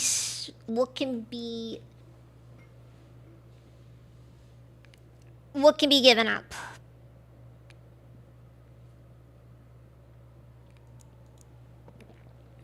I have 4 Corsairs and 4 Foxtrots. Or 3 Foxtrots, sorry. Ironically, it was originally 1 Corsair for all my bases, but one of my bases had to be packed up due to just redundancy. No longer useful.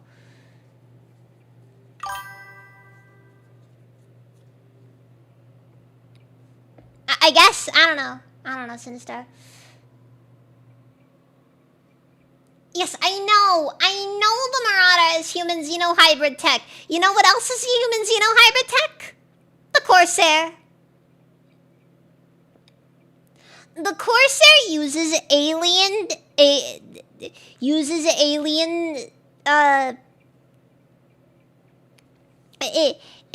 the aliens' technology to make human aircraft better.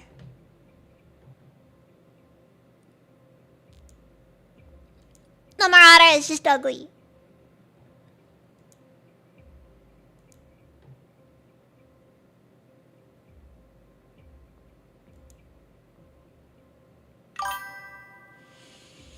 Anyways, we gotta get production on this going as soon as possible.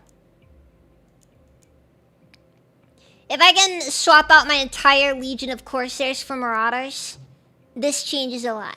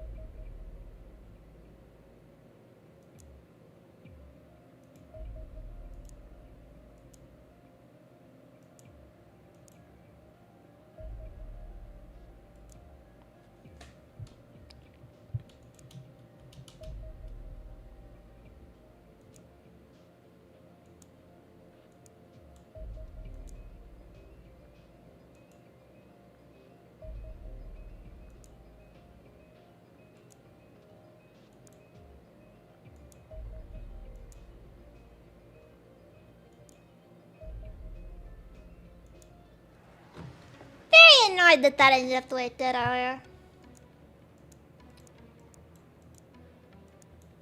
I am also a little bit disappointed because I just think it's kind of lame when you end up with like a freaking perfect option.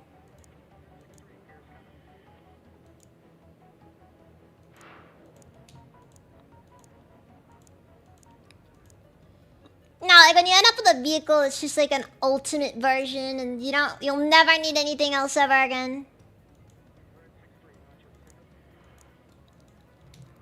I quite like when you have complementary roles.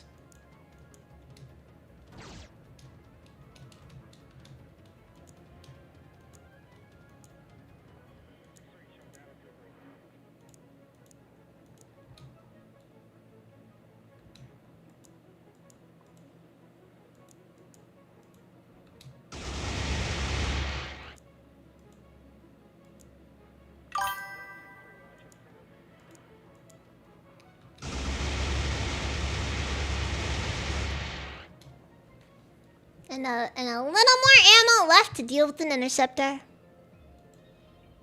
That right there is what we're looking for in life.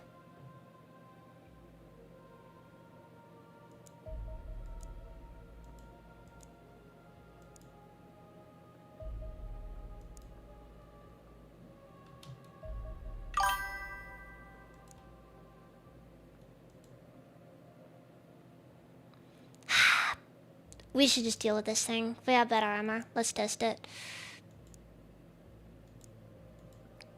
And I gotta go re-equipping everyone though. Which is also annoying because it also means I have to factor in the additional weight of the wolf armor because assault is a dangerous role to be playing because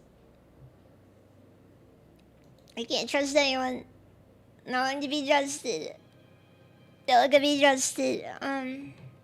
It's rough. No, dude, the Corsair is just it's a pretty plane, okay?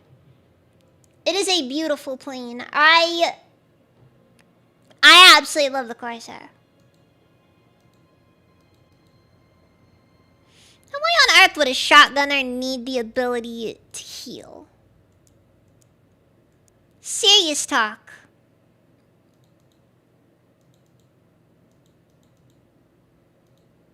This guy has so little strength. He can equip armor, a laser carbine, and 2 batteries. That's rough. It's like part of me is wondering if it'd be a good idea to have a dedicated ammo carrier class. But then the other part of me is just like, I don't know. I feel like that might be overdoing it.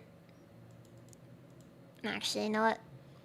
Heavy weapons guy does not need armor.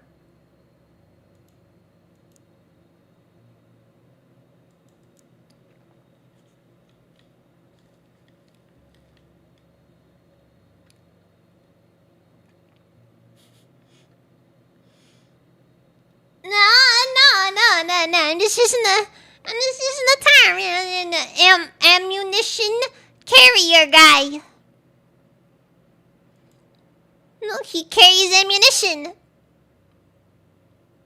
I'm a good noodle. But good noodle.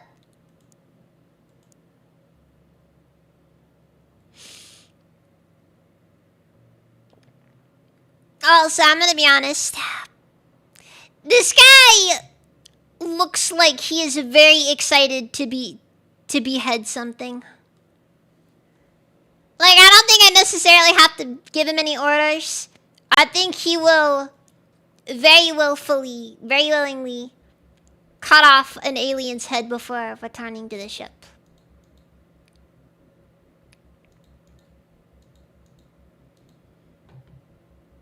But this is a guy who is excited to do his ancestors proud. She's still sent it to China. I find it kind of funny. I feel like we got more Japanese people joining the Xenonauts since we lost that region.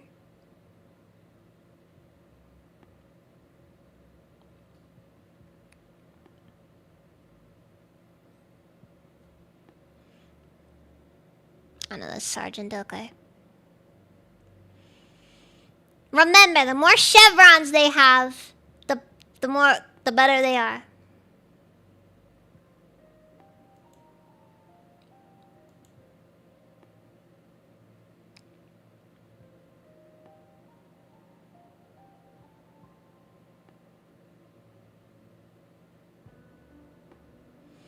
Okay, but I also need shield guy. good shieldy. You might not make a bad one.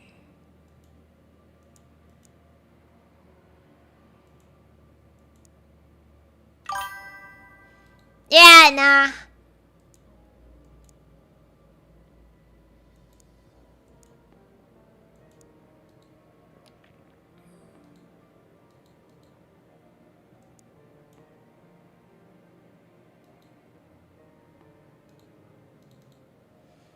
Okay, I guess I'll have the shield guide you jackal armor.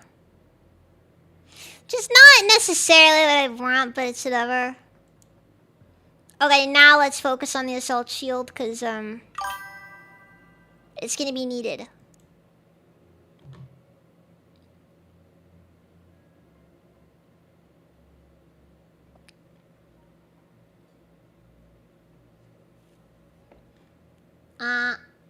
Ivanov looks capable of taking around to the chest. Honestly, I think when you get this guy to take his shirt off, he just takes that round just fine. The buzzard armor and the wolf armor both use the same breastplate. Interesting.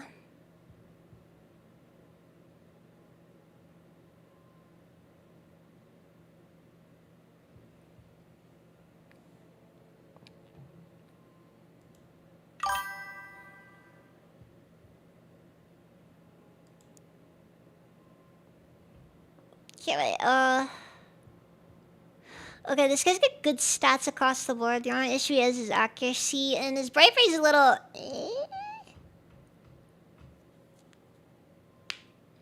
But honestly, a low bravery stat does ironically make him better as a grenadier.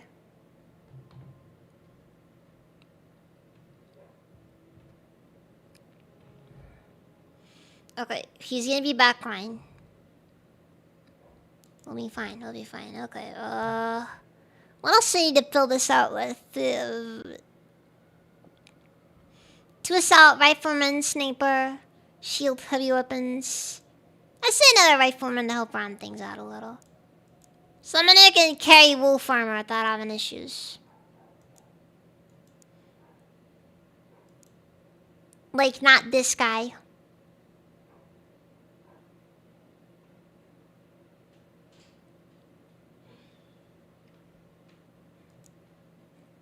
We need...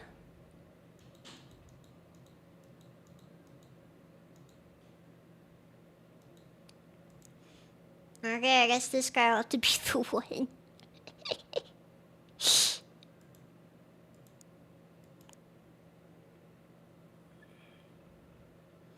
You know what I love? I love the fact that our dropship remains unchanged since the beginning of the game.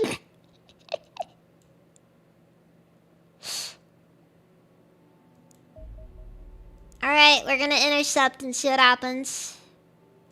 Wait, okay, first things first. Drop a save before interception.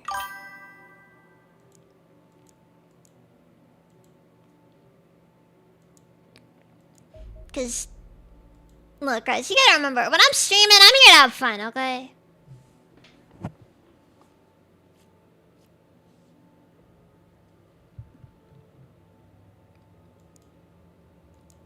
Does anything down there feed off the radiation?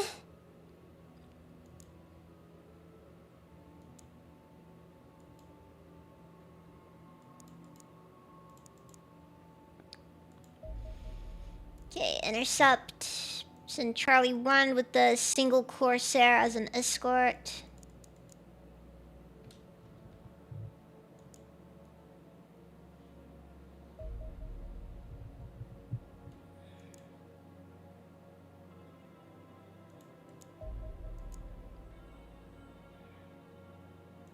Still waiting on some guys to go get their stuff sorted.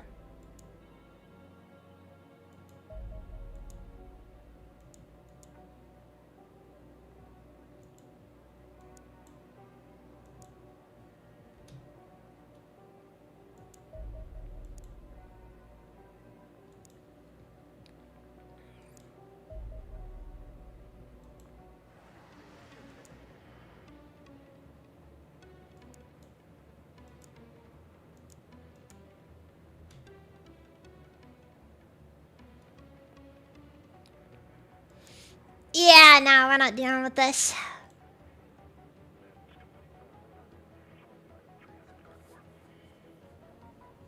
We can't afford this loss. And this thing is too dangerous to harass at all.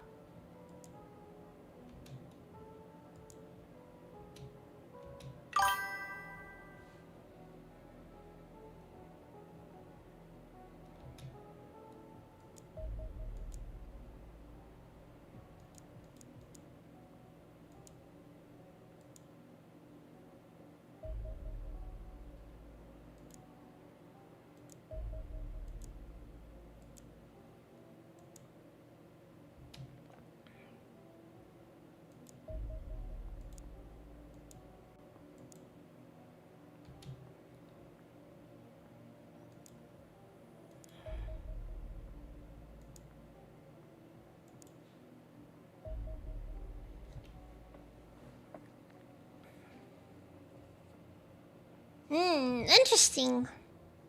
I did admit I have my own personal questions about things like, well, whether or not a fungus could realistically, or any life could realistically sustain itself off of radiation.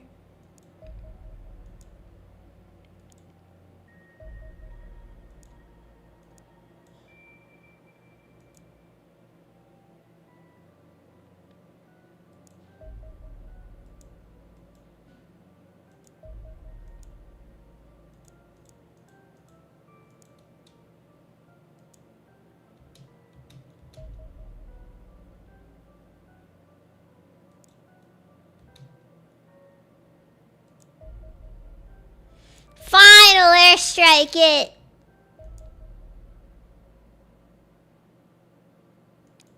Disengage. Not worth it.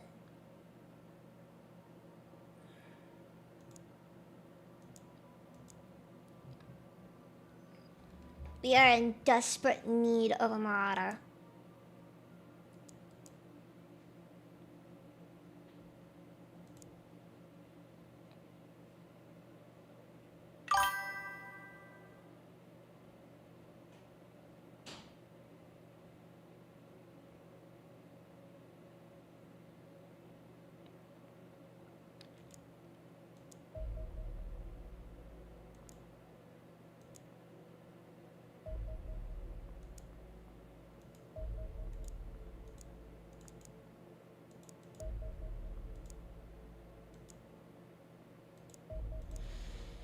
Also, we've basically lost South America.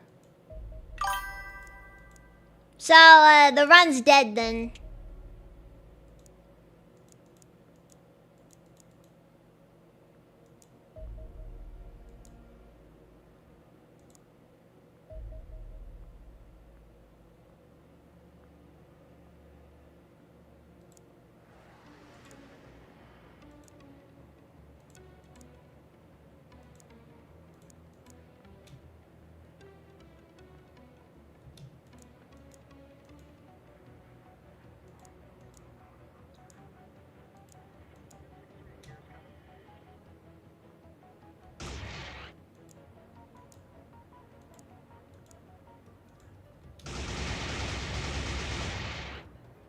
Like, unless we can get, like, a really big W in, South America.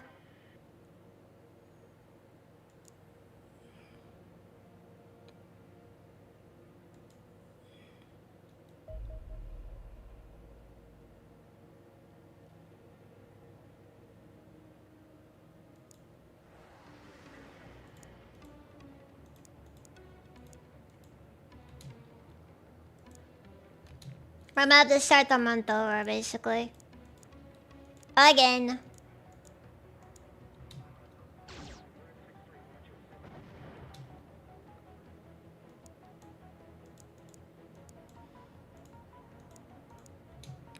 Yeah, this run's been kind of difficult, admittedly.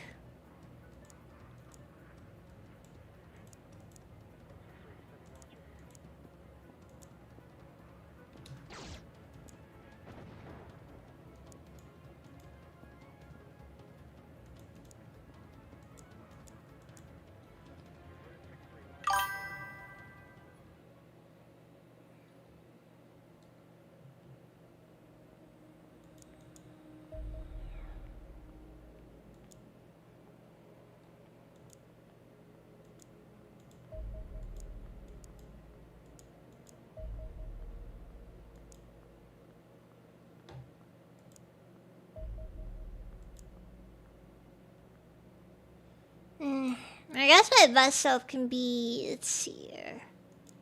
Launch interceptor.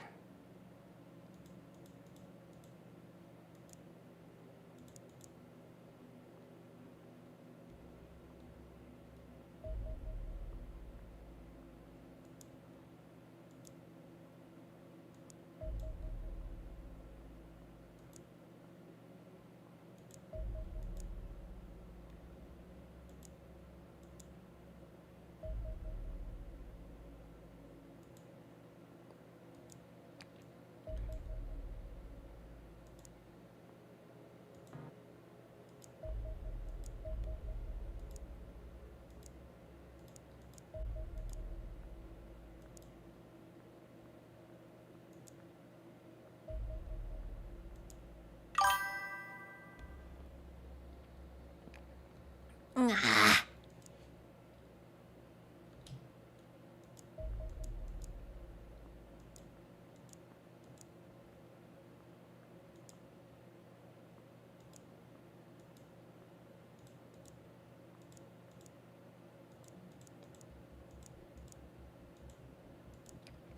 Not really going too well right now, as you can imagine.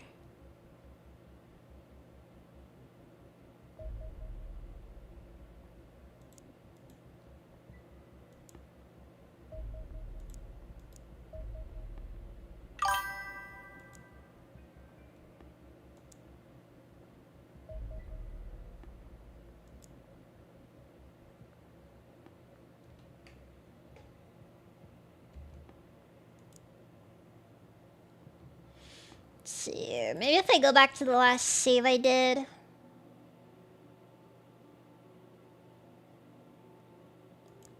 Alright, yeah, okay, so. Yeah, the problem is that I went after that crash site when I should have just airstruck it. Called it a day.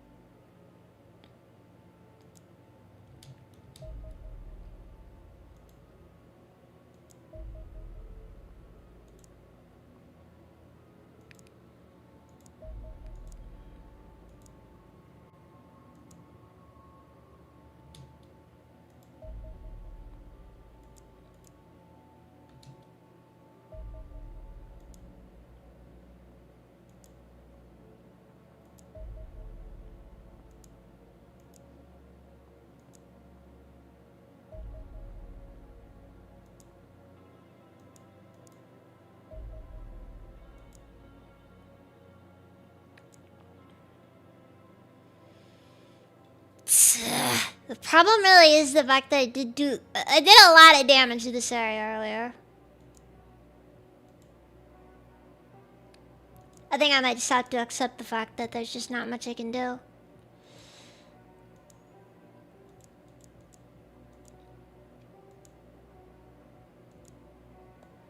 Also, again, the enemy ships are getting so big now that I can't really do anything to them anymore.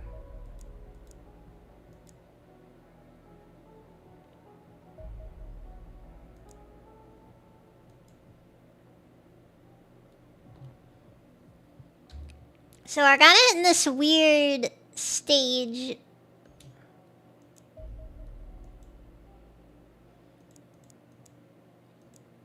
I'm just kind of stuck dealing with things. Constantly.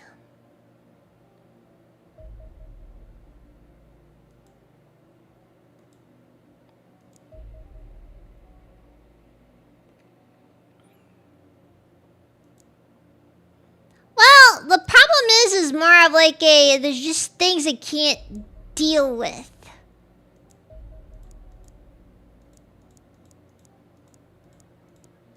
So it's like if I see if an enemy warship pops up, there's not really much I can do about it.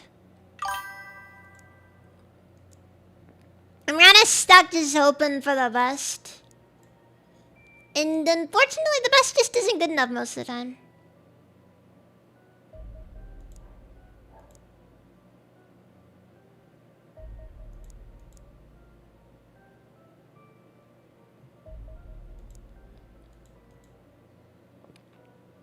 And the issue is that South America is just out of my range enough to where it's extremely difficult to do anything for them.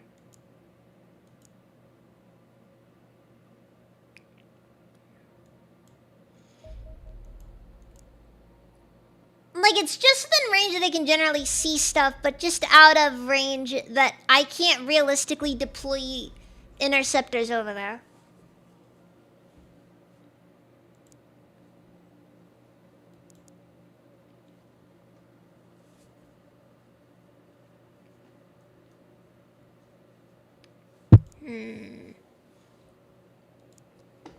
And not like a base is in the cards, because let's be honest here, making bases in this game is functionally impossible.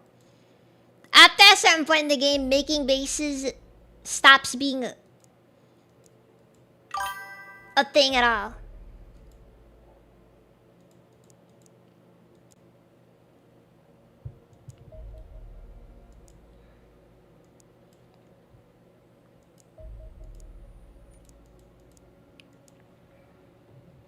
It is kind of frustrating. Not my first time playing it. Definitely haven't beaten it before though.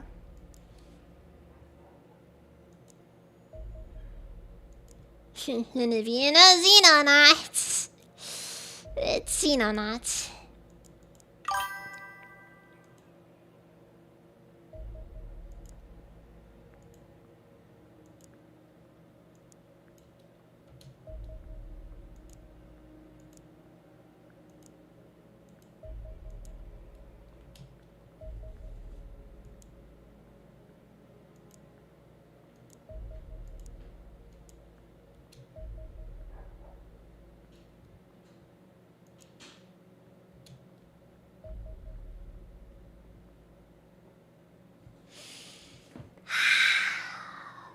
Do not like it all. Do not like it all. Really do not like it all.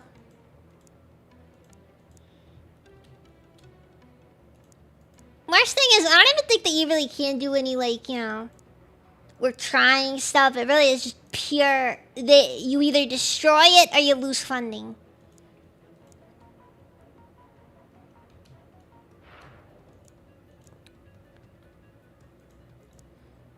And there's not really much room in between for things.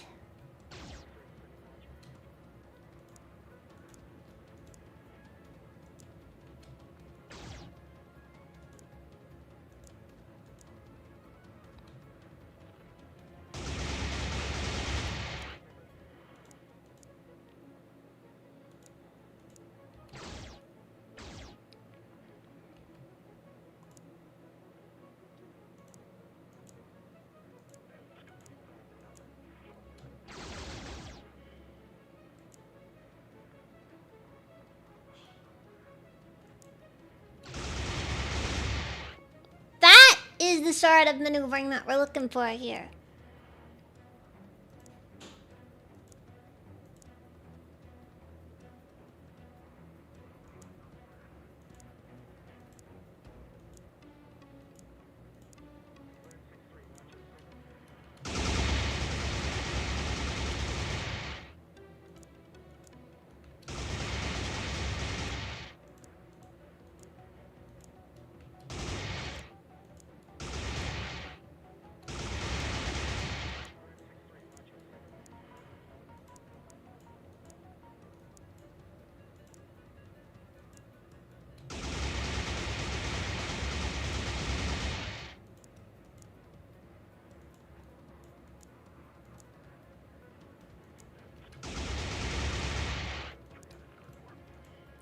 Lost Foxtrot 2, wonderful. Well, I suppose at least we got most of this stuff sorted.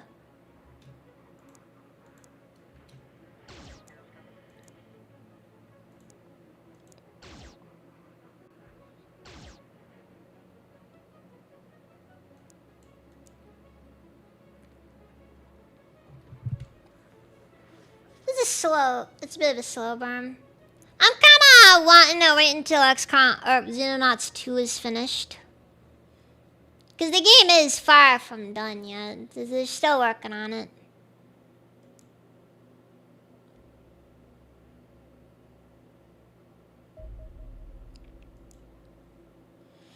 Yeah, like I said, it's not like terror missions where, you know, just at least they only get more angry if you don't do anything about it. It's just hard to say.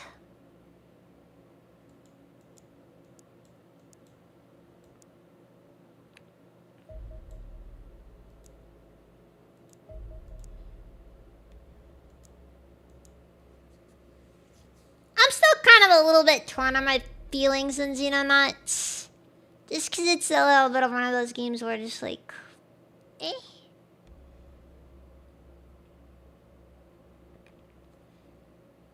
My feelings are just complicated, I guess.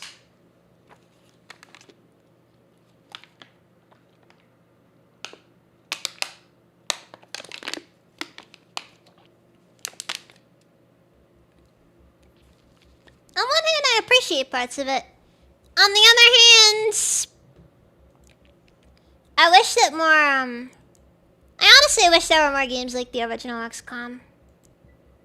It breaks my heart that this style of game just doesn't really exist in many areas.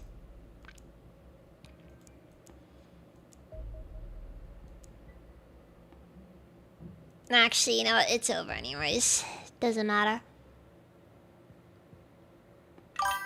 21st of May. What's so different about this one? How's our research looking? Okay, in this one we're still focusing on getting a hold of the Marauder at all. So, seeing as we're not exactly best friends in South America right now.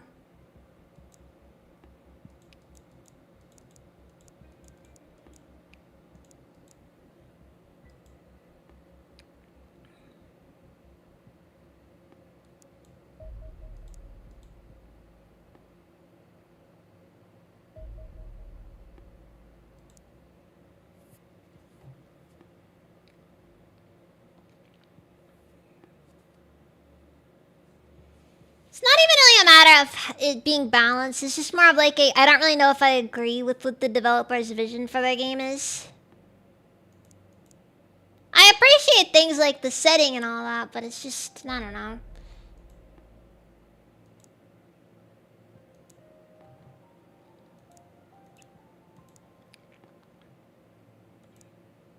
Alright, we start work on the Marauder ASAP.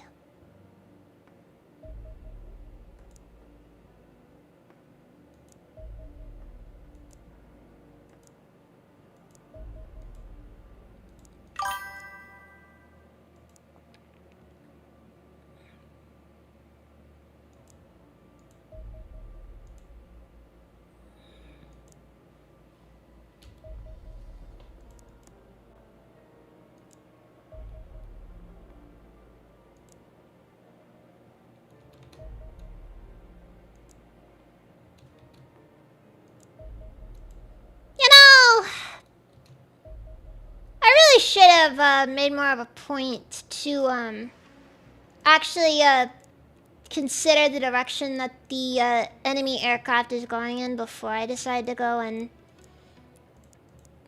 intercept. You know, like intercept in their path rather than just hit the intercept button and call it a day. You know what? No, that has been one of the dumbest things I have been doing this entire game. I'm not freaking intercepting correctly. They're called interceptors, and yet we haven't intercepted a thing!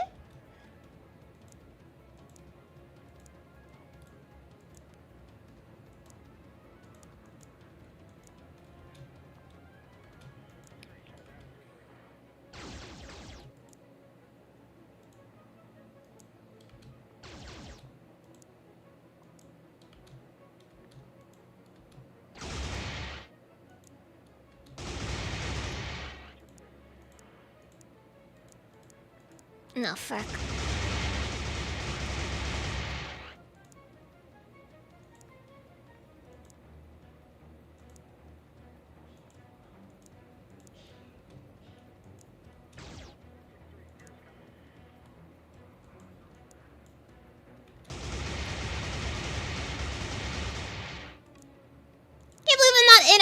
I've been spending the entire game intercepting wrong. Yes, it is a skill issue, but you know what? It's a skill that I now know I've been doing wrong. So you know, I'm gonna be doing it right going forward.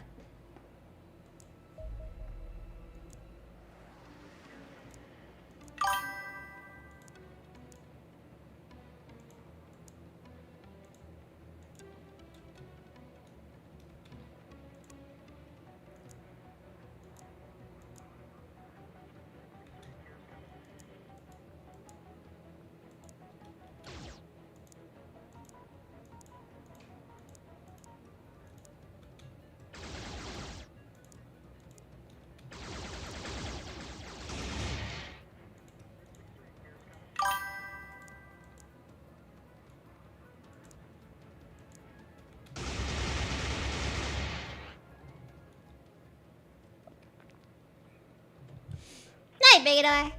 Hope you sleep well.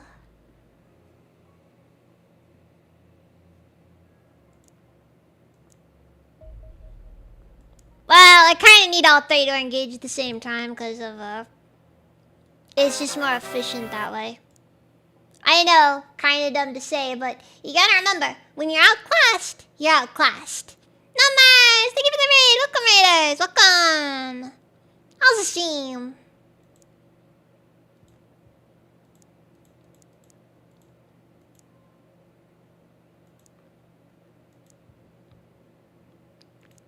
Yeah, refueling or rearming still.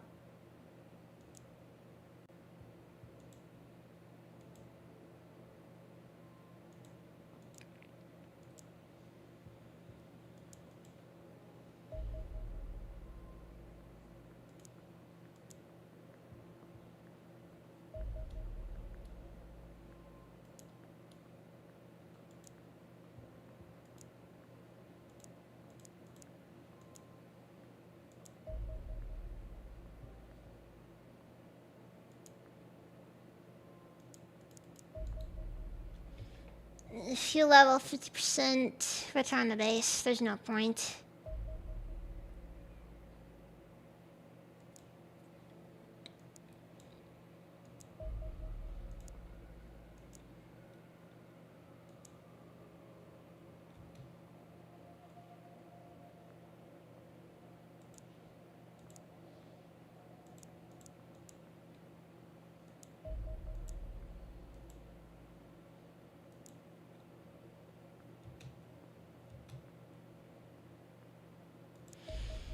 Doesn't change the fact that we're still vastly outmaneuvered by our enemies, and thus the only realistic way for us to properly intercept anything is to functionally read their minds.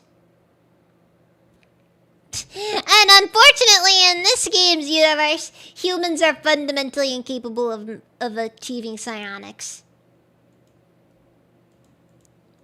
That, I think, out of everything, was one of those things that I found the most heartbreaking discovery in this game.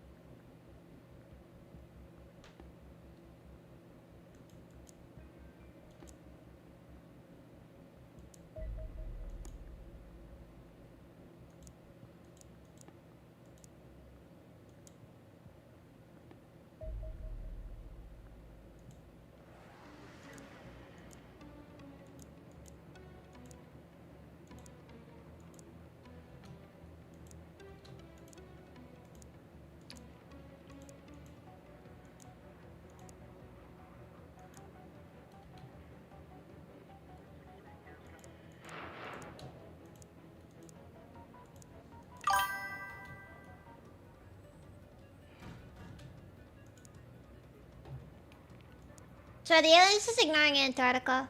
Just notice it's absent from the map. That is a genuine possibility. Or perhaps, better yet, maybe the aliens are in Antarctica. Uh-oh.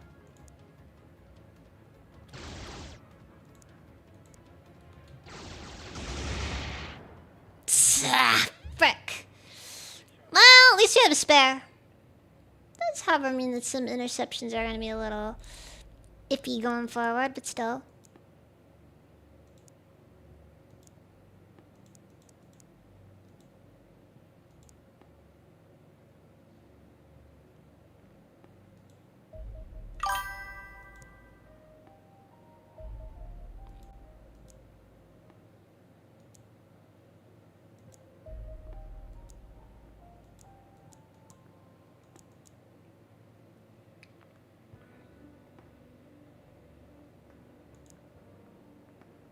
Yeah, they 4 torpedoes. Did not like the plasma casters though.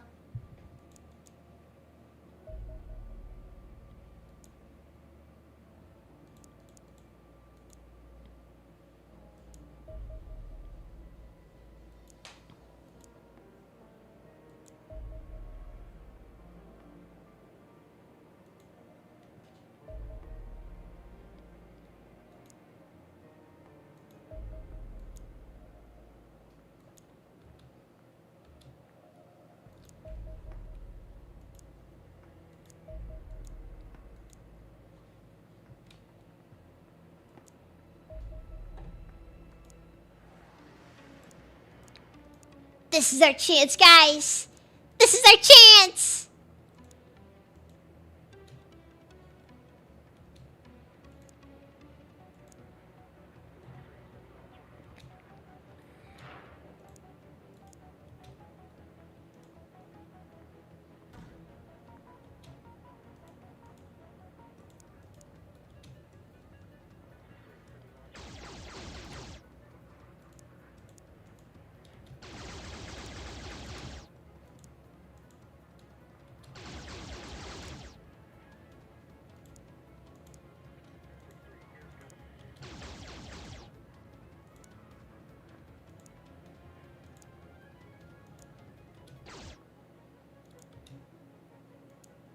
Okay.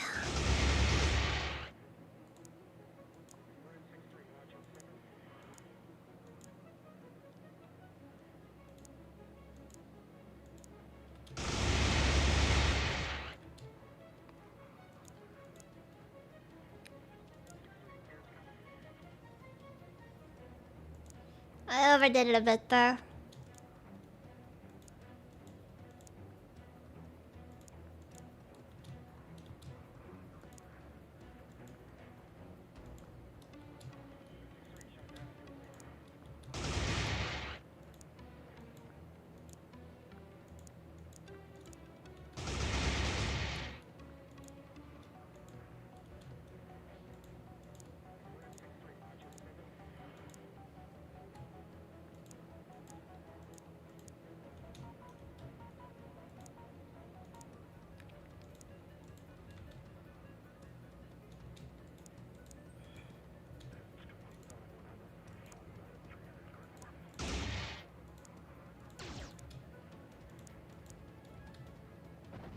Ah, frick. Well, had everything on for us. Then I ended up losing it entirely.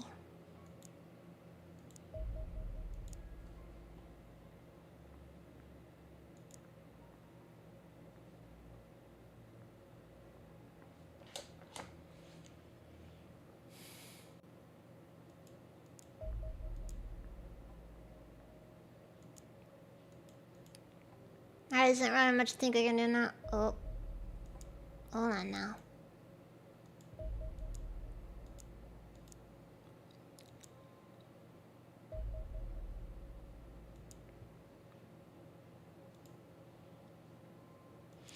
That was in Central America. Didn't matter by that point.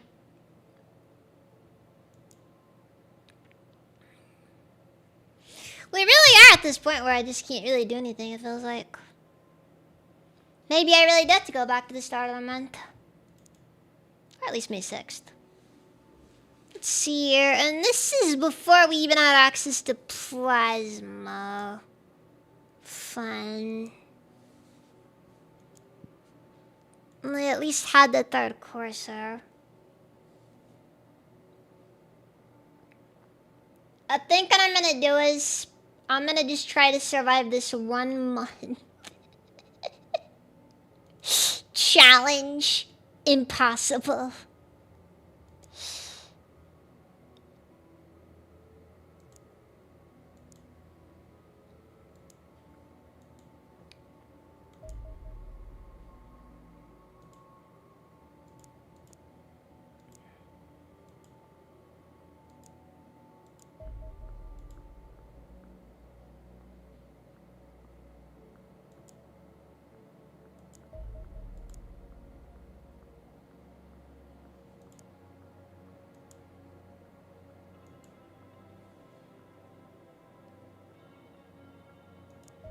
Then it just becomes really hard to actually do much of anything due to the fact that,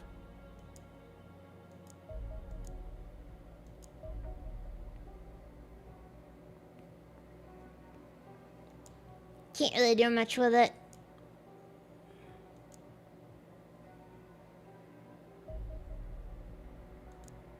Because the big thing really ends up just purely being we can't afford to do stuff half the time. We're still working on the Marauder.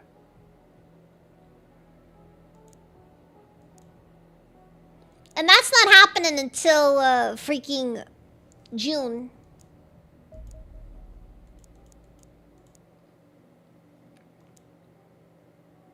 The problem there is just all over the place.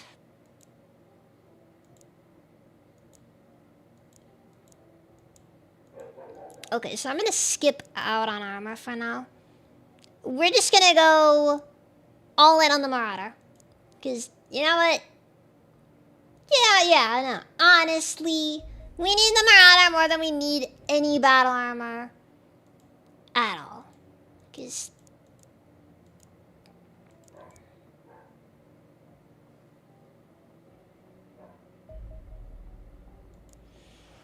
it's looking rough right now. Very, very rough.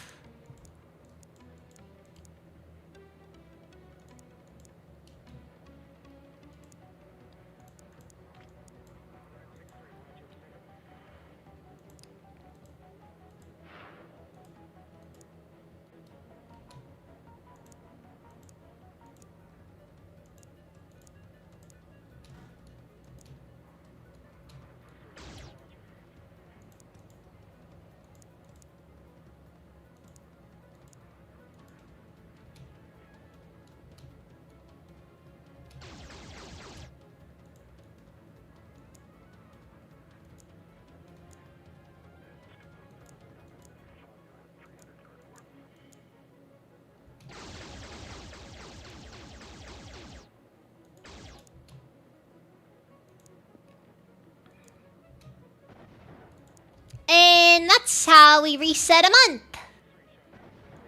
Just take out the Foxtrot. Just take it out. I don't care anymore. Cannot be bothered, Rico.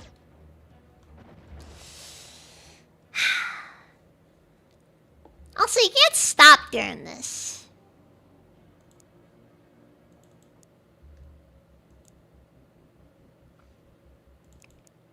Oh wait, no, you gotta... Okay.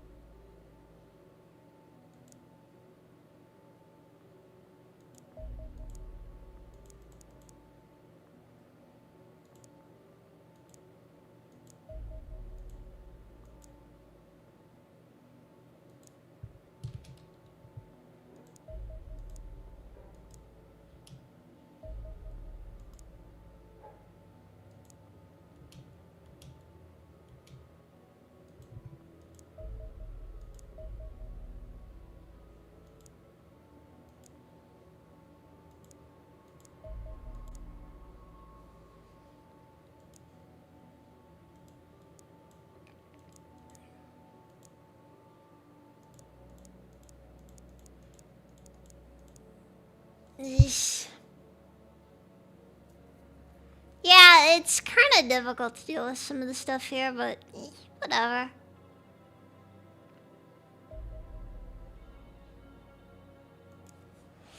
Alright, I gotta engage then directly because I can't afford to just back off.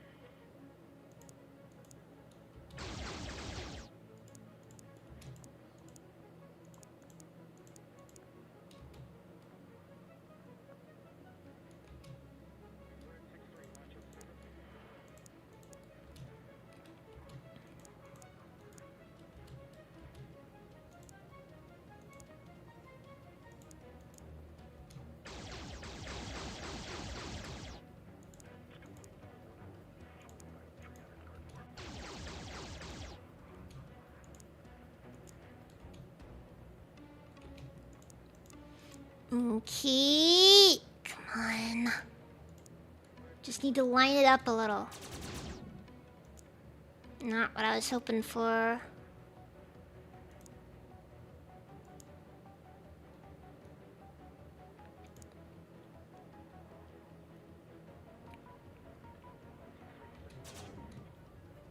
Okay, so is there a way to determine where the evasive roll comes in? Like what direction it goes in?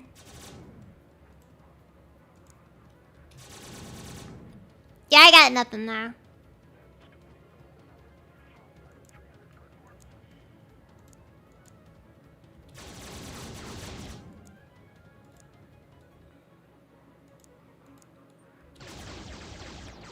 Genuinely seems random. I have no clue how it works, honestly. All I know is it seems to typically go in the enemy's favor, so...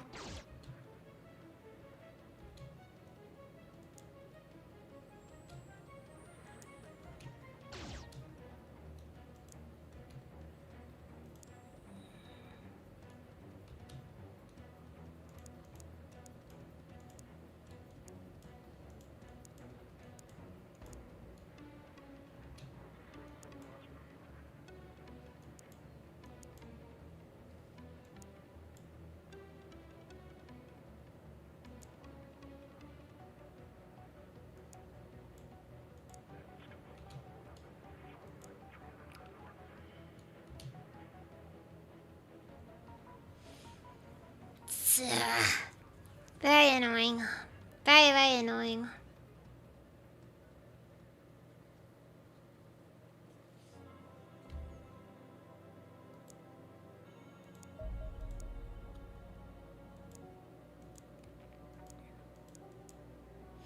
I guess I'll send the extra Foxtrot out just in case. Not that I think that actually would do anything, because honestly... It's Indochina's problem now. Also, how offensive to put India and China in the same place. Oh, wait.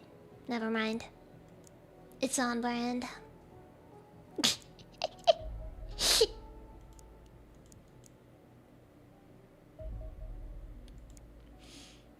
Okay, intercept.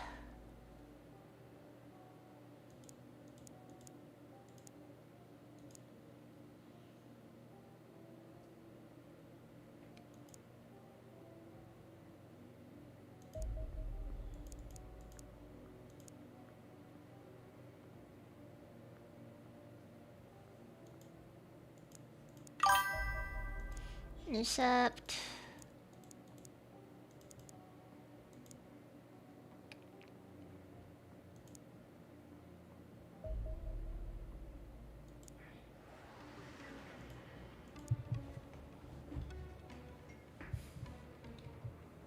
The heck was that circling the drain move? That was called waiting until they actually get in the sky so we can shoot them down. Can't call it an airstrike until they're, you know, actually in the air or on the ground.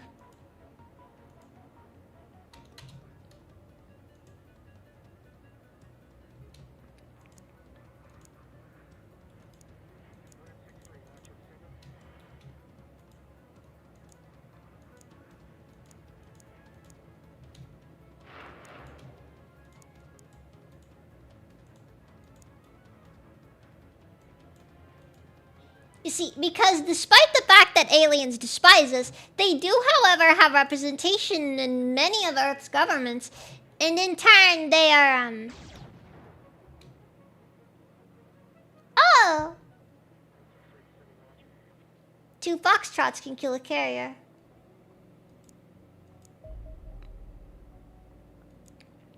How notable.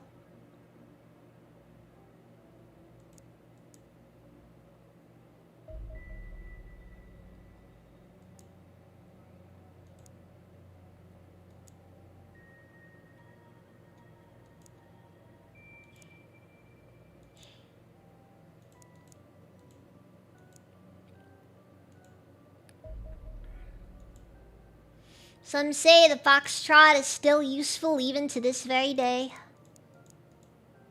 Maybe they're not. Honestly, the only real benefit the Corsair has specifically over the foxtrot is the fact that it does more,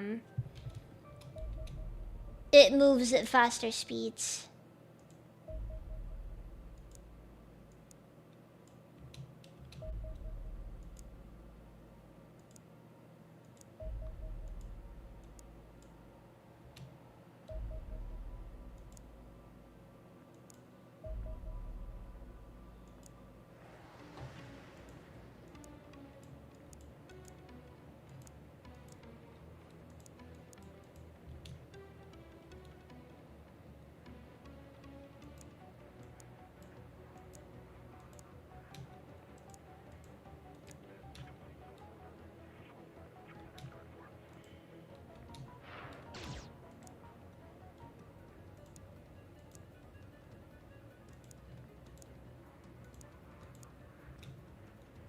Ah, fuck, I just got the foxtrot blown up.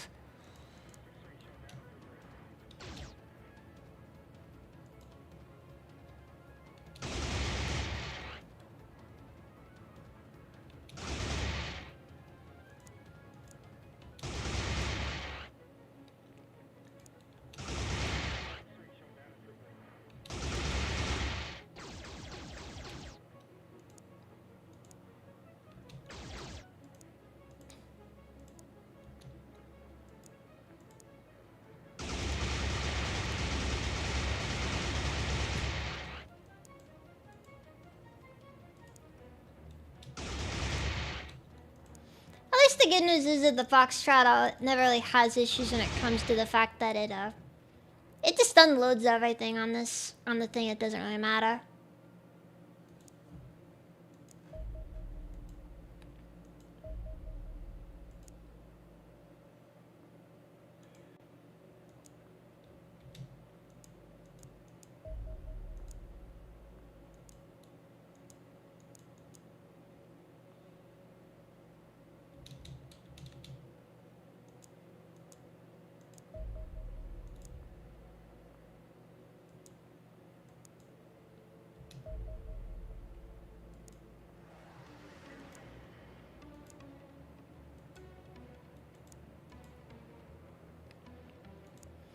Not taking that risk.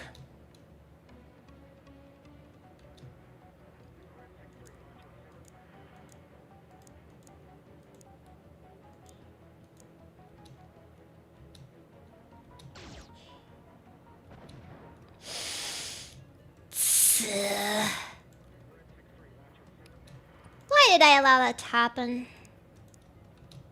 No, seriously. Why did I allow that to happen?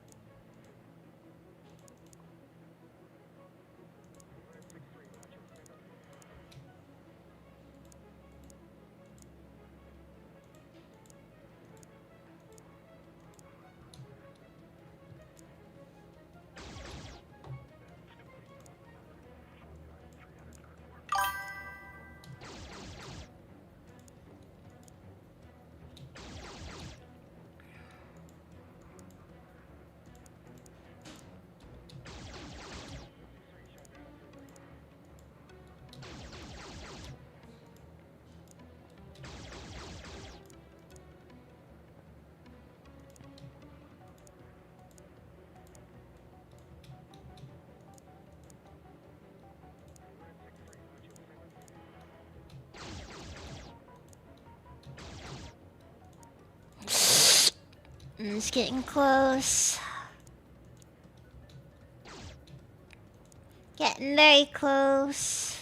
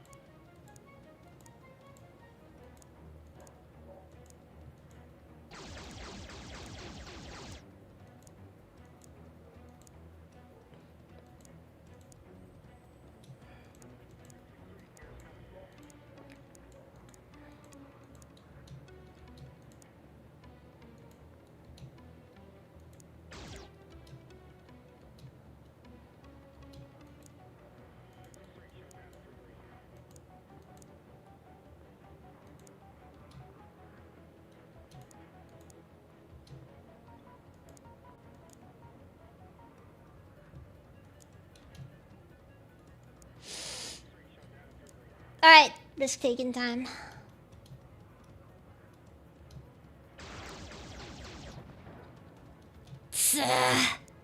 Well, that didn't go too well.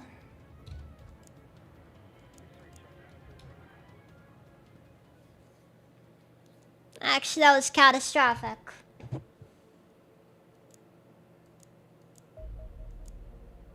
Yet another example of I should have just gone for the freaking... I should have just taken the auto win. Oh, great.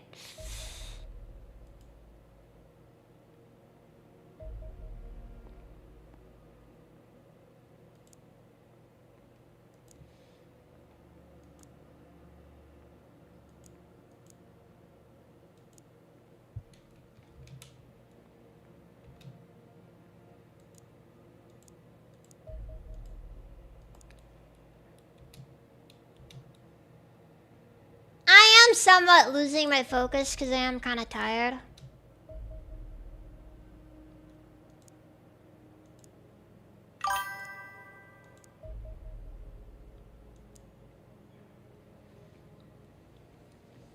You guys should just probably be aware of how I am at times with this game. It's one of those things I struggle with.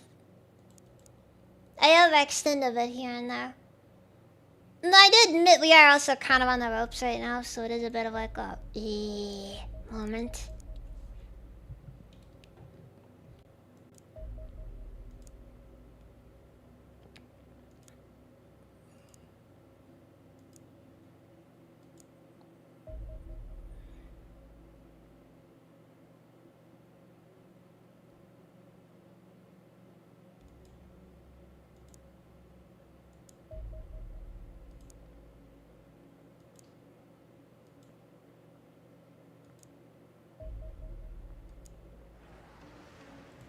Wait, this guy was behind us, but somehow we're not behind it. Oh well, doesn't matter. Foxtrot's ammo doesn't get used in this one though. That'd be an actual waste of resources.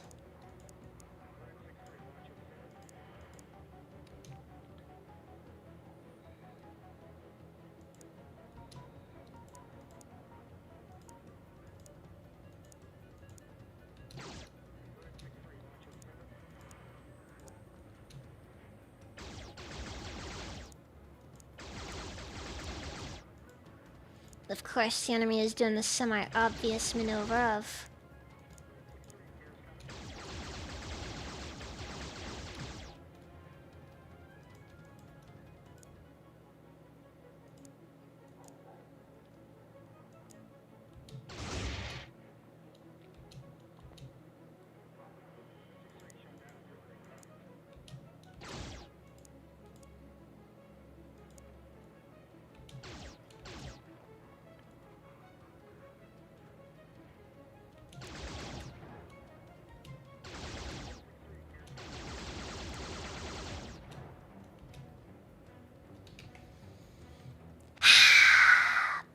I need to just take the fucking auto in for once.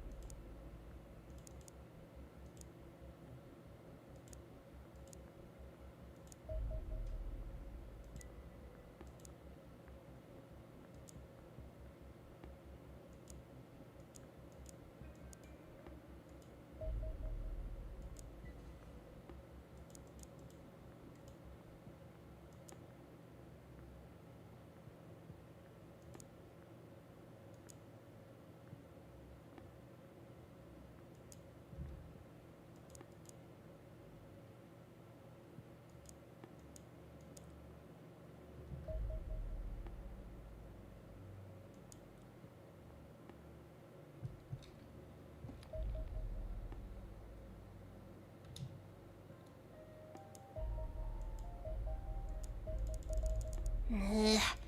Game likes just dumping a bunch of enemies on you at once, it feels like.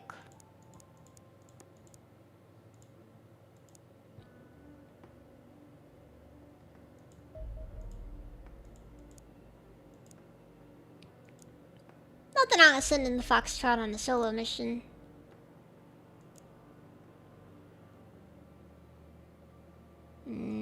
Do I want to send up?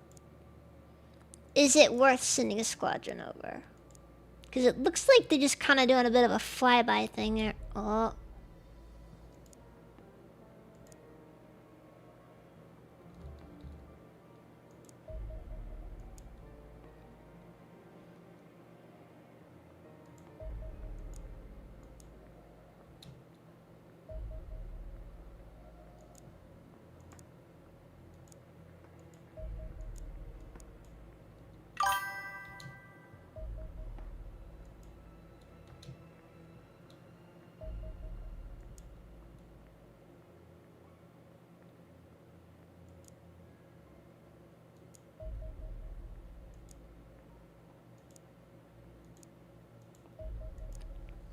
Airstrike.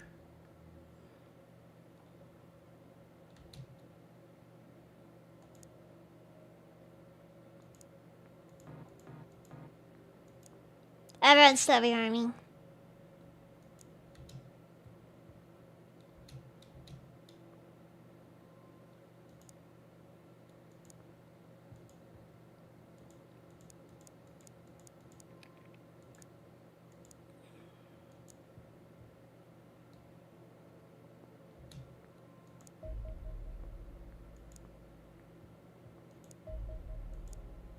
Yeah, screw it. We'll see if they'll actually reach.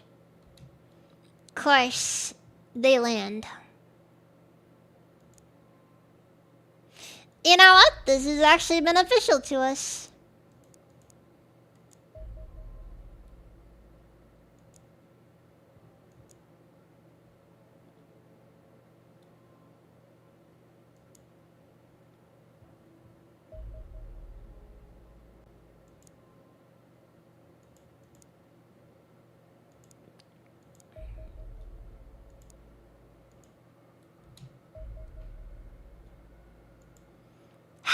Can't afford to do it.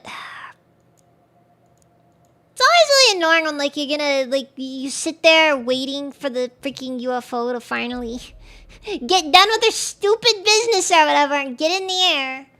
Can't just airstrike it while they're landed. Planet's looking kind of quick. Don't worry, don't worry. We're gonna be fine. We're gonna be fine. It's just. It's just cost of doing business, that's all.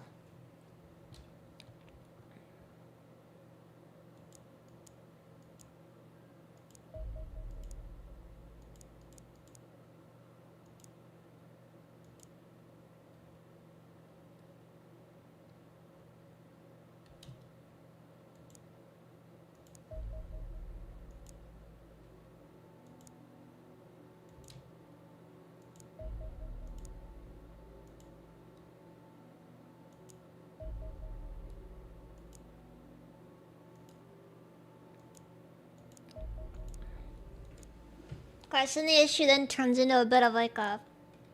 Suddenly someone ends up getting shot down again.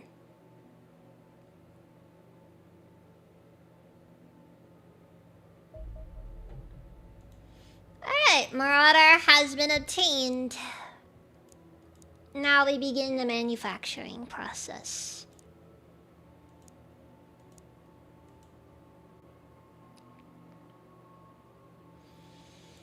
And it costs double what we have right now. Figures. Okay. I'll manage though. I'll manage though.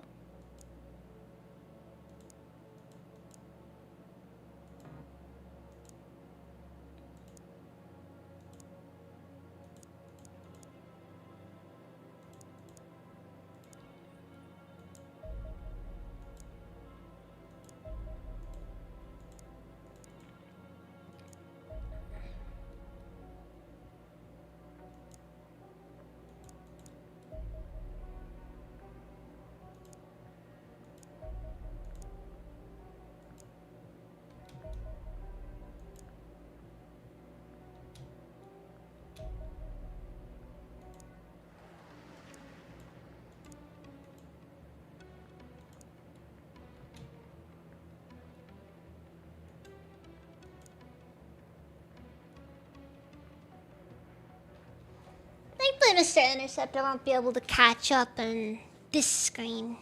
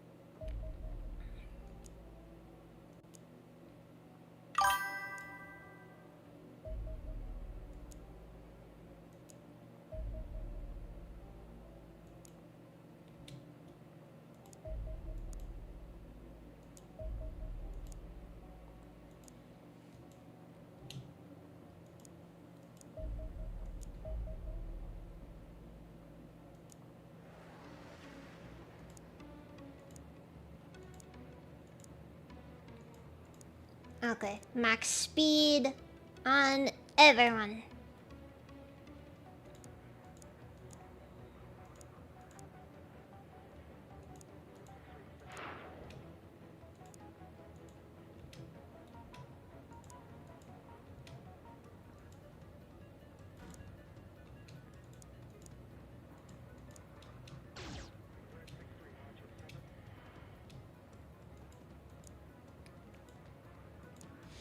Okay, they are becoming wise to the fact that I've been mostly using the Foxtrots as bait.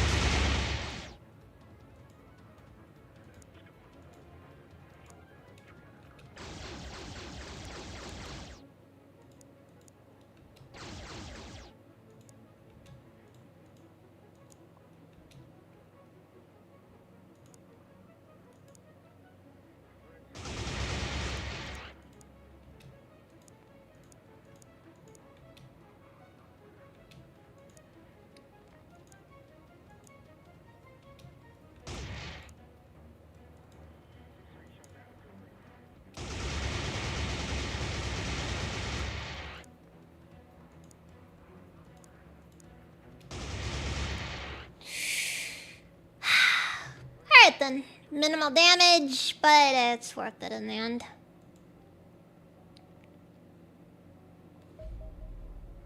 The main objective is to avoid losing any cities.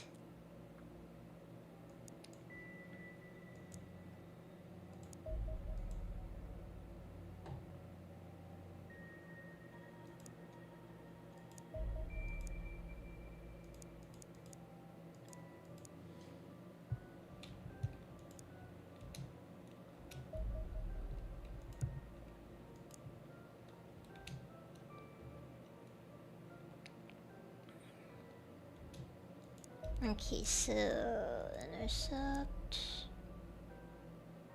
Still rearming. Canberra is being terrorized by alien forces. Are they on the list of cities that are under our protection? It seems not. Alright, Sinister. I'll let you sleep well.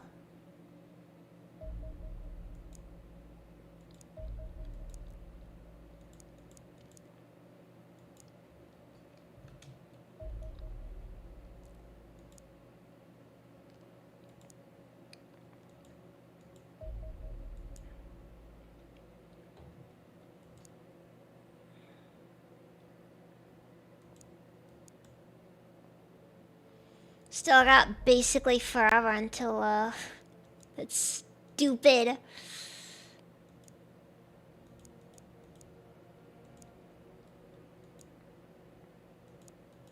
Stupid interceptors ready.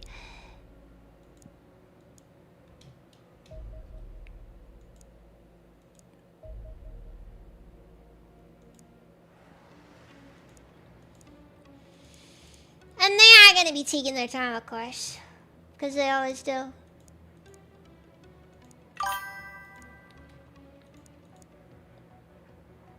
Yeah, I know. I'm sleepy. I could sleep, but I also do want to finish off this month so I actually know what the frick I'm doing next week.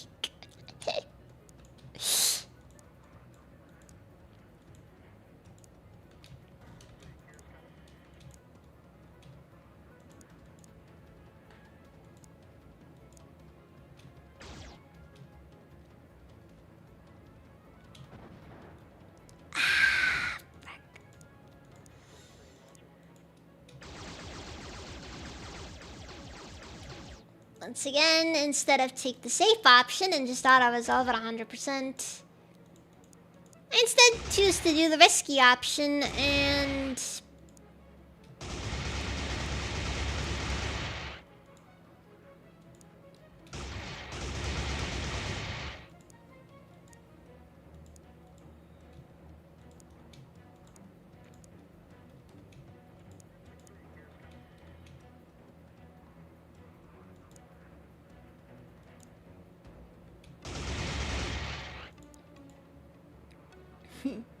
Perfect repositioning. If only it could be like work that effectively every time. Cause you guys know how it normally is.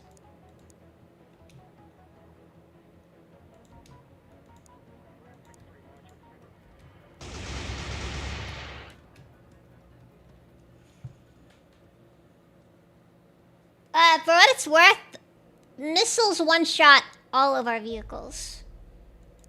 I don't think we have a single interceptor that doesn't get one-shot. Canberra, a lot of people dead, a lot of people missing. Most of them probably just dust at this point. Doesn't matter. They had it coming. They weren't paying their bills.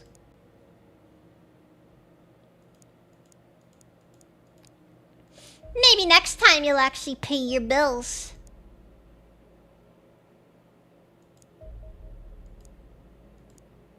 Just saying. It's a novel concept.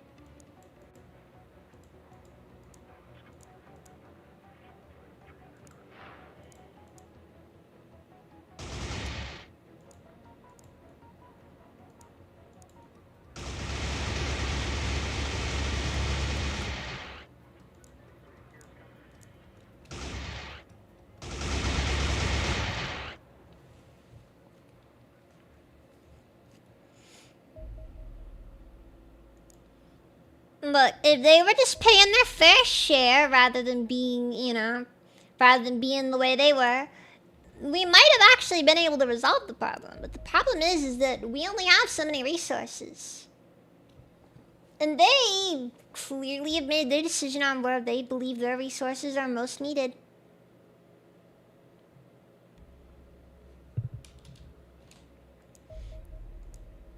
And where their resources are most needed, it appears, is where I need them least.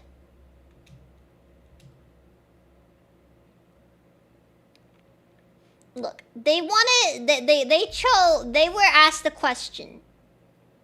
You either get your free healthcare, or you get probed. Or you can either get probed and have free healthcare, or you can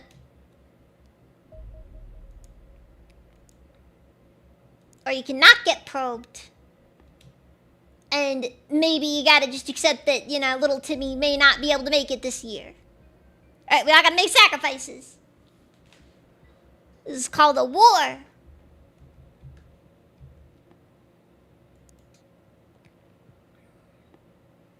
And war is not supposed to be a pretty thing.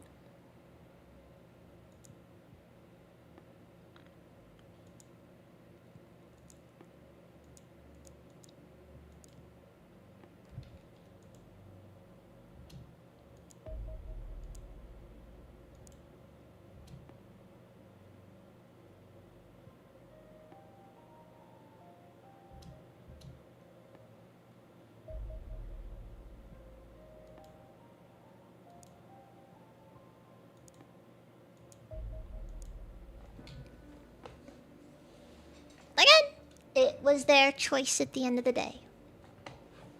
And they chose poorly, that's all.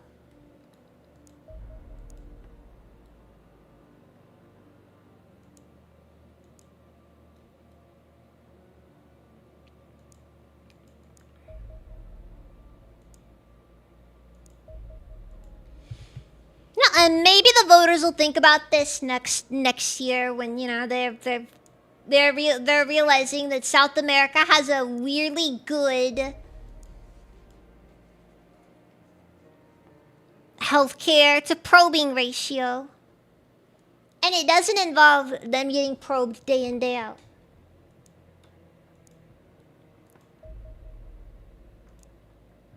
Man, what's up with aliens and probing people? It's kind of weird and gross.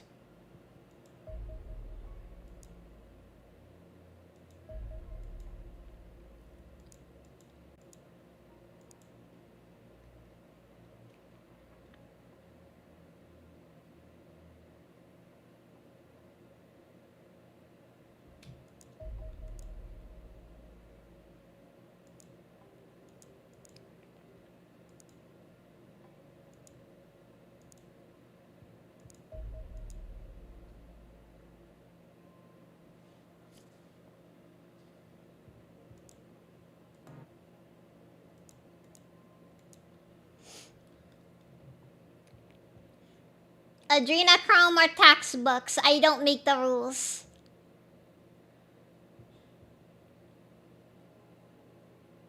You control the prostate, you control the man. Oh, fuck.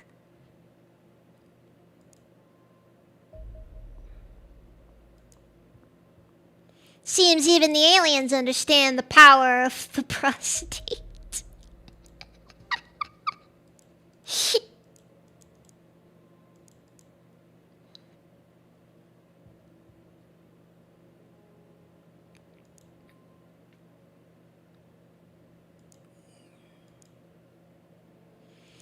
Man, aliens would be weird.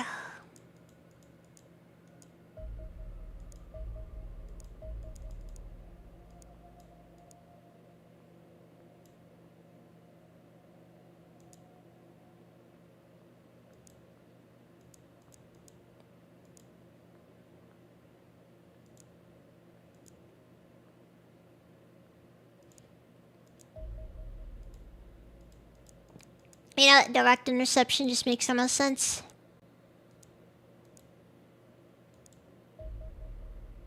So now I'm just curious, does double Corsair end up with better results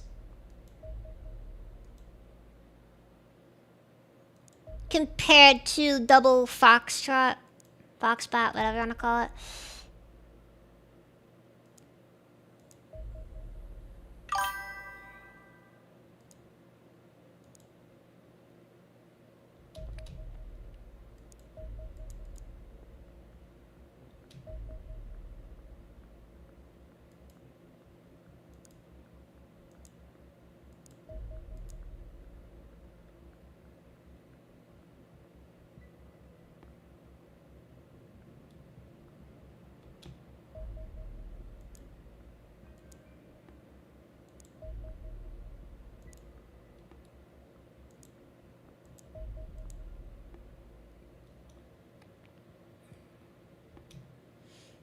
Redeem save, that is probably a fair statement there.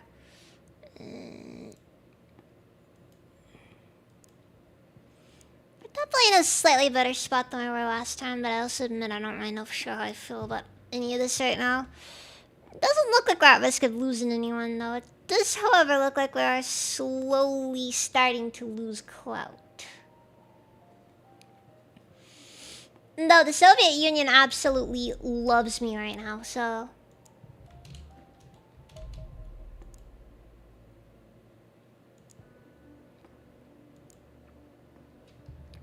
It's a very strange thing to say.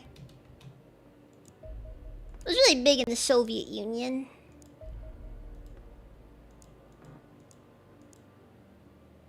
And then I gotta remind myself, technically this is headquartered in the Soviet Union.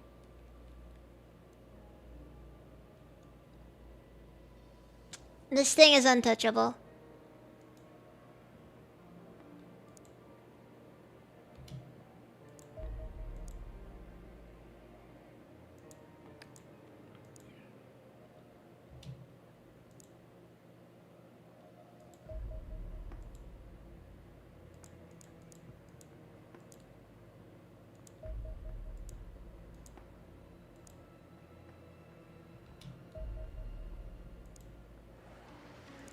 I think this thing is heading towards our base. I'm not taking that risk.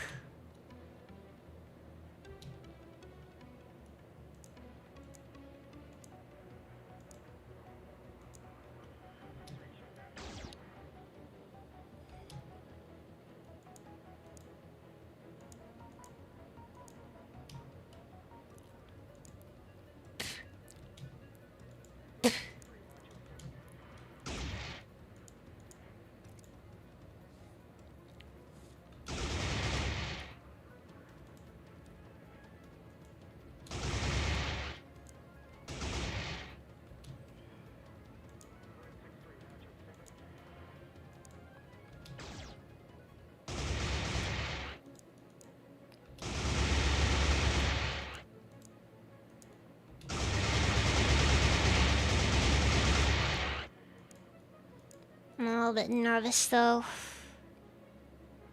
After all.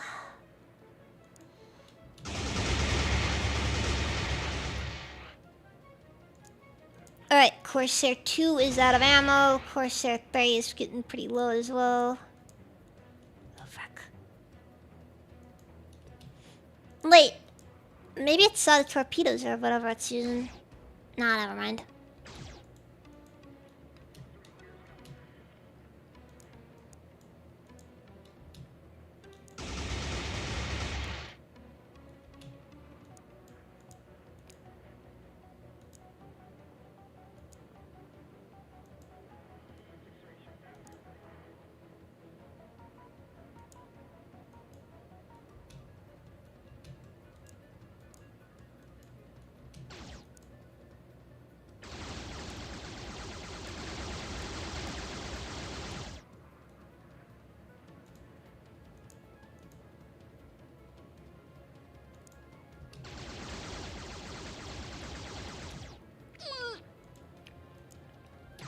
Well, we just lost Corsair 3.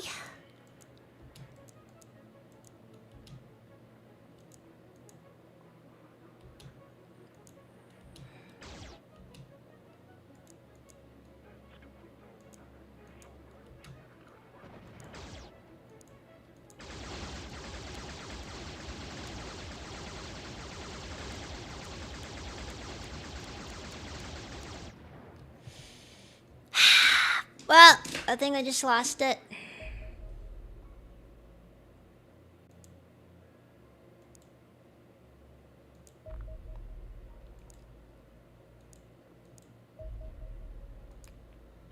Whole fleet in that area is down, unfortunately.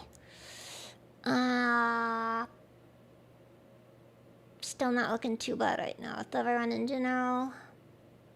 Actually, looks like we're gonna be up quite a bit if things don't suddenly turn horribly, which they kind of already have because we still got a solid 4 days. As far as iterations of this month go, this is a good one. Okay, all aircraft have been great, great, usual stuff. Great, just love it, love it. Totally don't wanna.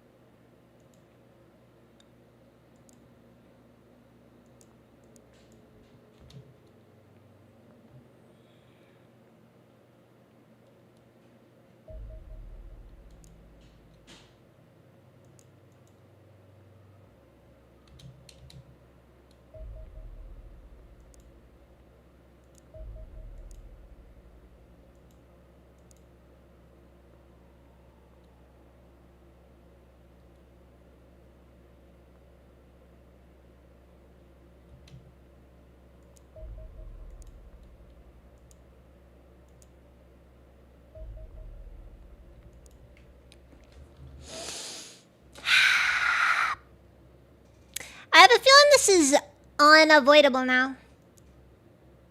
Like we're just at that the RNG is determined there will be an attack on the base. And yeah, so Lydia, you have led me astray.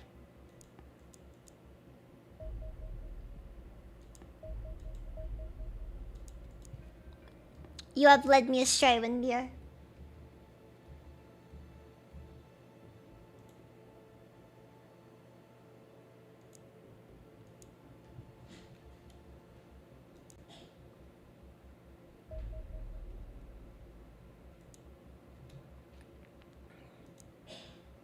Is it all possible for me to get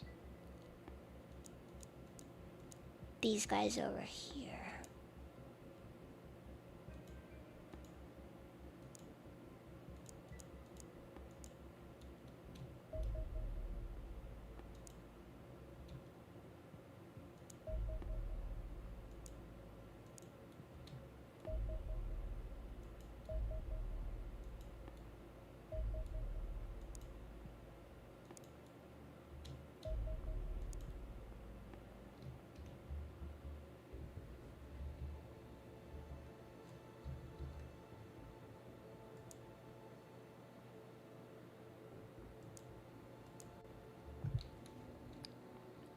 Because look, in this game, having to deal with aliens in the base is functionally... You lost the moment that they disembarked. Is there absolutely anything I can do here?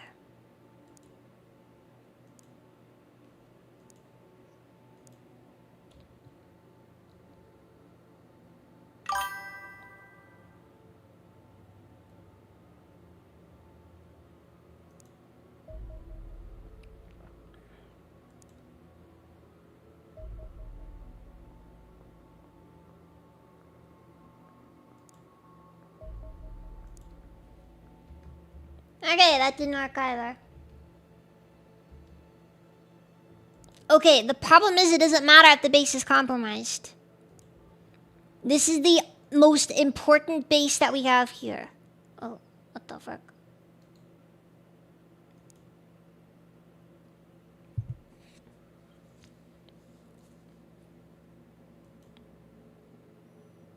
Takes 10 days to build a plasma battery.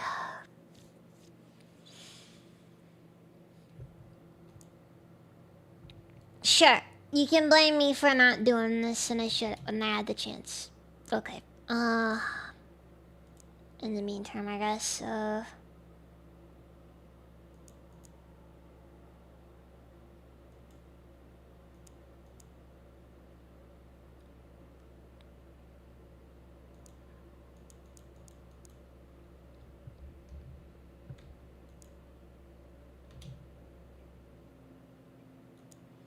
Can I get these transferred?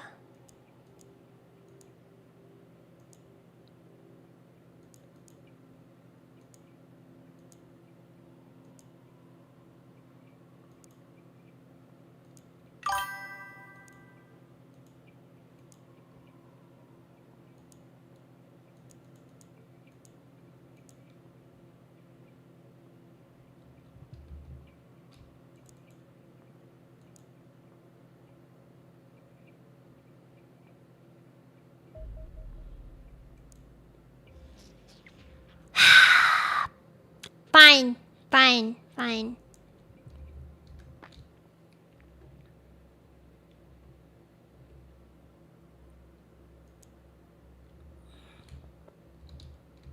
Okay, one in the lab. Hangar. Great, they're gonna be all over the base in this case. Fine, blow up whatever you want. I don't think I care anymore.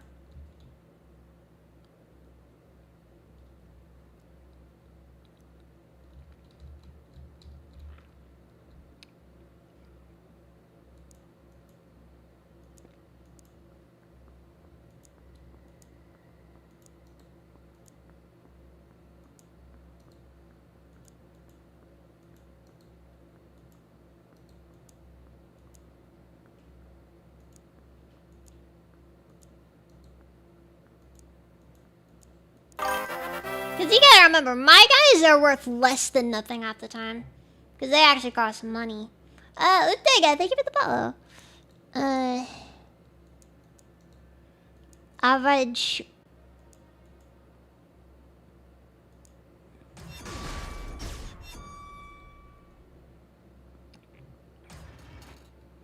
Alright, looks like a, whatever you call them, pod.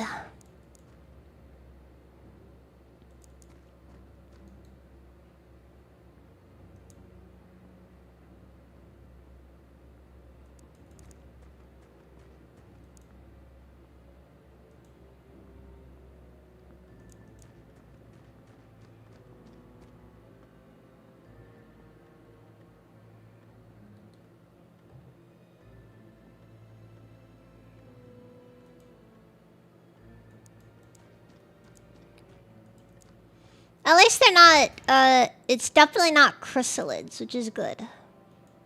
Yeah, I know they're called Reapers in the game. They're chrysalids, though. Don't delude yourself.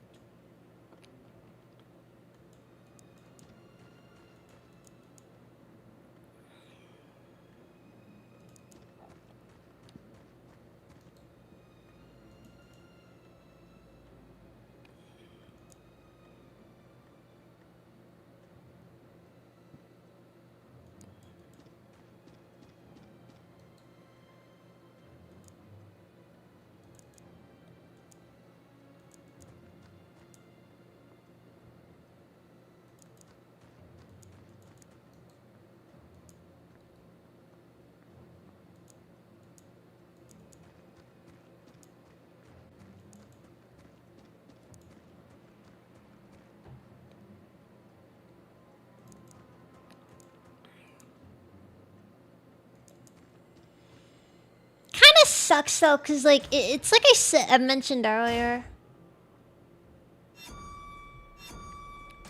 Doesn't really matter what you do at the time, cause like more often than not, you end up in these freaking annoying situations where you basically have this. There we go.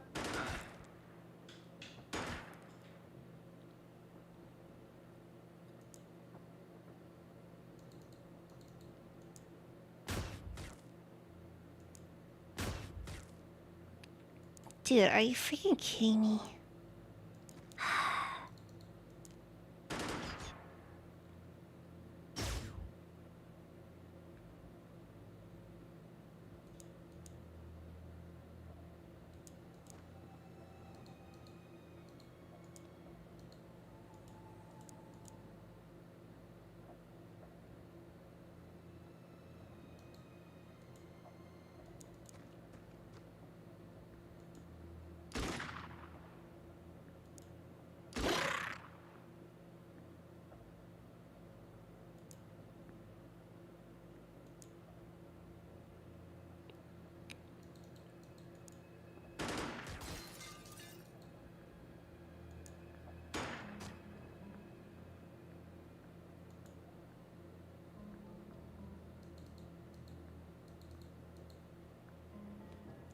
guy freaking did some dumb stuff and ended up...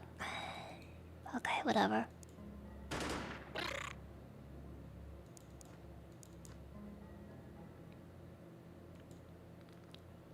We'll manage. We'll manage.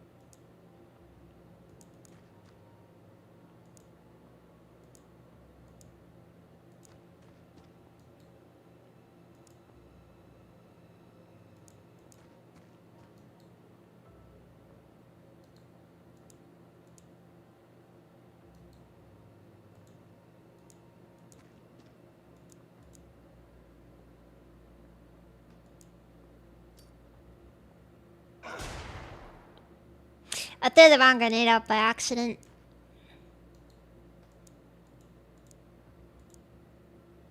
Classic move right there. I like it when you choose to throw a grenade out and it actually throws it further than you normally would have been able to throw it. It's a great feeling.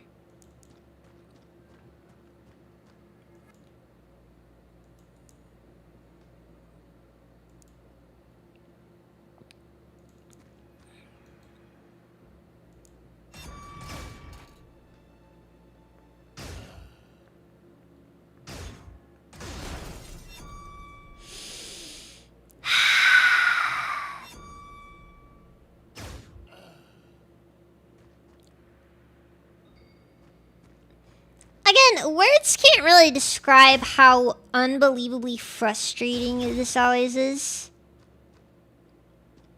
Because I swear, the hit rates are freaking skewed in the favor of the enemy. Because I feel like I miss way more shots than the enemy does. Yes, that was like half the squad.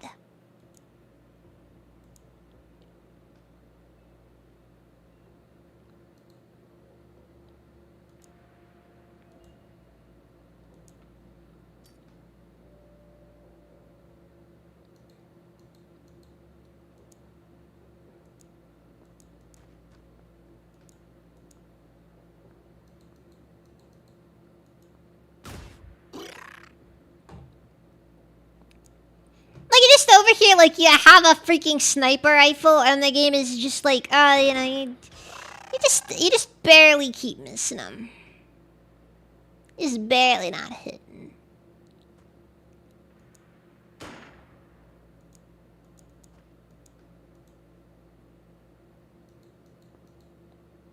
That's just bad luck on your part. What can I say?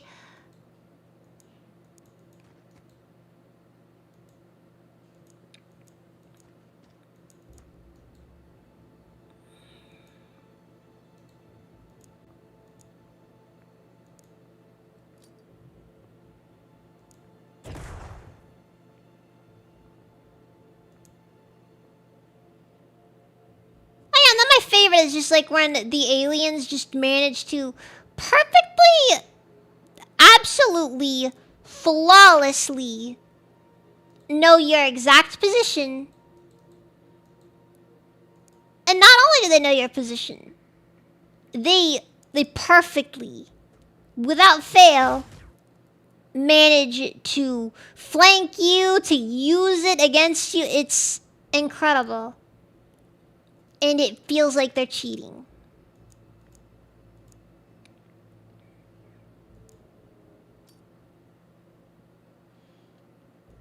And I don't appreciate it, personally.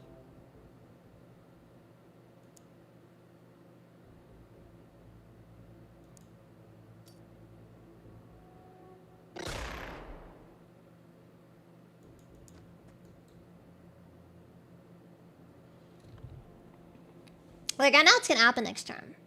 one of the aliens in this room, probably like in here or something. Most definitely in here or something. It's gonna pop up. And he's gonna grenade us. And it's gonna be just the worst thing ever. And then it really also isn't helped by the fact that you got freaking teleporting aliens, which... And they don't even so much as let us have access to the ability to make an alien slightly unnerved.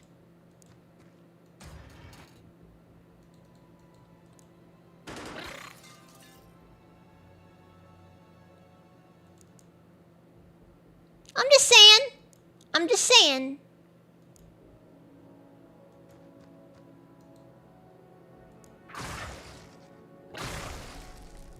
Not my jam.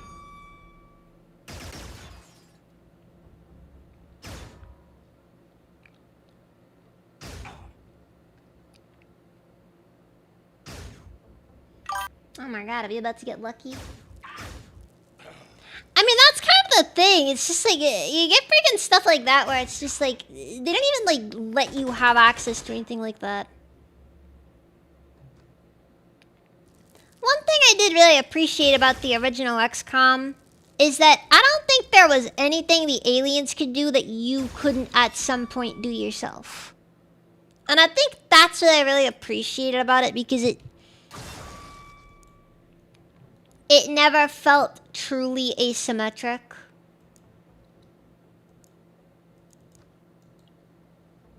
At least not in the late game. Because it never has to be asymmetric.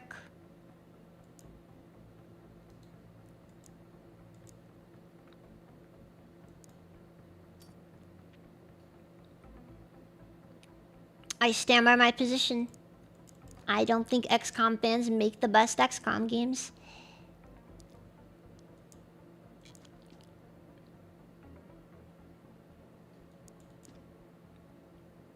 Because too many XCOM fans tend to interpret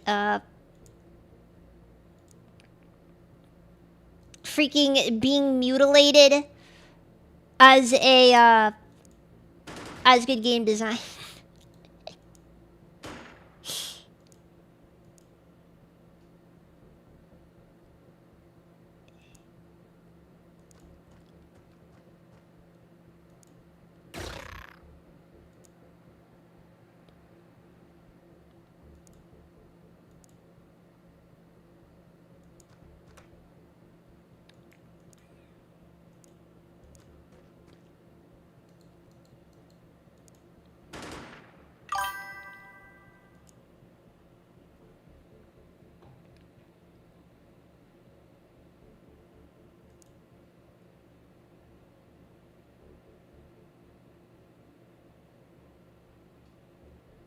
Yeah, that's kind of my thing. Like, the games try their best to, at the very least, be fair. Like, here's a really good example right here. I genuinely have zero idea if the enemy can see the map perfectly when I can't.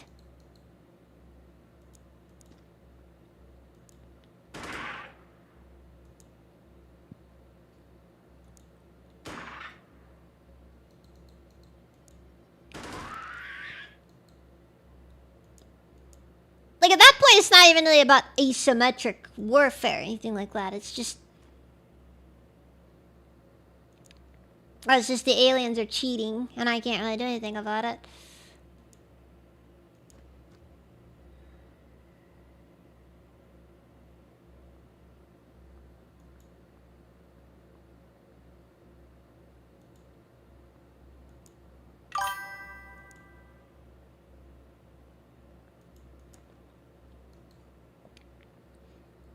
And I'll be honest, the fact that that's even a question at all is... It's hard to say, because it's like, on one hand, it's an unavoidable just fact of playing any strategy game with a computer opponent. There is no way to be certain that your opponent is being fair.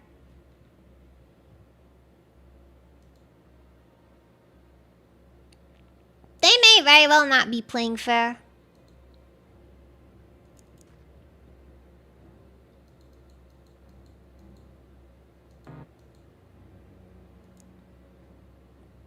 It still is a bit frustrating, though. When you're left wondering. Because...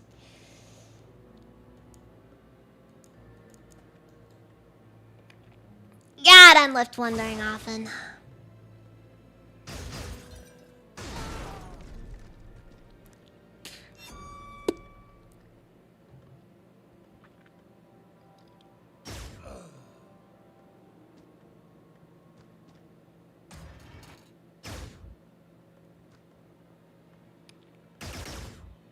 And then among other things, actually, in the original XCOM that I kind of prefer, the fact that you have more soldiers to work with most of the time.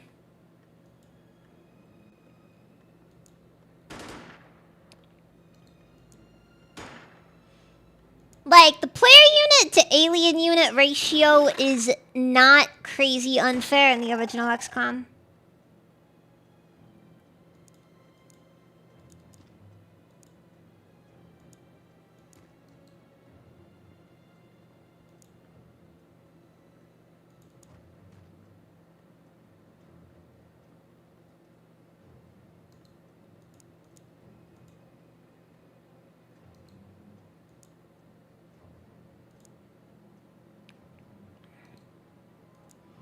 Also, the original XCOM doesn't necessarily force you to not use grenades.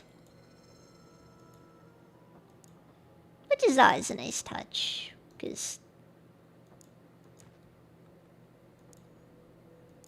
they really don't want you using grenades in a lot of XCOM-like games, I've noticed.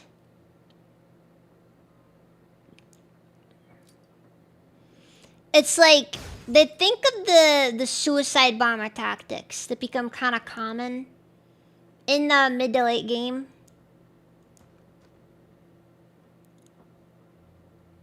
Or things like, oh, the player can amass a decent bit of resources if they really try. And they think that's an exploit. But the reality is that I'm pretty sure that was intentional.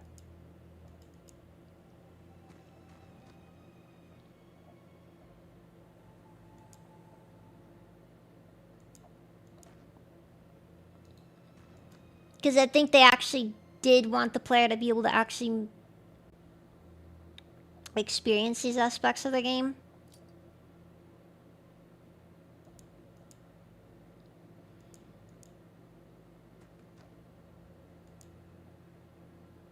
Because the game explicitly allows you to sell items.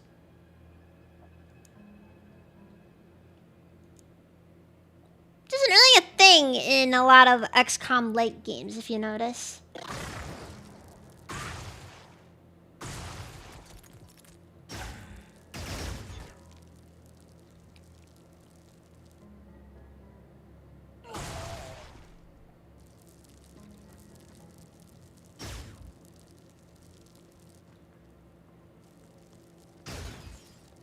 Like, I don't even know how you're supposed to play aggressive in this game, because when you play aggressive, you just die.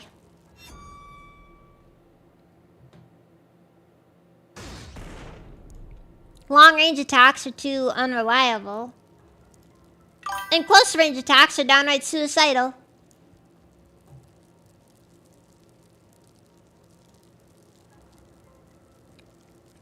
No, we can't financially afford to lose this base.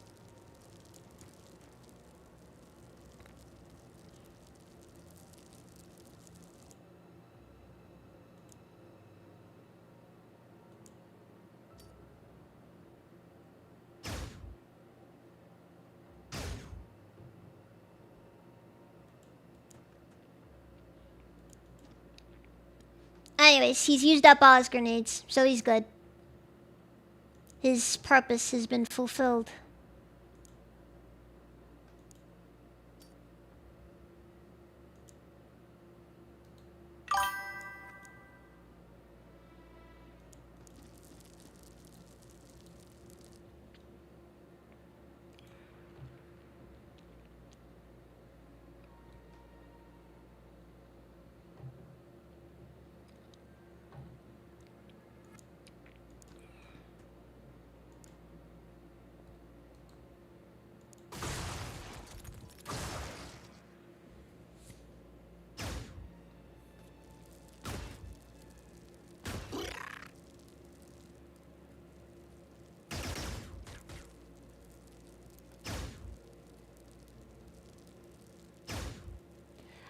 no clue how this guy has been surviving as well as he has, by the way.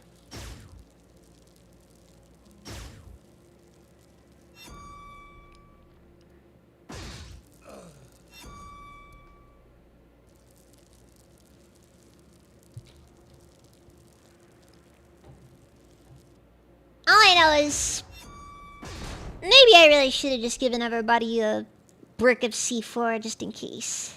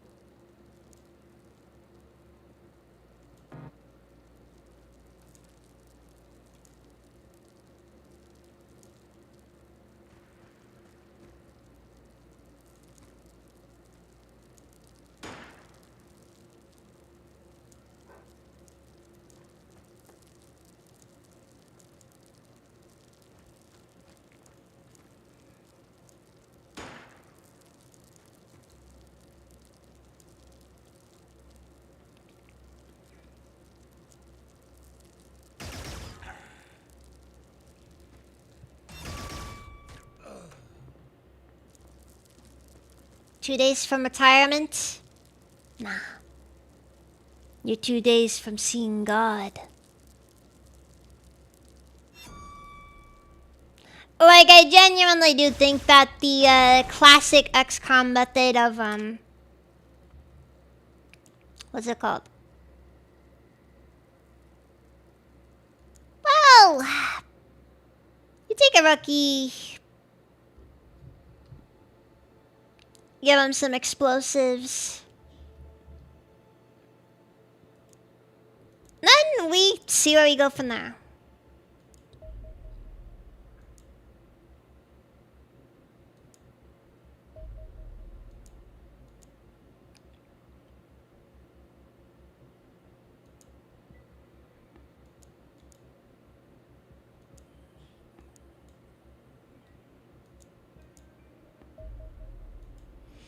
Alright, so clearly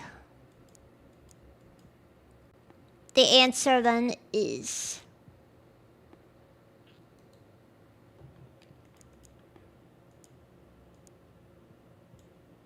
everybody. Well, alongside that, nobody reloads. There's just no point to reloading.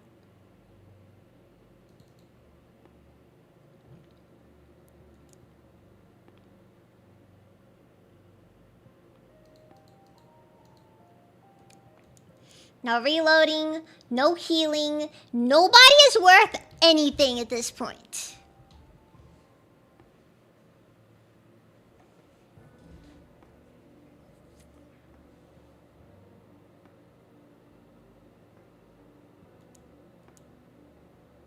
My main issue with the Enemy Within one is the fact that it's very heavily scripted.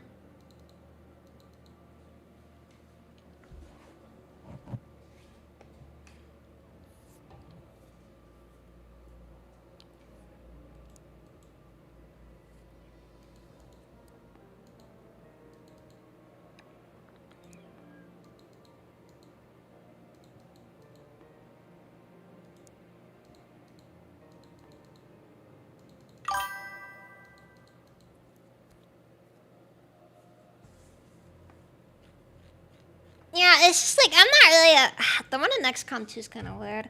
Not to mention, one thing I really like about this game is that it depends on how you build your base determines what the base defense is like.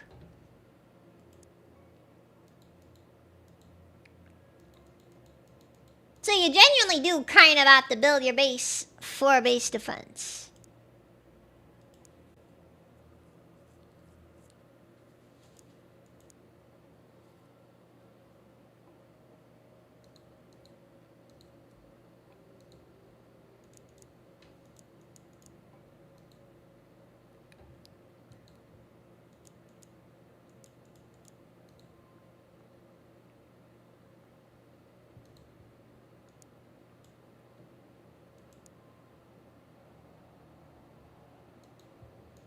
right, I keep forgetting. Give everybody a brick of C4, just in case. You never know after all.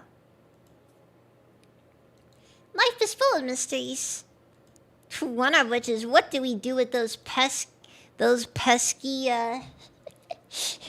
pesky privates when they finally realize just how likely they are to die soon.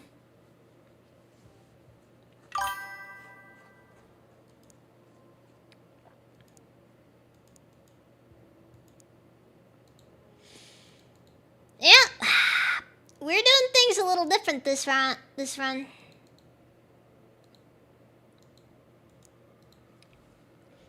Everybody gets a cool vest. And this one lights up, and it glows, and it gives you a lot of guarantees. Also gas. Don't forget the gas.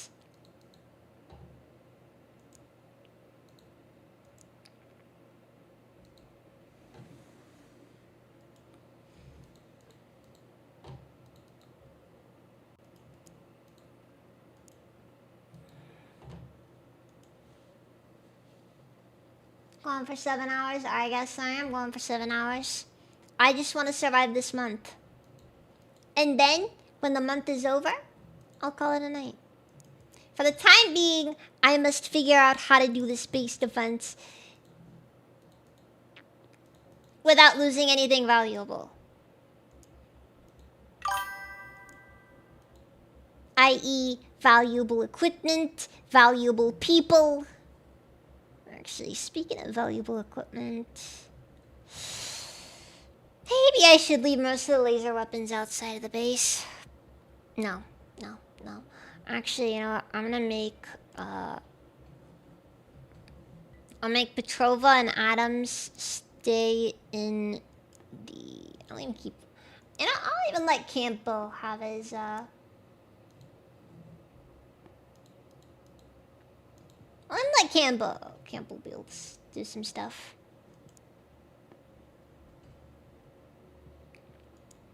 No, like, I want it in the field. I don't want it in the other stuff. Redeem sleep, maybe snack too. Nah, we sleep later. Yeah,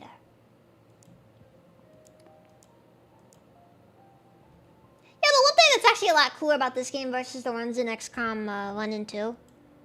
See, the base security are your people.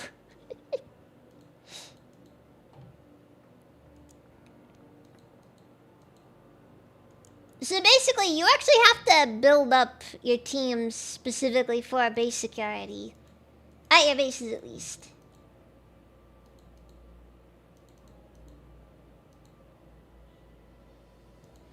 So there's a bit more involved in there.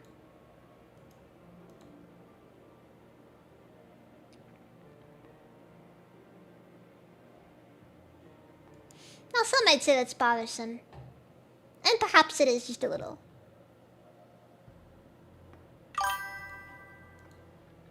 Actually, you know what?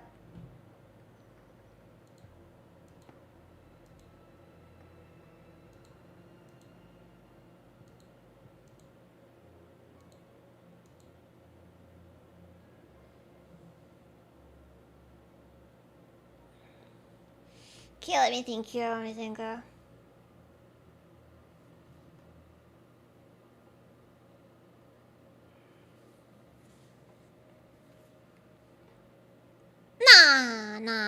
It'll be fine. Then I guess I'll just give some randos jackal armor. To hopefully improve survivability. And most likely I won't though, because honestly jackal armor is high-key useless. Seriously, I wish it were better.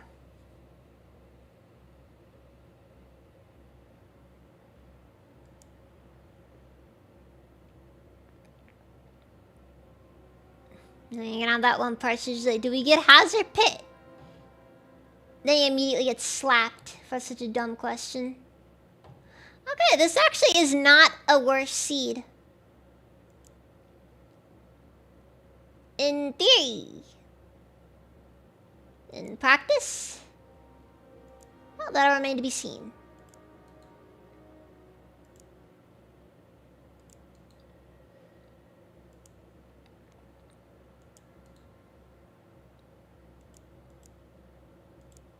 Now remember, guys, they say that those who die as martyrs are even more human than anyone else.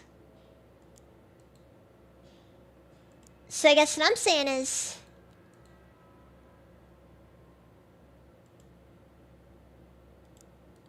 go be more human. My very human people of humanness.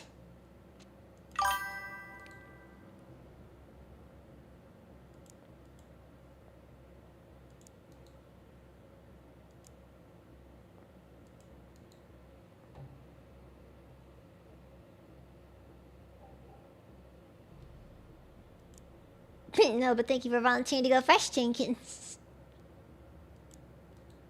Okay, and anyone I don't want to die. So, the good news is, the aliens have functionally made sure that they're going to end up in one area. Which means that suicide bomber tactics are extremely viable. The bad news? Well, the enemy positioning is probably going to be... The benefit's going to be, it's going to be very tight. The bad news is it's probably going to be very complicated to deal with. I can't say I'm excited for this. I also can't say I think anybody's going to survive this, because I'm going to be honest. This is rough.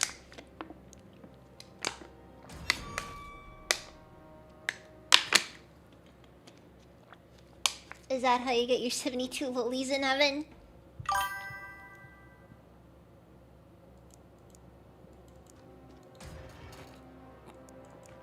Yes.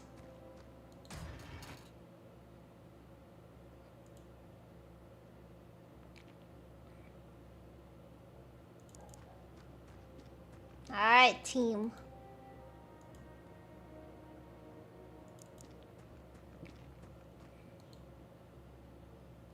Also remember, C4 is primed.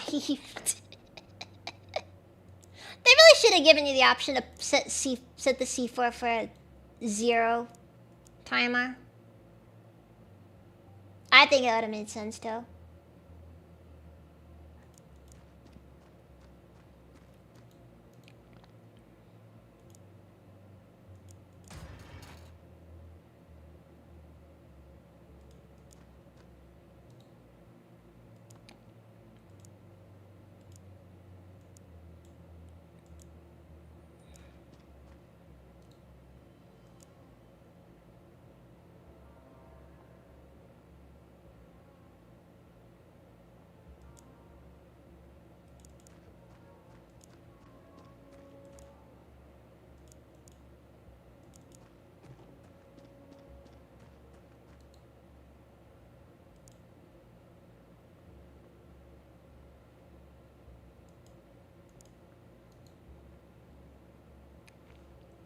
Okay, so there are going to definitely be some concerns. Oh, also a bit of a thing that kind of sucks. C4 does not stack.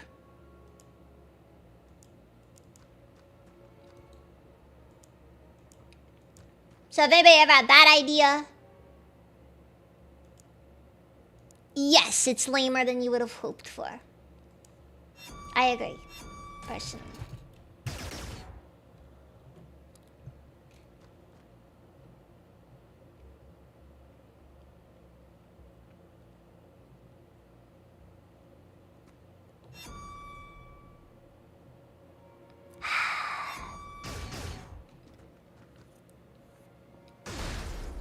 Dude, freaking turn 1 and a guy's already under alien control.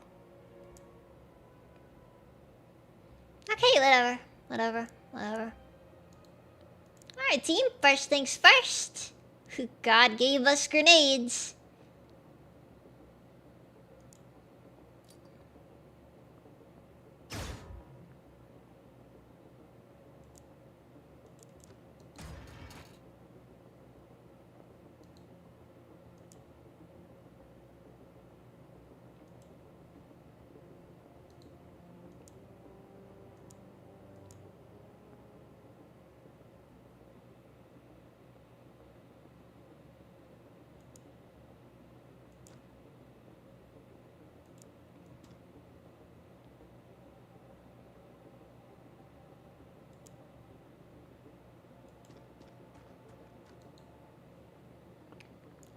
better to turn aliens into chum with.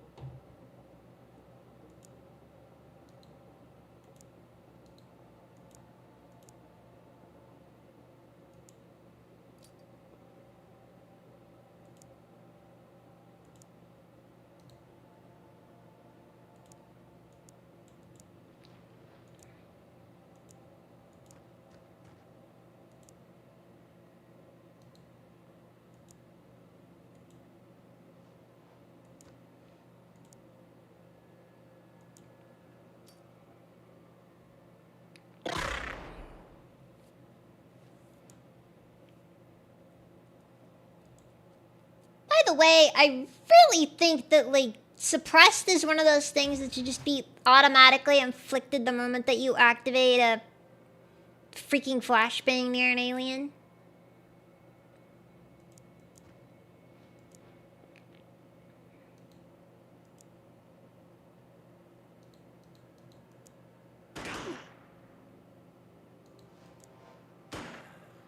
Don't hesitate. He's not one of us anymore.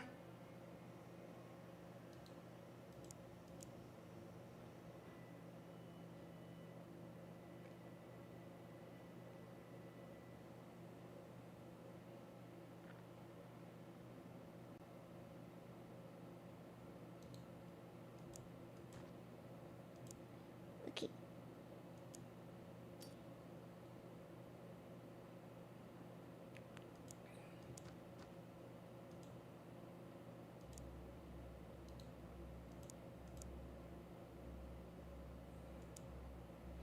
Grenade.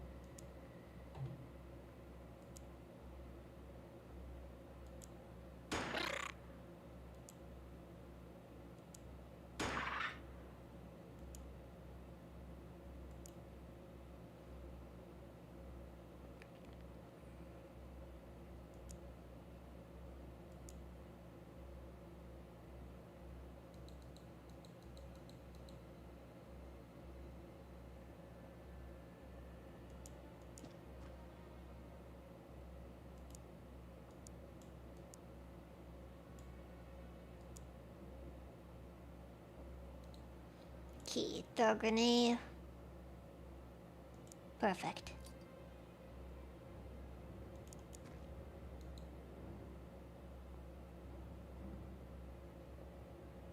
Well, let's hope the aliens feel something after this one.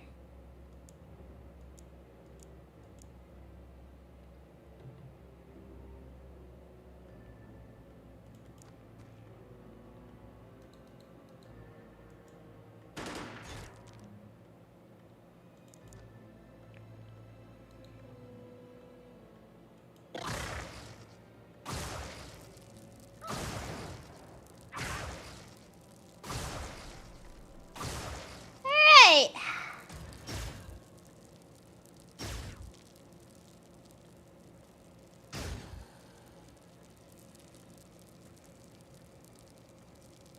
That did something.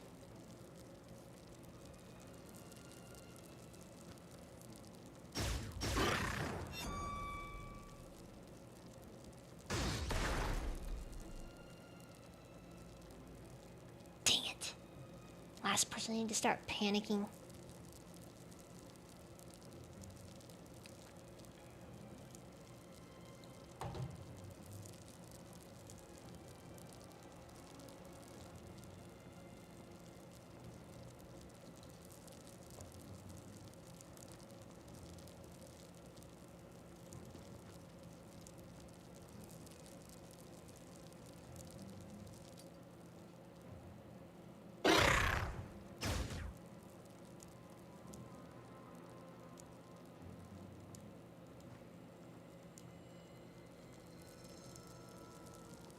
many rookies are we down to here?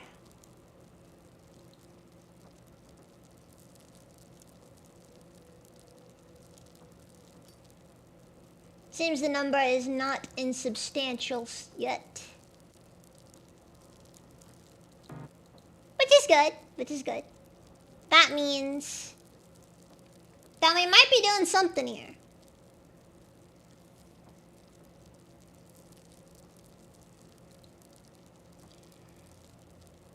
Perhaps even making progress, dare I say. But one should never admit to making progress. Because progress is a dangerous thing if not carefully dealt with.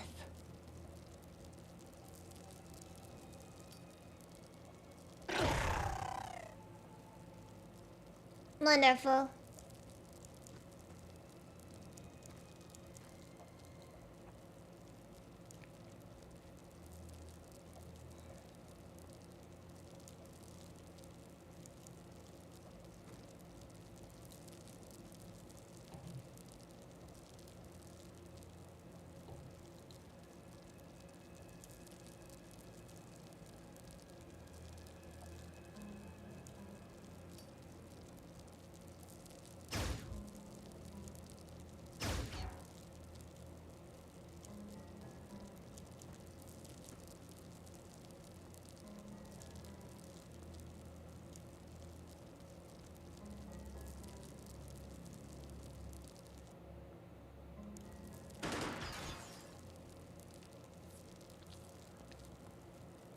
Alright, good. Good.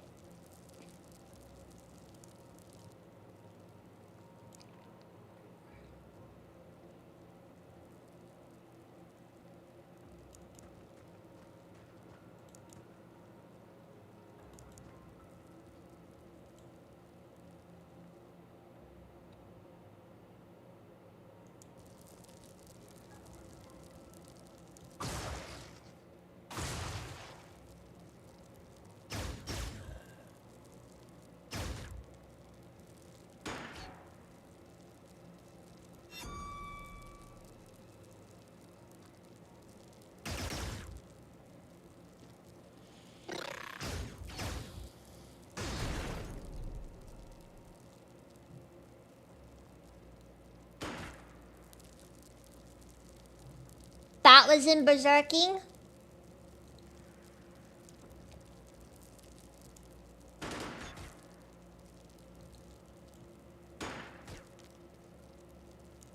I'd hate to see this guy. I'd hate to see this guy at his craziest. Alright, I think Roman has outlived his usefulness.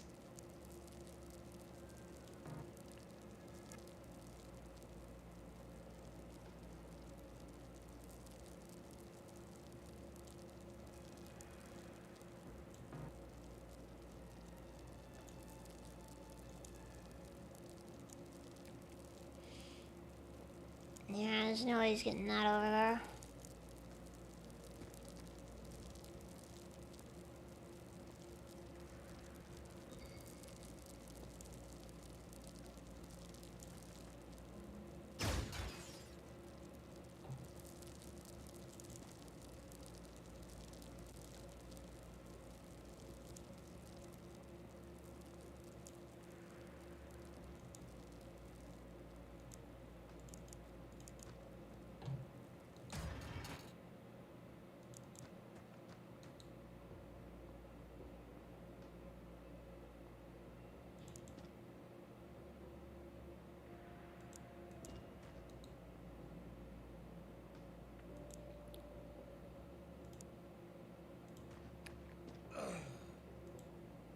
Of course, I said to go through the smoke.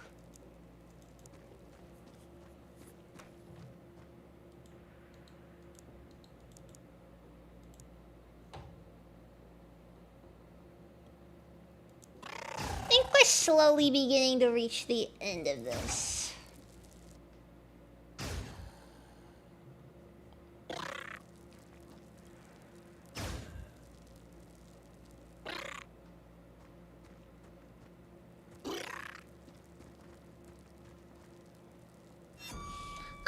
other things. This is another thing I'm noting here, by the way. You know, the stun grenades are obviously supposed to be more of a like a measure intended more for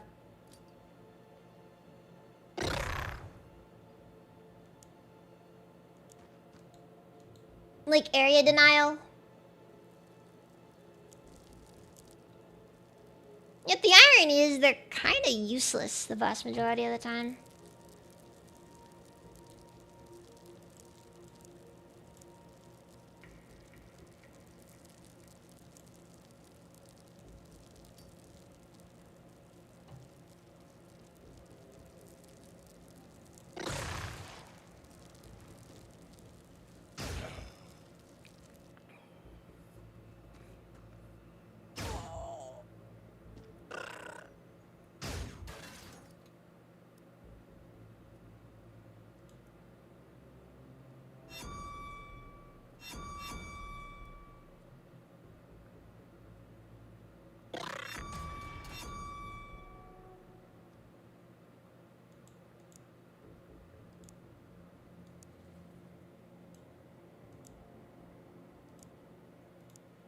I guess we'll just have everybody drop their guns and we'll just hope for the best then.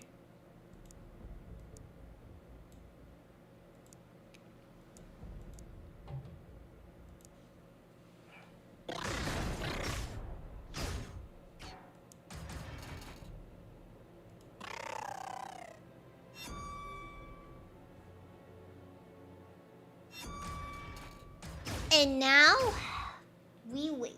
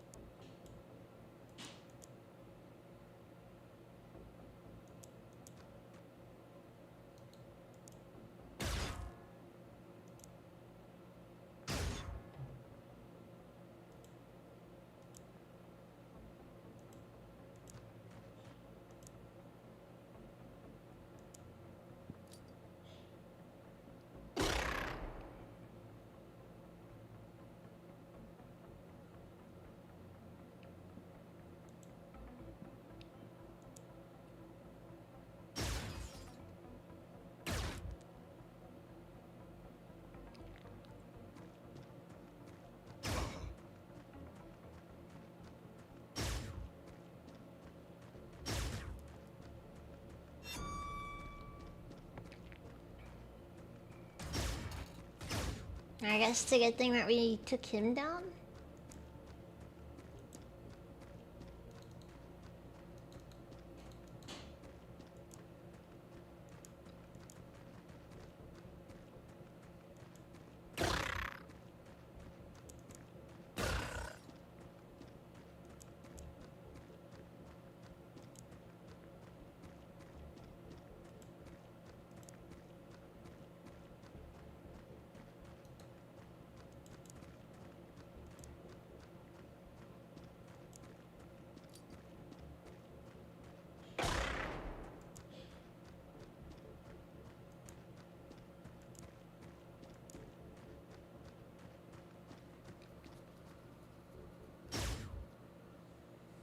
This is not going well.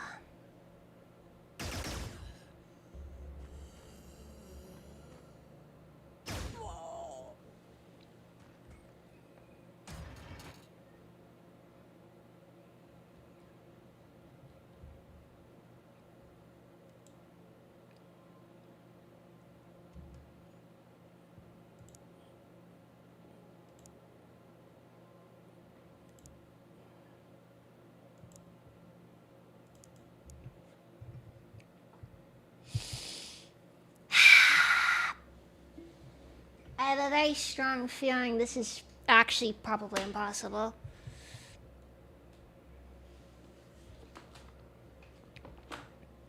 Problem is, I don't know what the actual solution would be.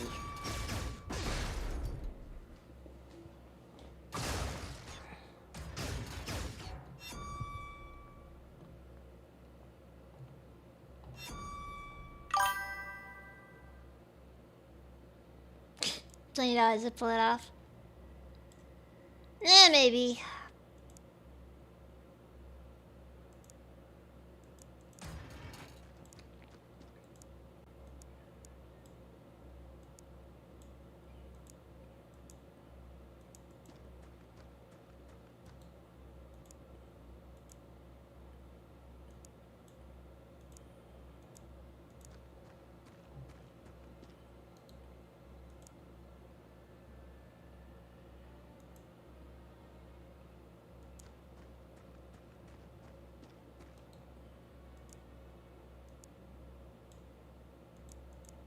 Best part is of how much of the base is just going to be actually unusable after this is over.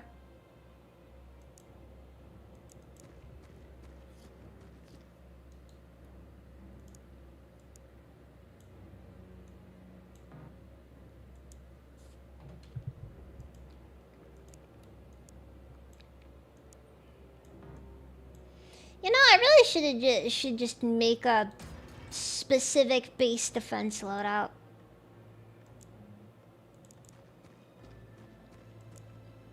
Which just features exclusively C4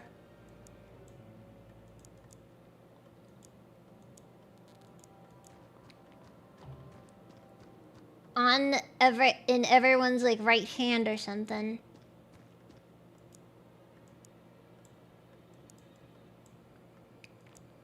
And a load of grenades. Because one thing I noticed is, at least in this case, you may be able to get a few of them.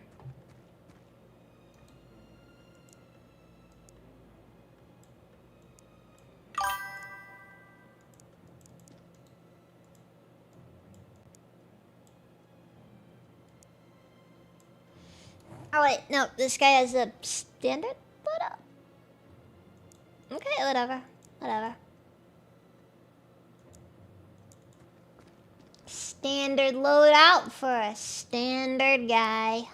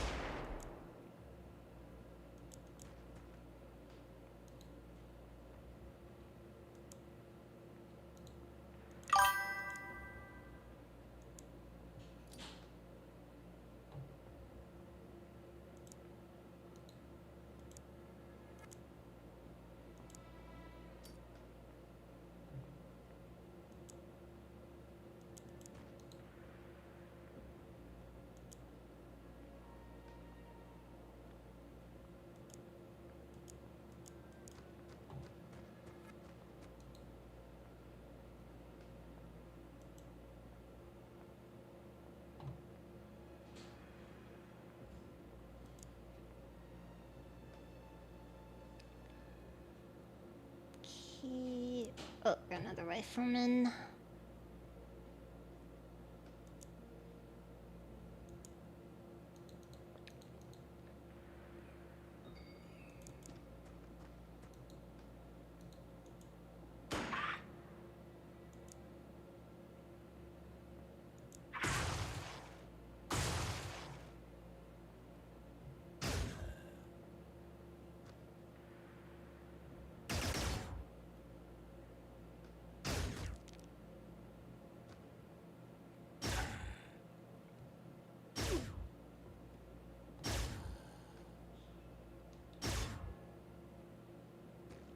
No, I think so long as I dropped it, we should be all good.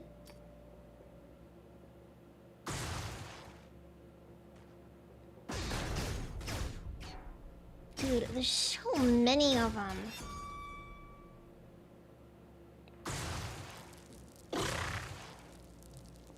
Okay, the C4 does nothing. That's honestly really disappointing in my opinion.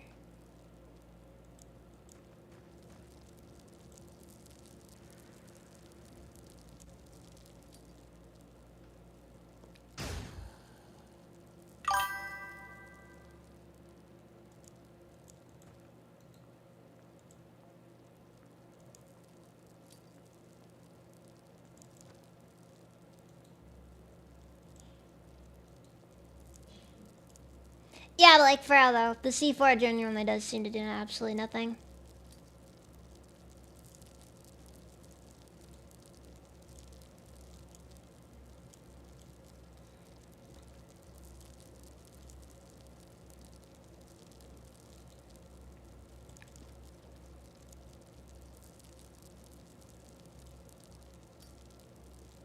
Stuff like this is kind of one of the reasons why I'm not really the biggest fan of Xenonauts in comparison to the original XCOM, because... No, the original XCOM's peak, you know? You don't just make something like that.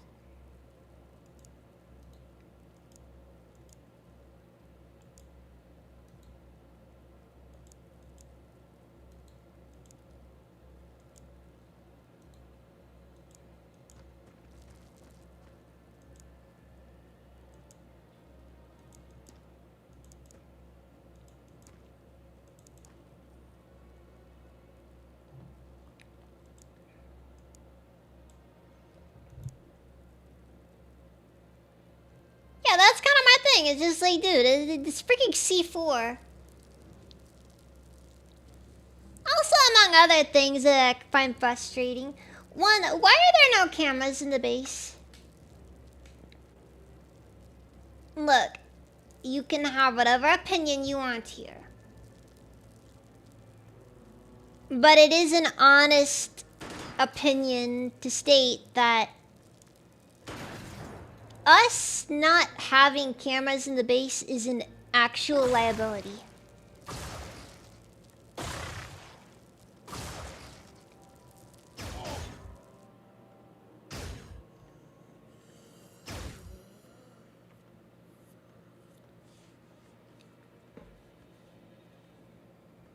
Like, the aliens have surveillance systems apparently in their bases.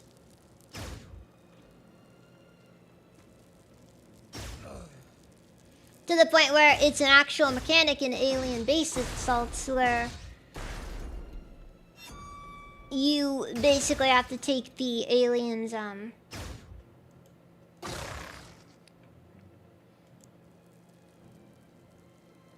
have to take the, if you can take the surveillance from, then you automatically win.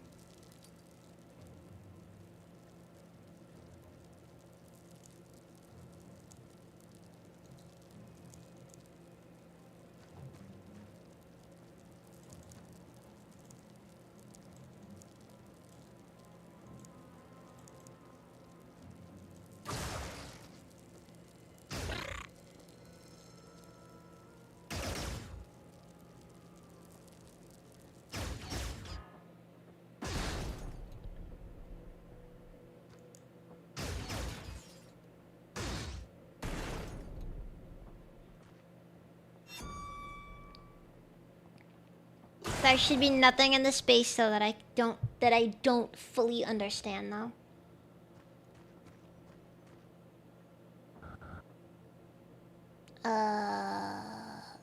Novak.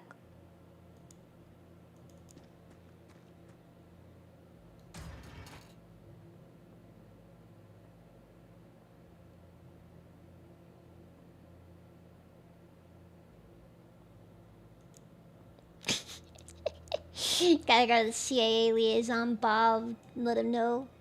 I know you've been hiding the cameras. We need your expertise.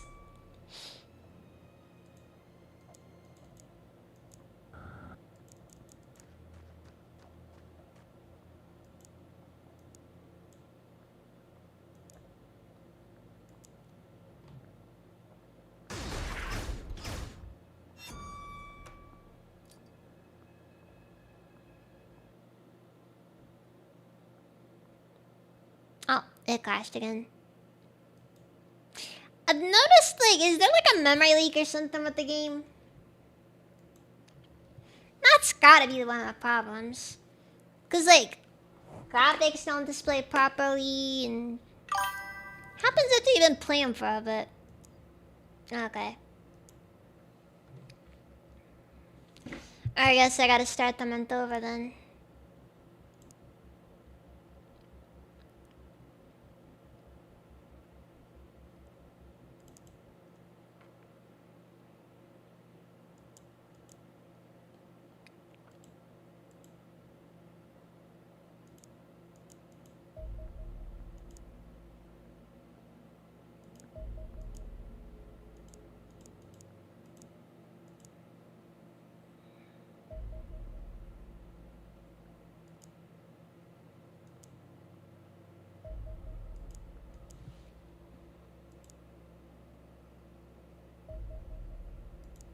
Okay, so we got plasma guns now.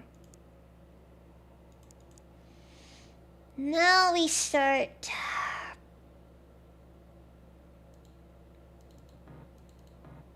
putting people on designing the Marauder.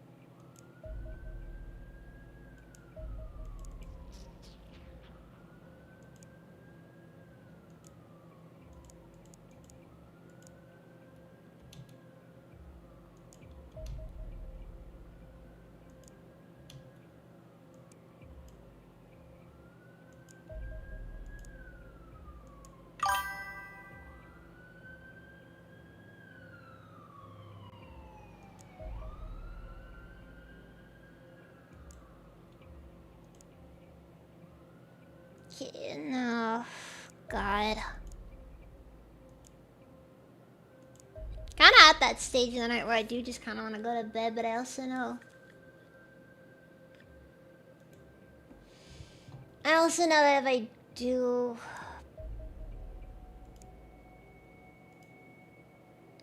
I'm gonna end up being tired afterwards. I'm not gonna get enough done next stream to justify it.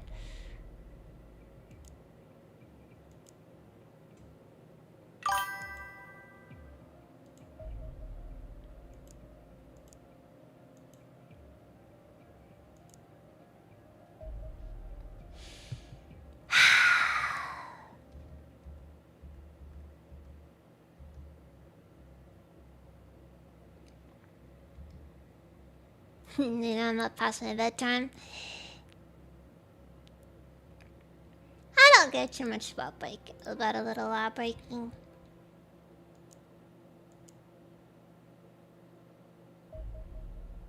And after all, if they know I'm up, they also know I'm suffering. It's awful. Awful things are happening here.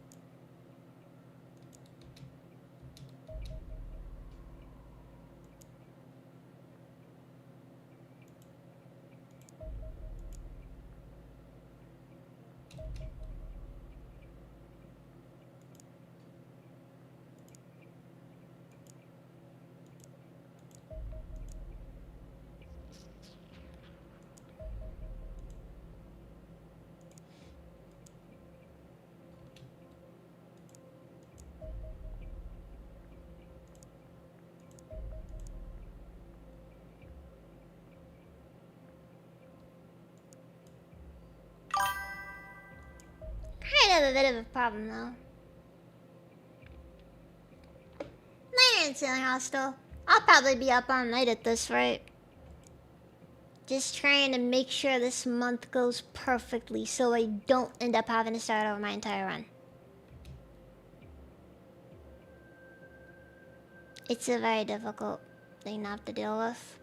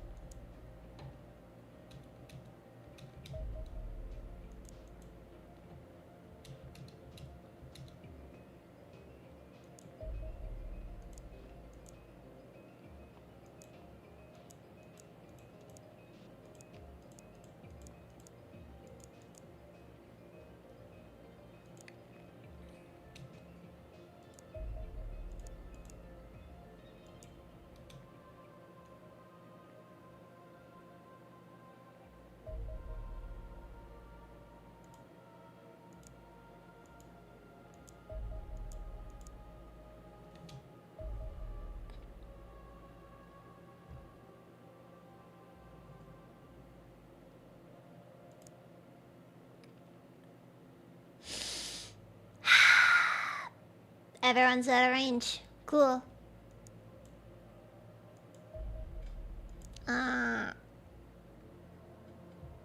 Wait, for real? Genuinely, we have no range in that area? That actually really sucks.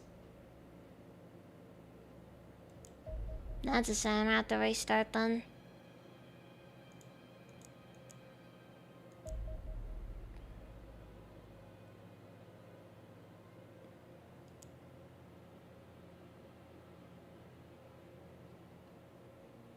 Oh wait. Ulaanbaatar, Mongolia. Never mind. That wasn't our problem anyways.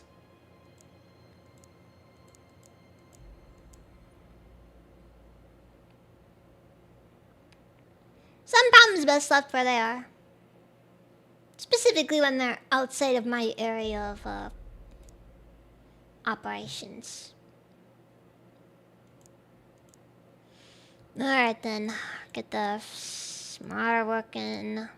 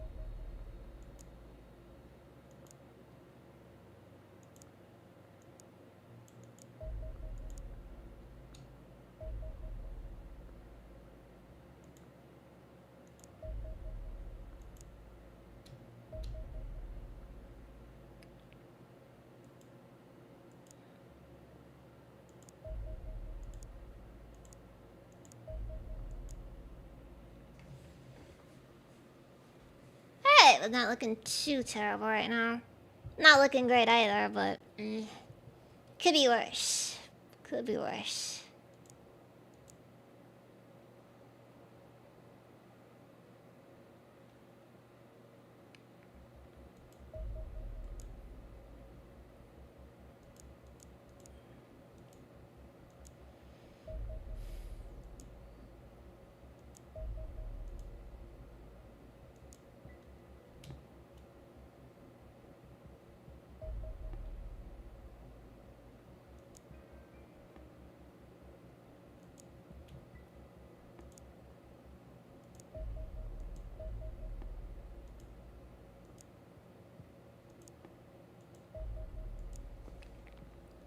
Not looking too bad so far.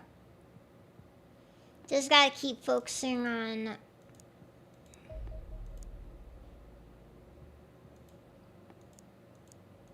dealing with the problems as they arise. And that is an interception that has to happen now.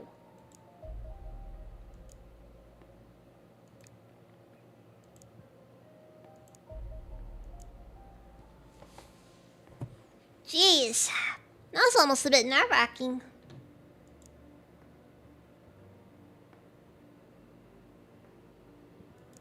The good news is though, parts of it's at least getting sorted.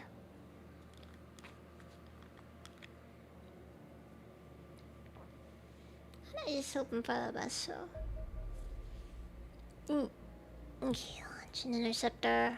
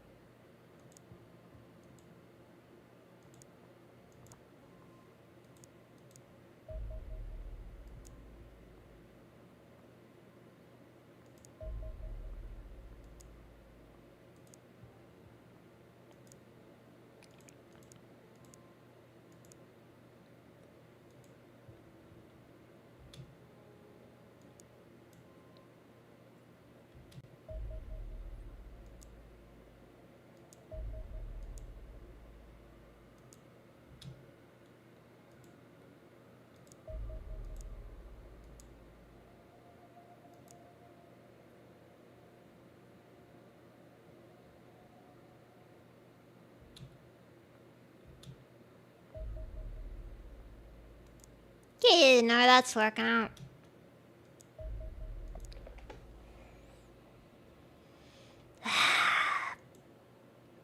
Very annoying.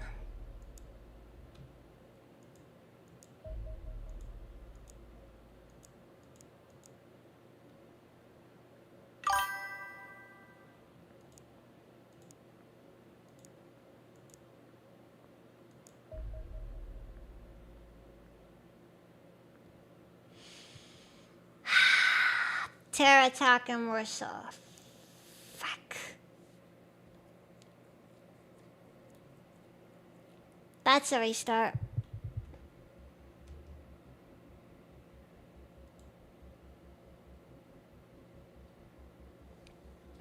See, the main determination right now is that any sort of combat is basically a waste of time.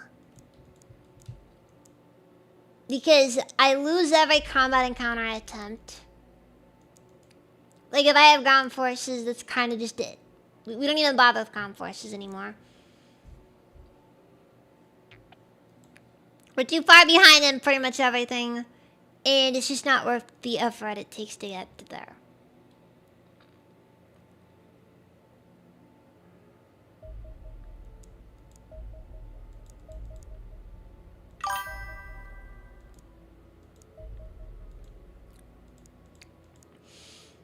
I'd like to go to bed, but I also know that if I do, it's not a good idea for me to, because I know for a fact that when I get back, I'm not gonna remember what I'm doing. And then I'm gonna end up losing track of things.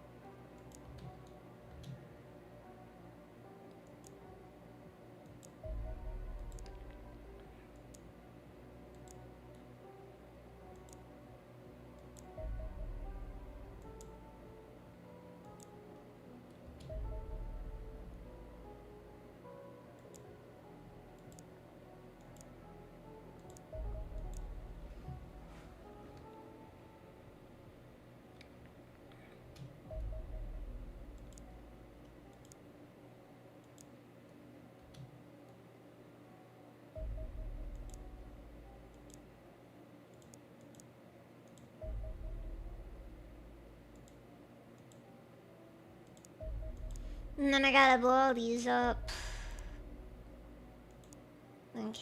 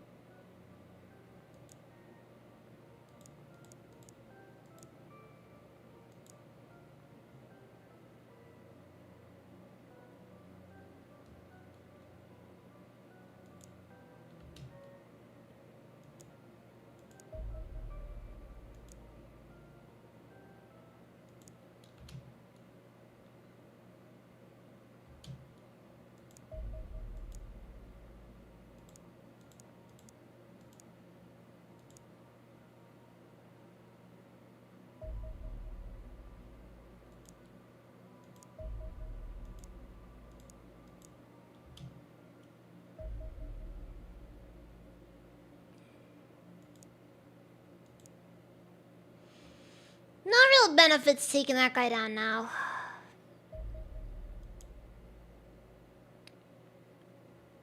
It's a darn process all across the board.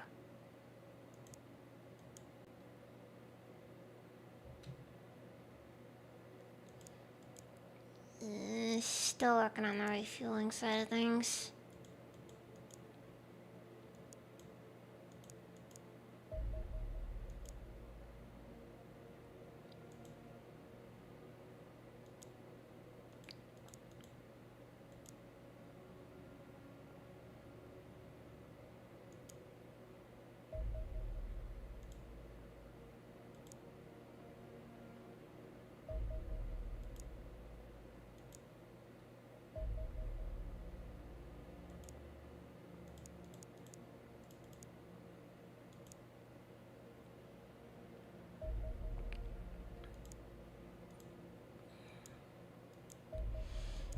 lot of process.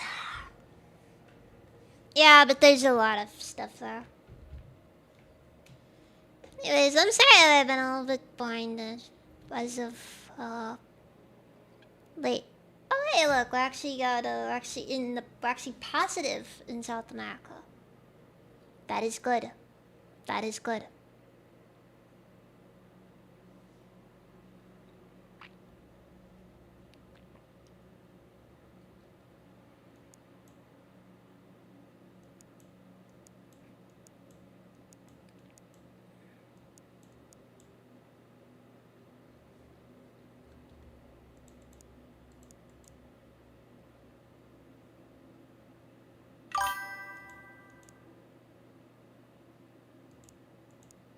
Well, it should be done soon. At least the plans for it.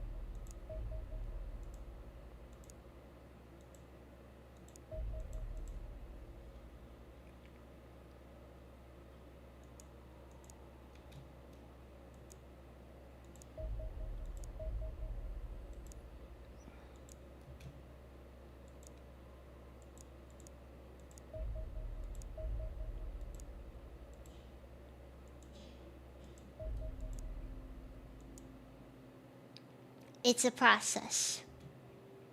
But a process that I'm getting questionably good at. All I know is that this is... If I can keep up... Actually, I'm gonna drop a save right here just in case. C4 is basically a dead file anyway, so it doesn't matter.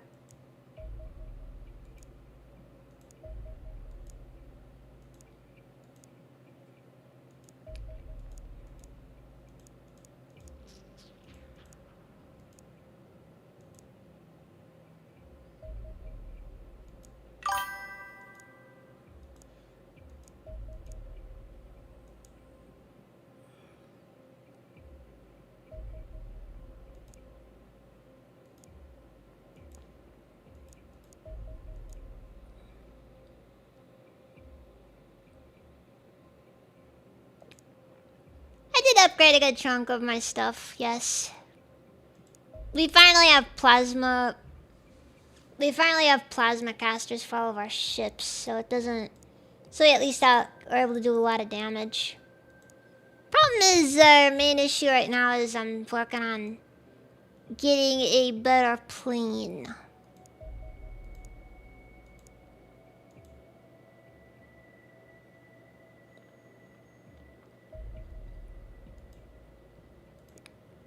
Because unfortunately, the current problem is somewhere between the saucer and the pilot. There we go. And I guess while I wait, I'll get on the Predator assault armor. Key aircraft, get a Marauder rolling.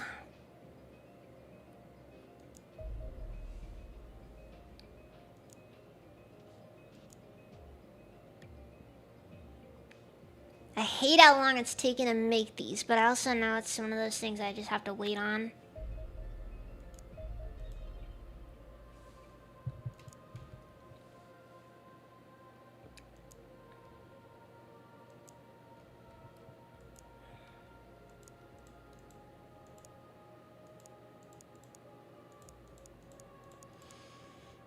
yeah.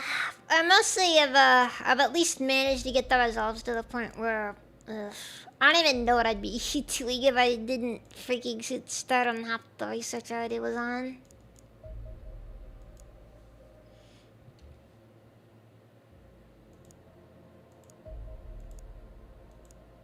A good rule of thumb is always never, ever let your scientists grow idle.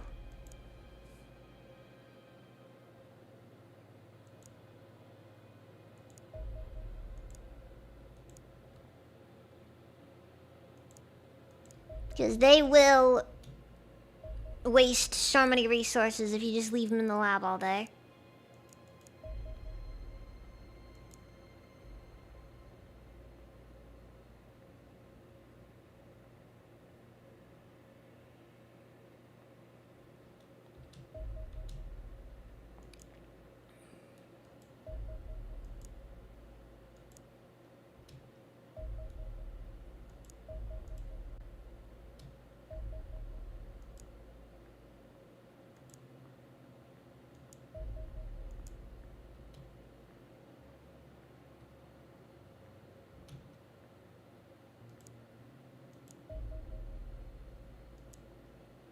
So the squadron return to base. We're still waiting on these guys to rearm and refuel, so it's gonna be a minute before then. Still rearming. Sadly, the missiles don't typically go back in by themselves. That would be useful if they did, though. Not Alvin, no.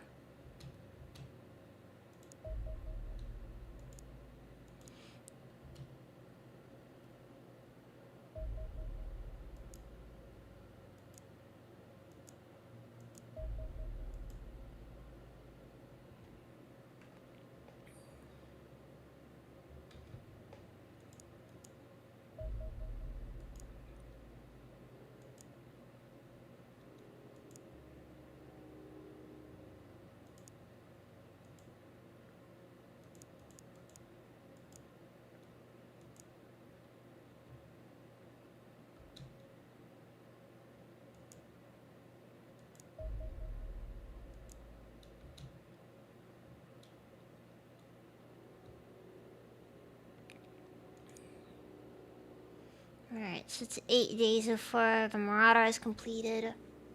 And before that time is really nothing useful to us, so we're kind of just going to be sitting here in limbo basically until that works. This is kind of a whatever thing. That's just a classic thing here in these games. There is a bit of downtime, man, though, when you're just waiting for something to finally finish being developed.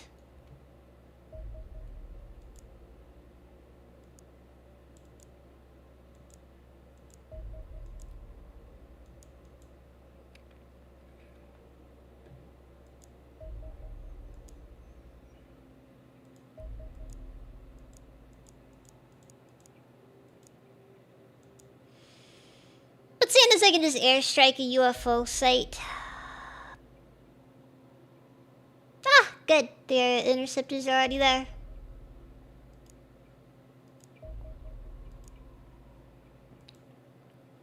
How convenient. We just thwarted a terror attack in record time. Mostly because they were already dealing with those guys a bit ago, and, you know, figured it'd be worth it. And worth it was. Better assault armor. The research. Assault shield.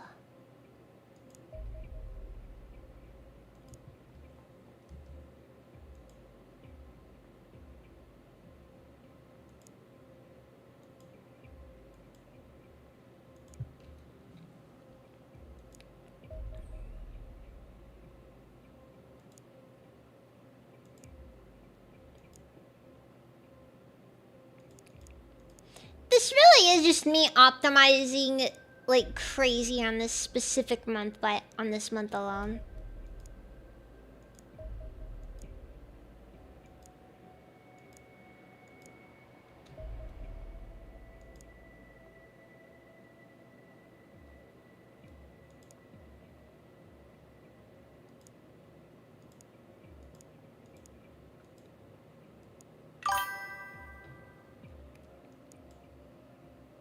And that really is all this is right now. It really is just me optimizing, trying to get a perfect month because I ended up in a scenario where I was about to lose Brazil. And I can't afford to lose Brazil because they're like one of our last one of our last few funders remaining.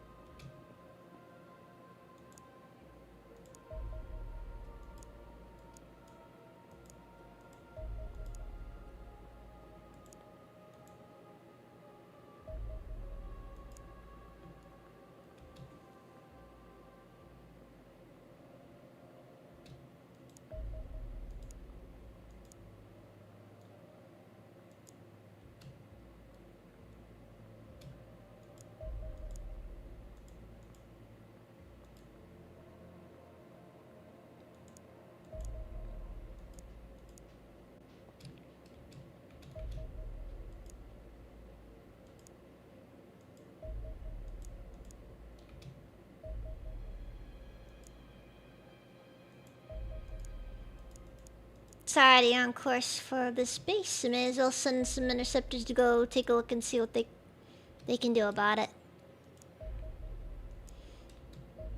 Though it's quite rare for the enemy ships to just attack the base immediately.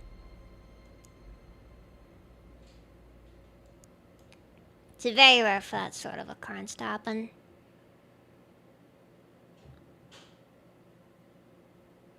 Normally they sort of just move around a bit before they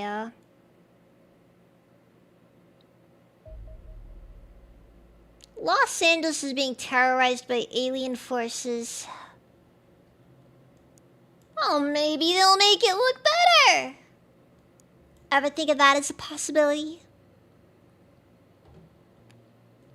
And again, you guys haven't been paying your taxes, so, you know.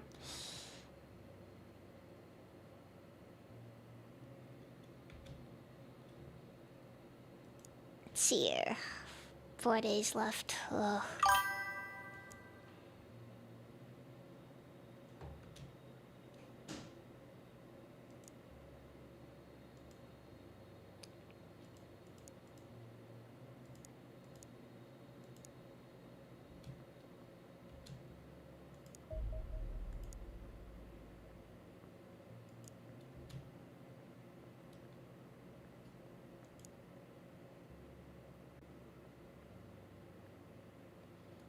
I mean, a UFO just kind of sitting up there in North America is kind of a whatever thing.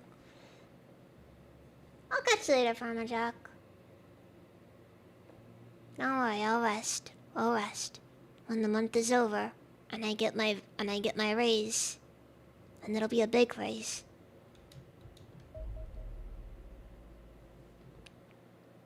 Okay, they nuked Los Angeles and only 9,000 people were confirmed dead.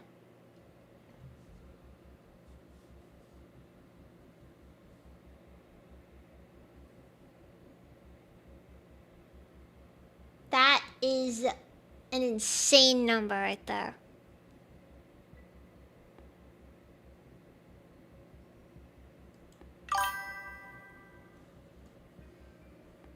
Yes, celebrities classified as robots. Ah, dude, it was Battle Los Angeles.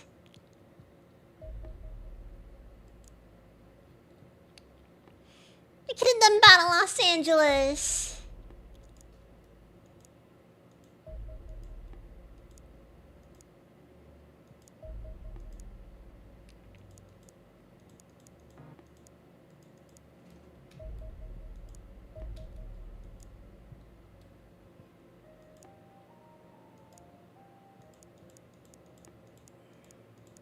Would've been so cool.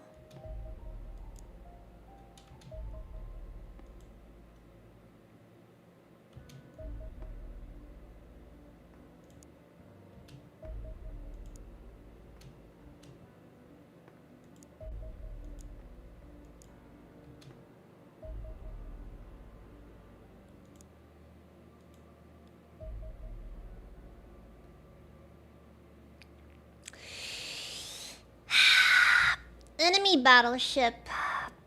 Disengage. We can't afford this yet.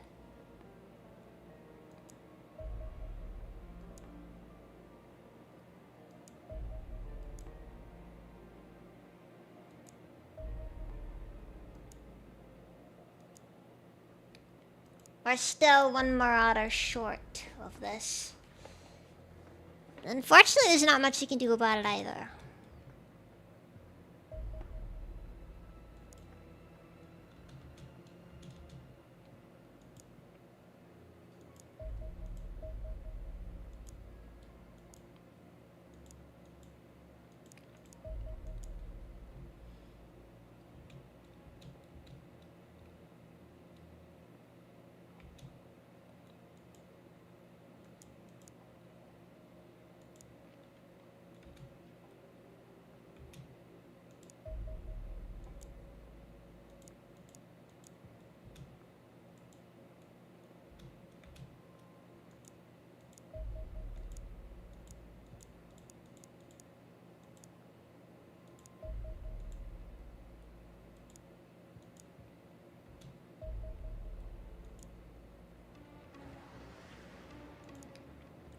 Okay, so first things first, Foxtrot plays aggressive, Corsairs do their thing.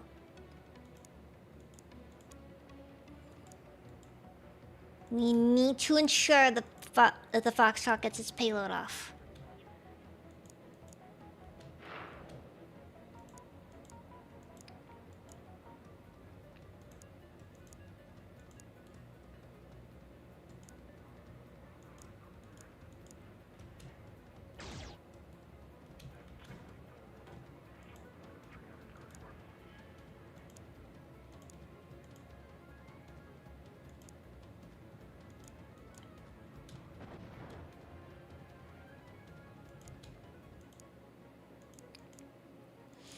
I just did something really retarded.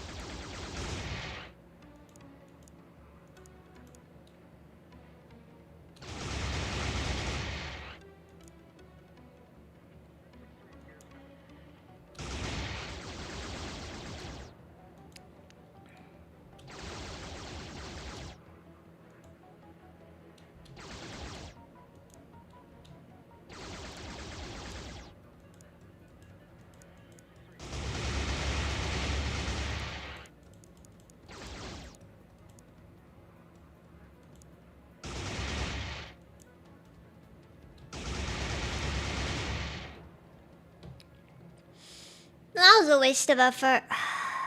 Fuck.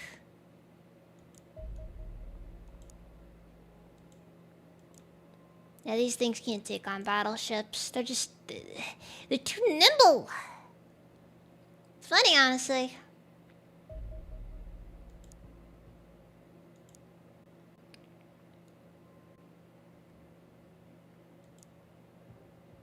Now, it'd almost be funny if it wasn't for how, ungodly it is.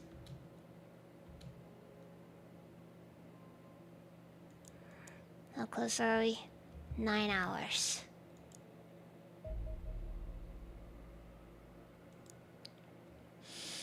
Alright. Marauder 1. Best part is...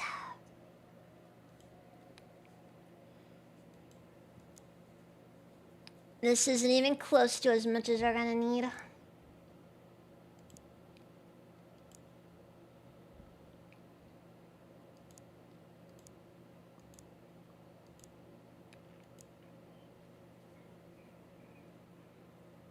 The good news is, though, is that we have enough resources for an additional Marauder. The main consequence, of course, being it's just going to be difficult for us to do anything on the ground going forward. Which is, I guess, okay. It's whatever. It's just kind of annoying.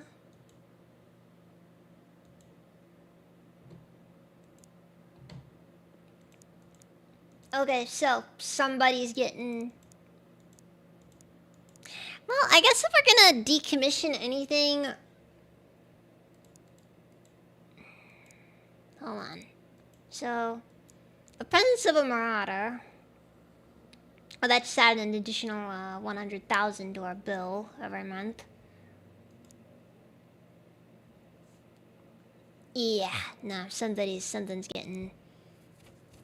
something's getting sold off. Okay, let's take a look here. Upkeep. Is there no thing where it says upkeep? I have to go in here for it.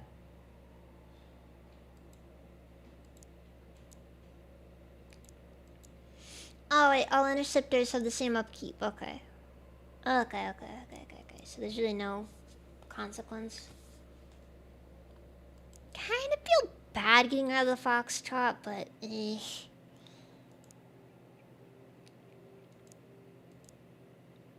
Sadly, the Foxtrot is kind of at its end.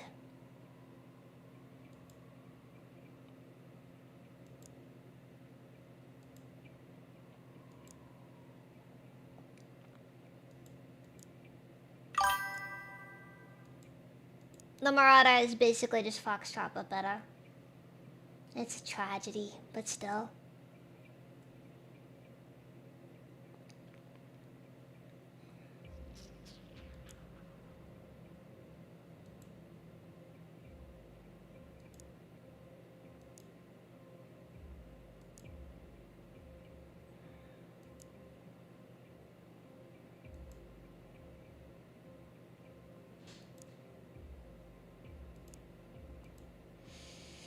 Yeah, I guess if I'm gonna sell anything off, it's gonna be the Foxtrot.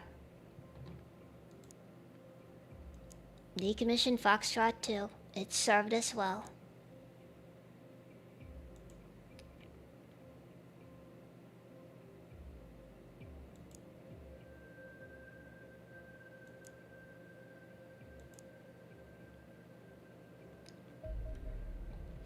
And the assault shield is complete as well. How convenient. Alright, what do I focus on next?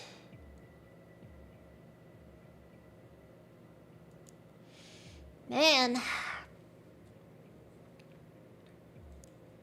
Let's take a look at the alien battle rifle, actually. I should probably, for the time being, focus on additional things.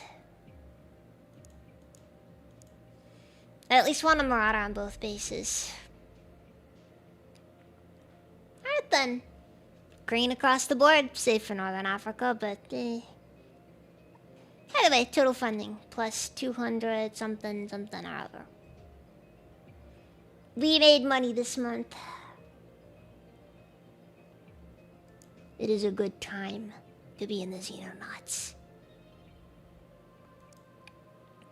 Cocaine for everyone! Actually, no. No, you get no cocaine.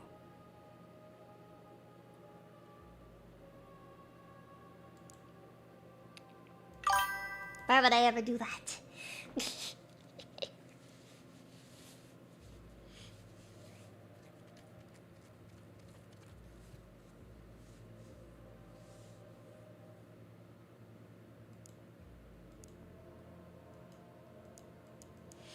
Anyways, I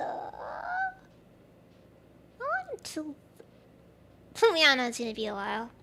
200 hours till completion. 278 hours.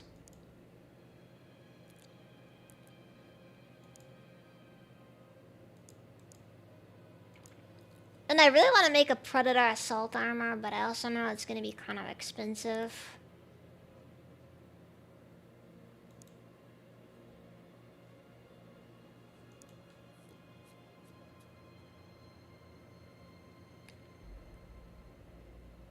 I gotta admit though, the line development of the final dropship aircraft is a little bit, eesh, honestly.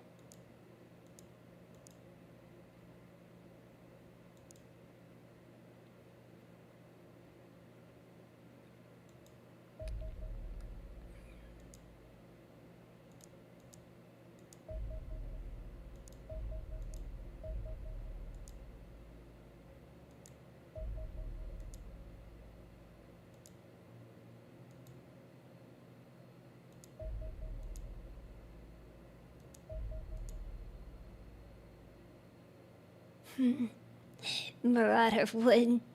It can reach it. Let's see. Let's see. Oh. Okay, never mind.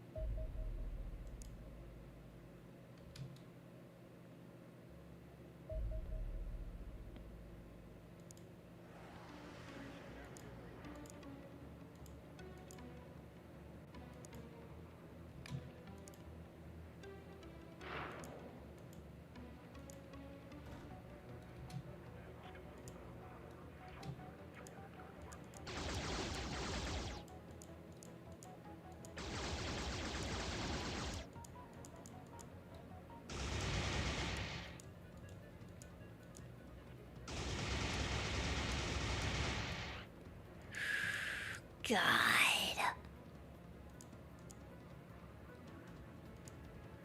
This thing is kind of a beast, not gonna lie.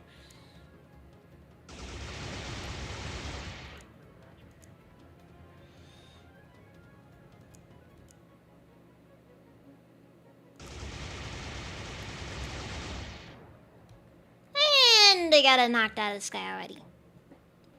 Well, that's what I get for not respecting that thing. That's what happens when you start to feel invincible.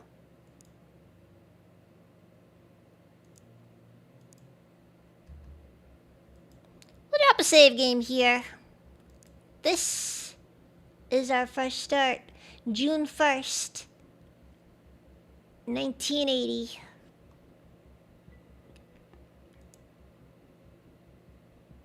And from here we just pray that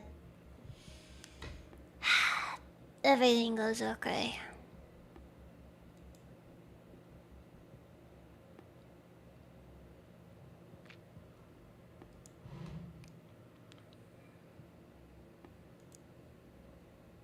It is far from ideal.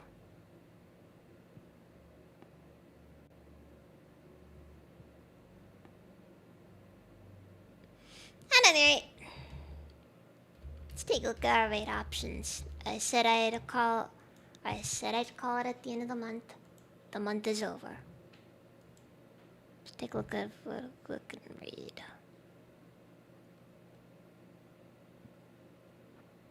Guess we get to Slumpneck over on Twitch. And is there like anyone live on YouTube right now? I might have some people. Some people who don't like ever stop. They stream until the end of the days. Ah, got the hamstrudel. She's kind of playing Postal. She needs something with a little less thought involved.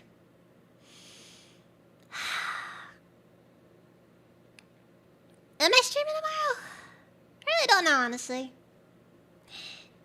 If I am, it's gonna be an open Discord chat stream, so, you know. Behave, everyone. With that, I have no clue. Thank you all very much for watching, and I will see you guys next time. So, good night.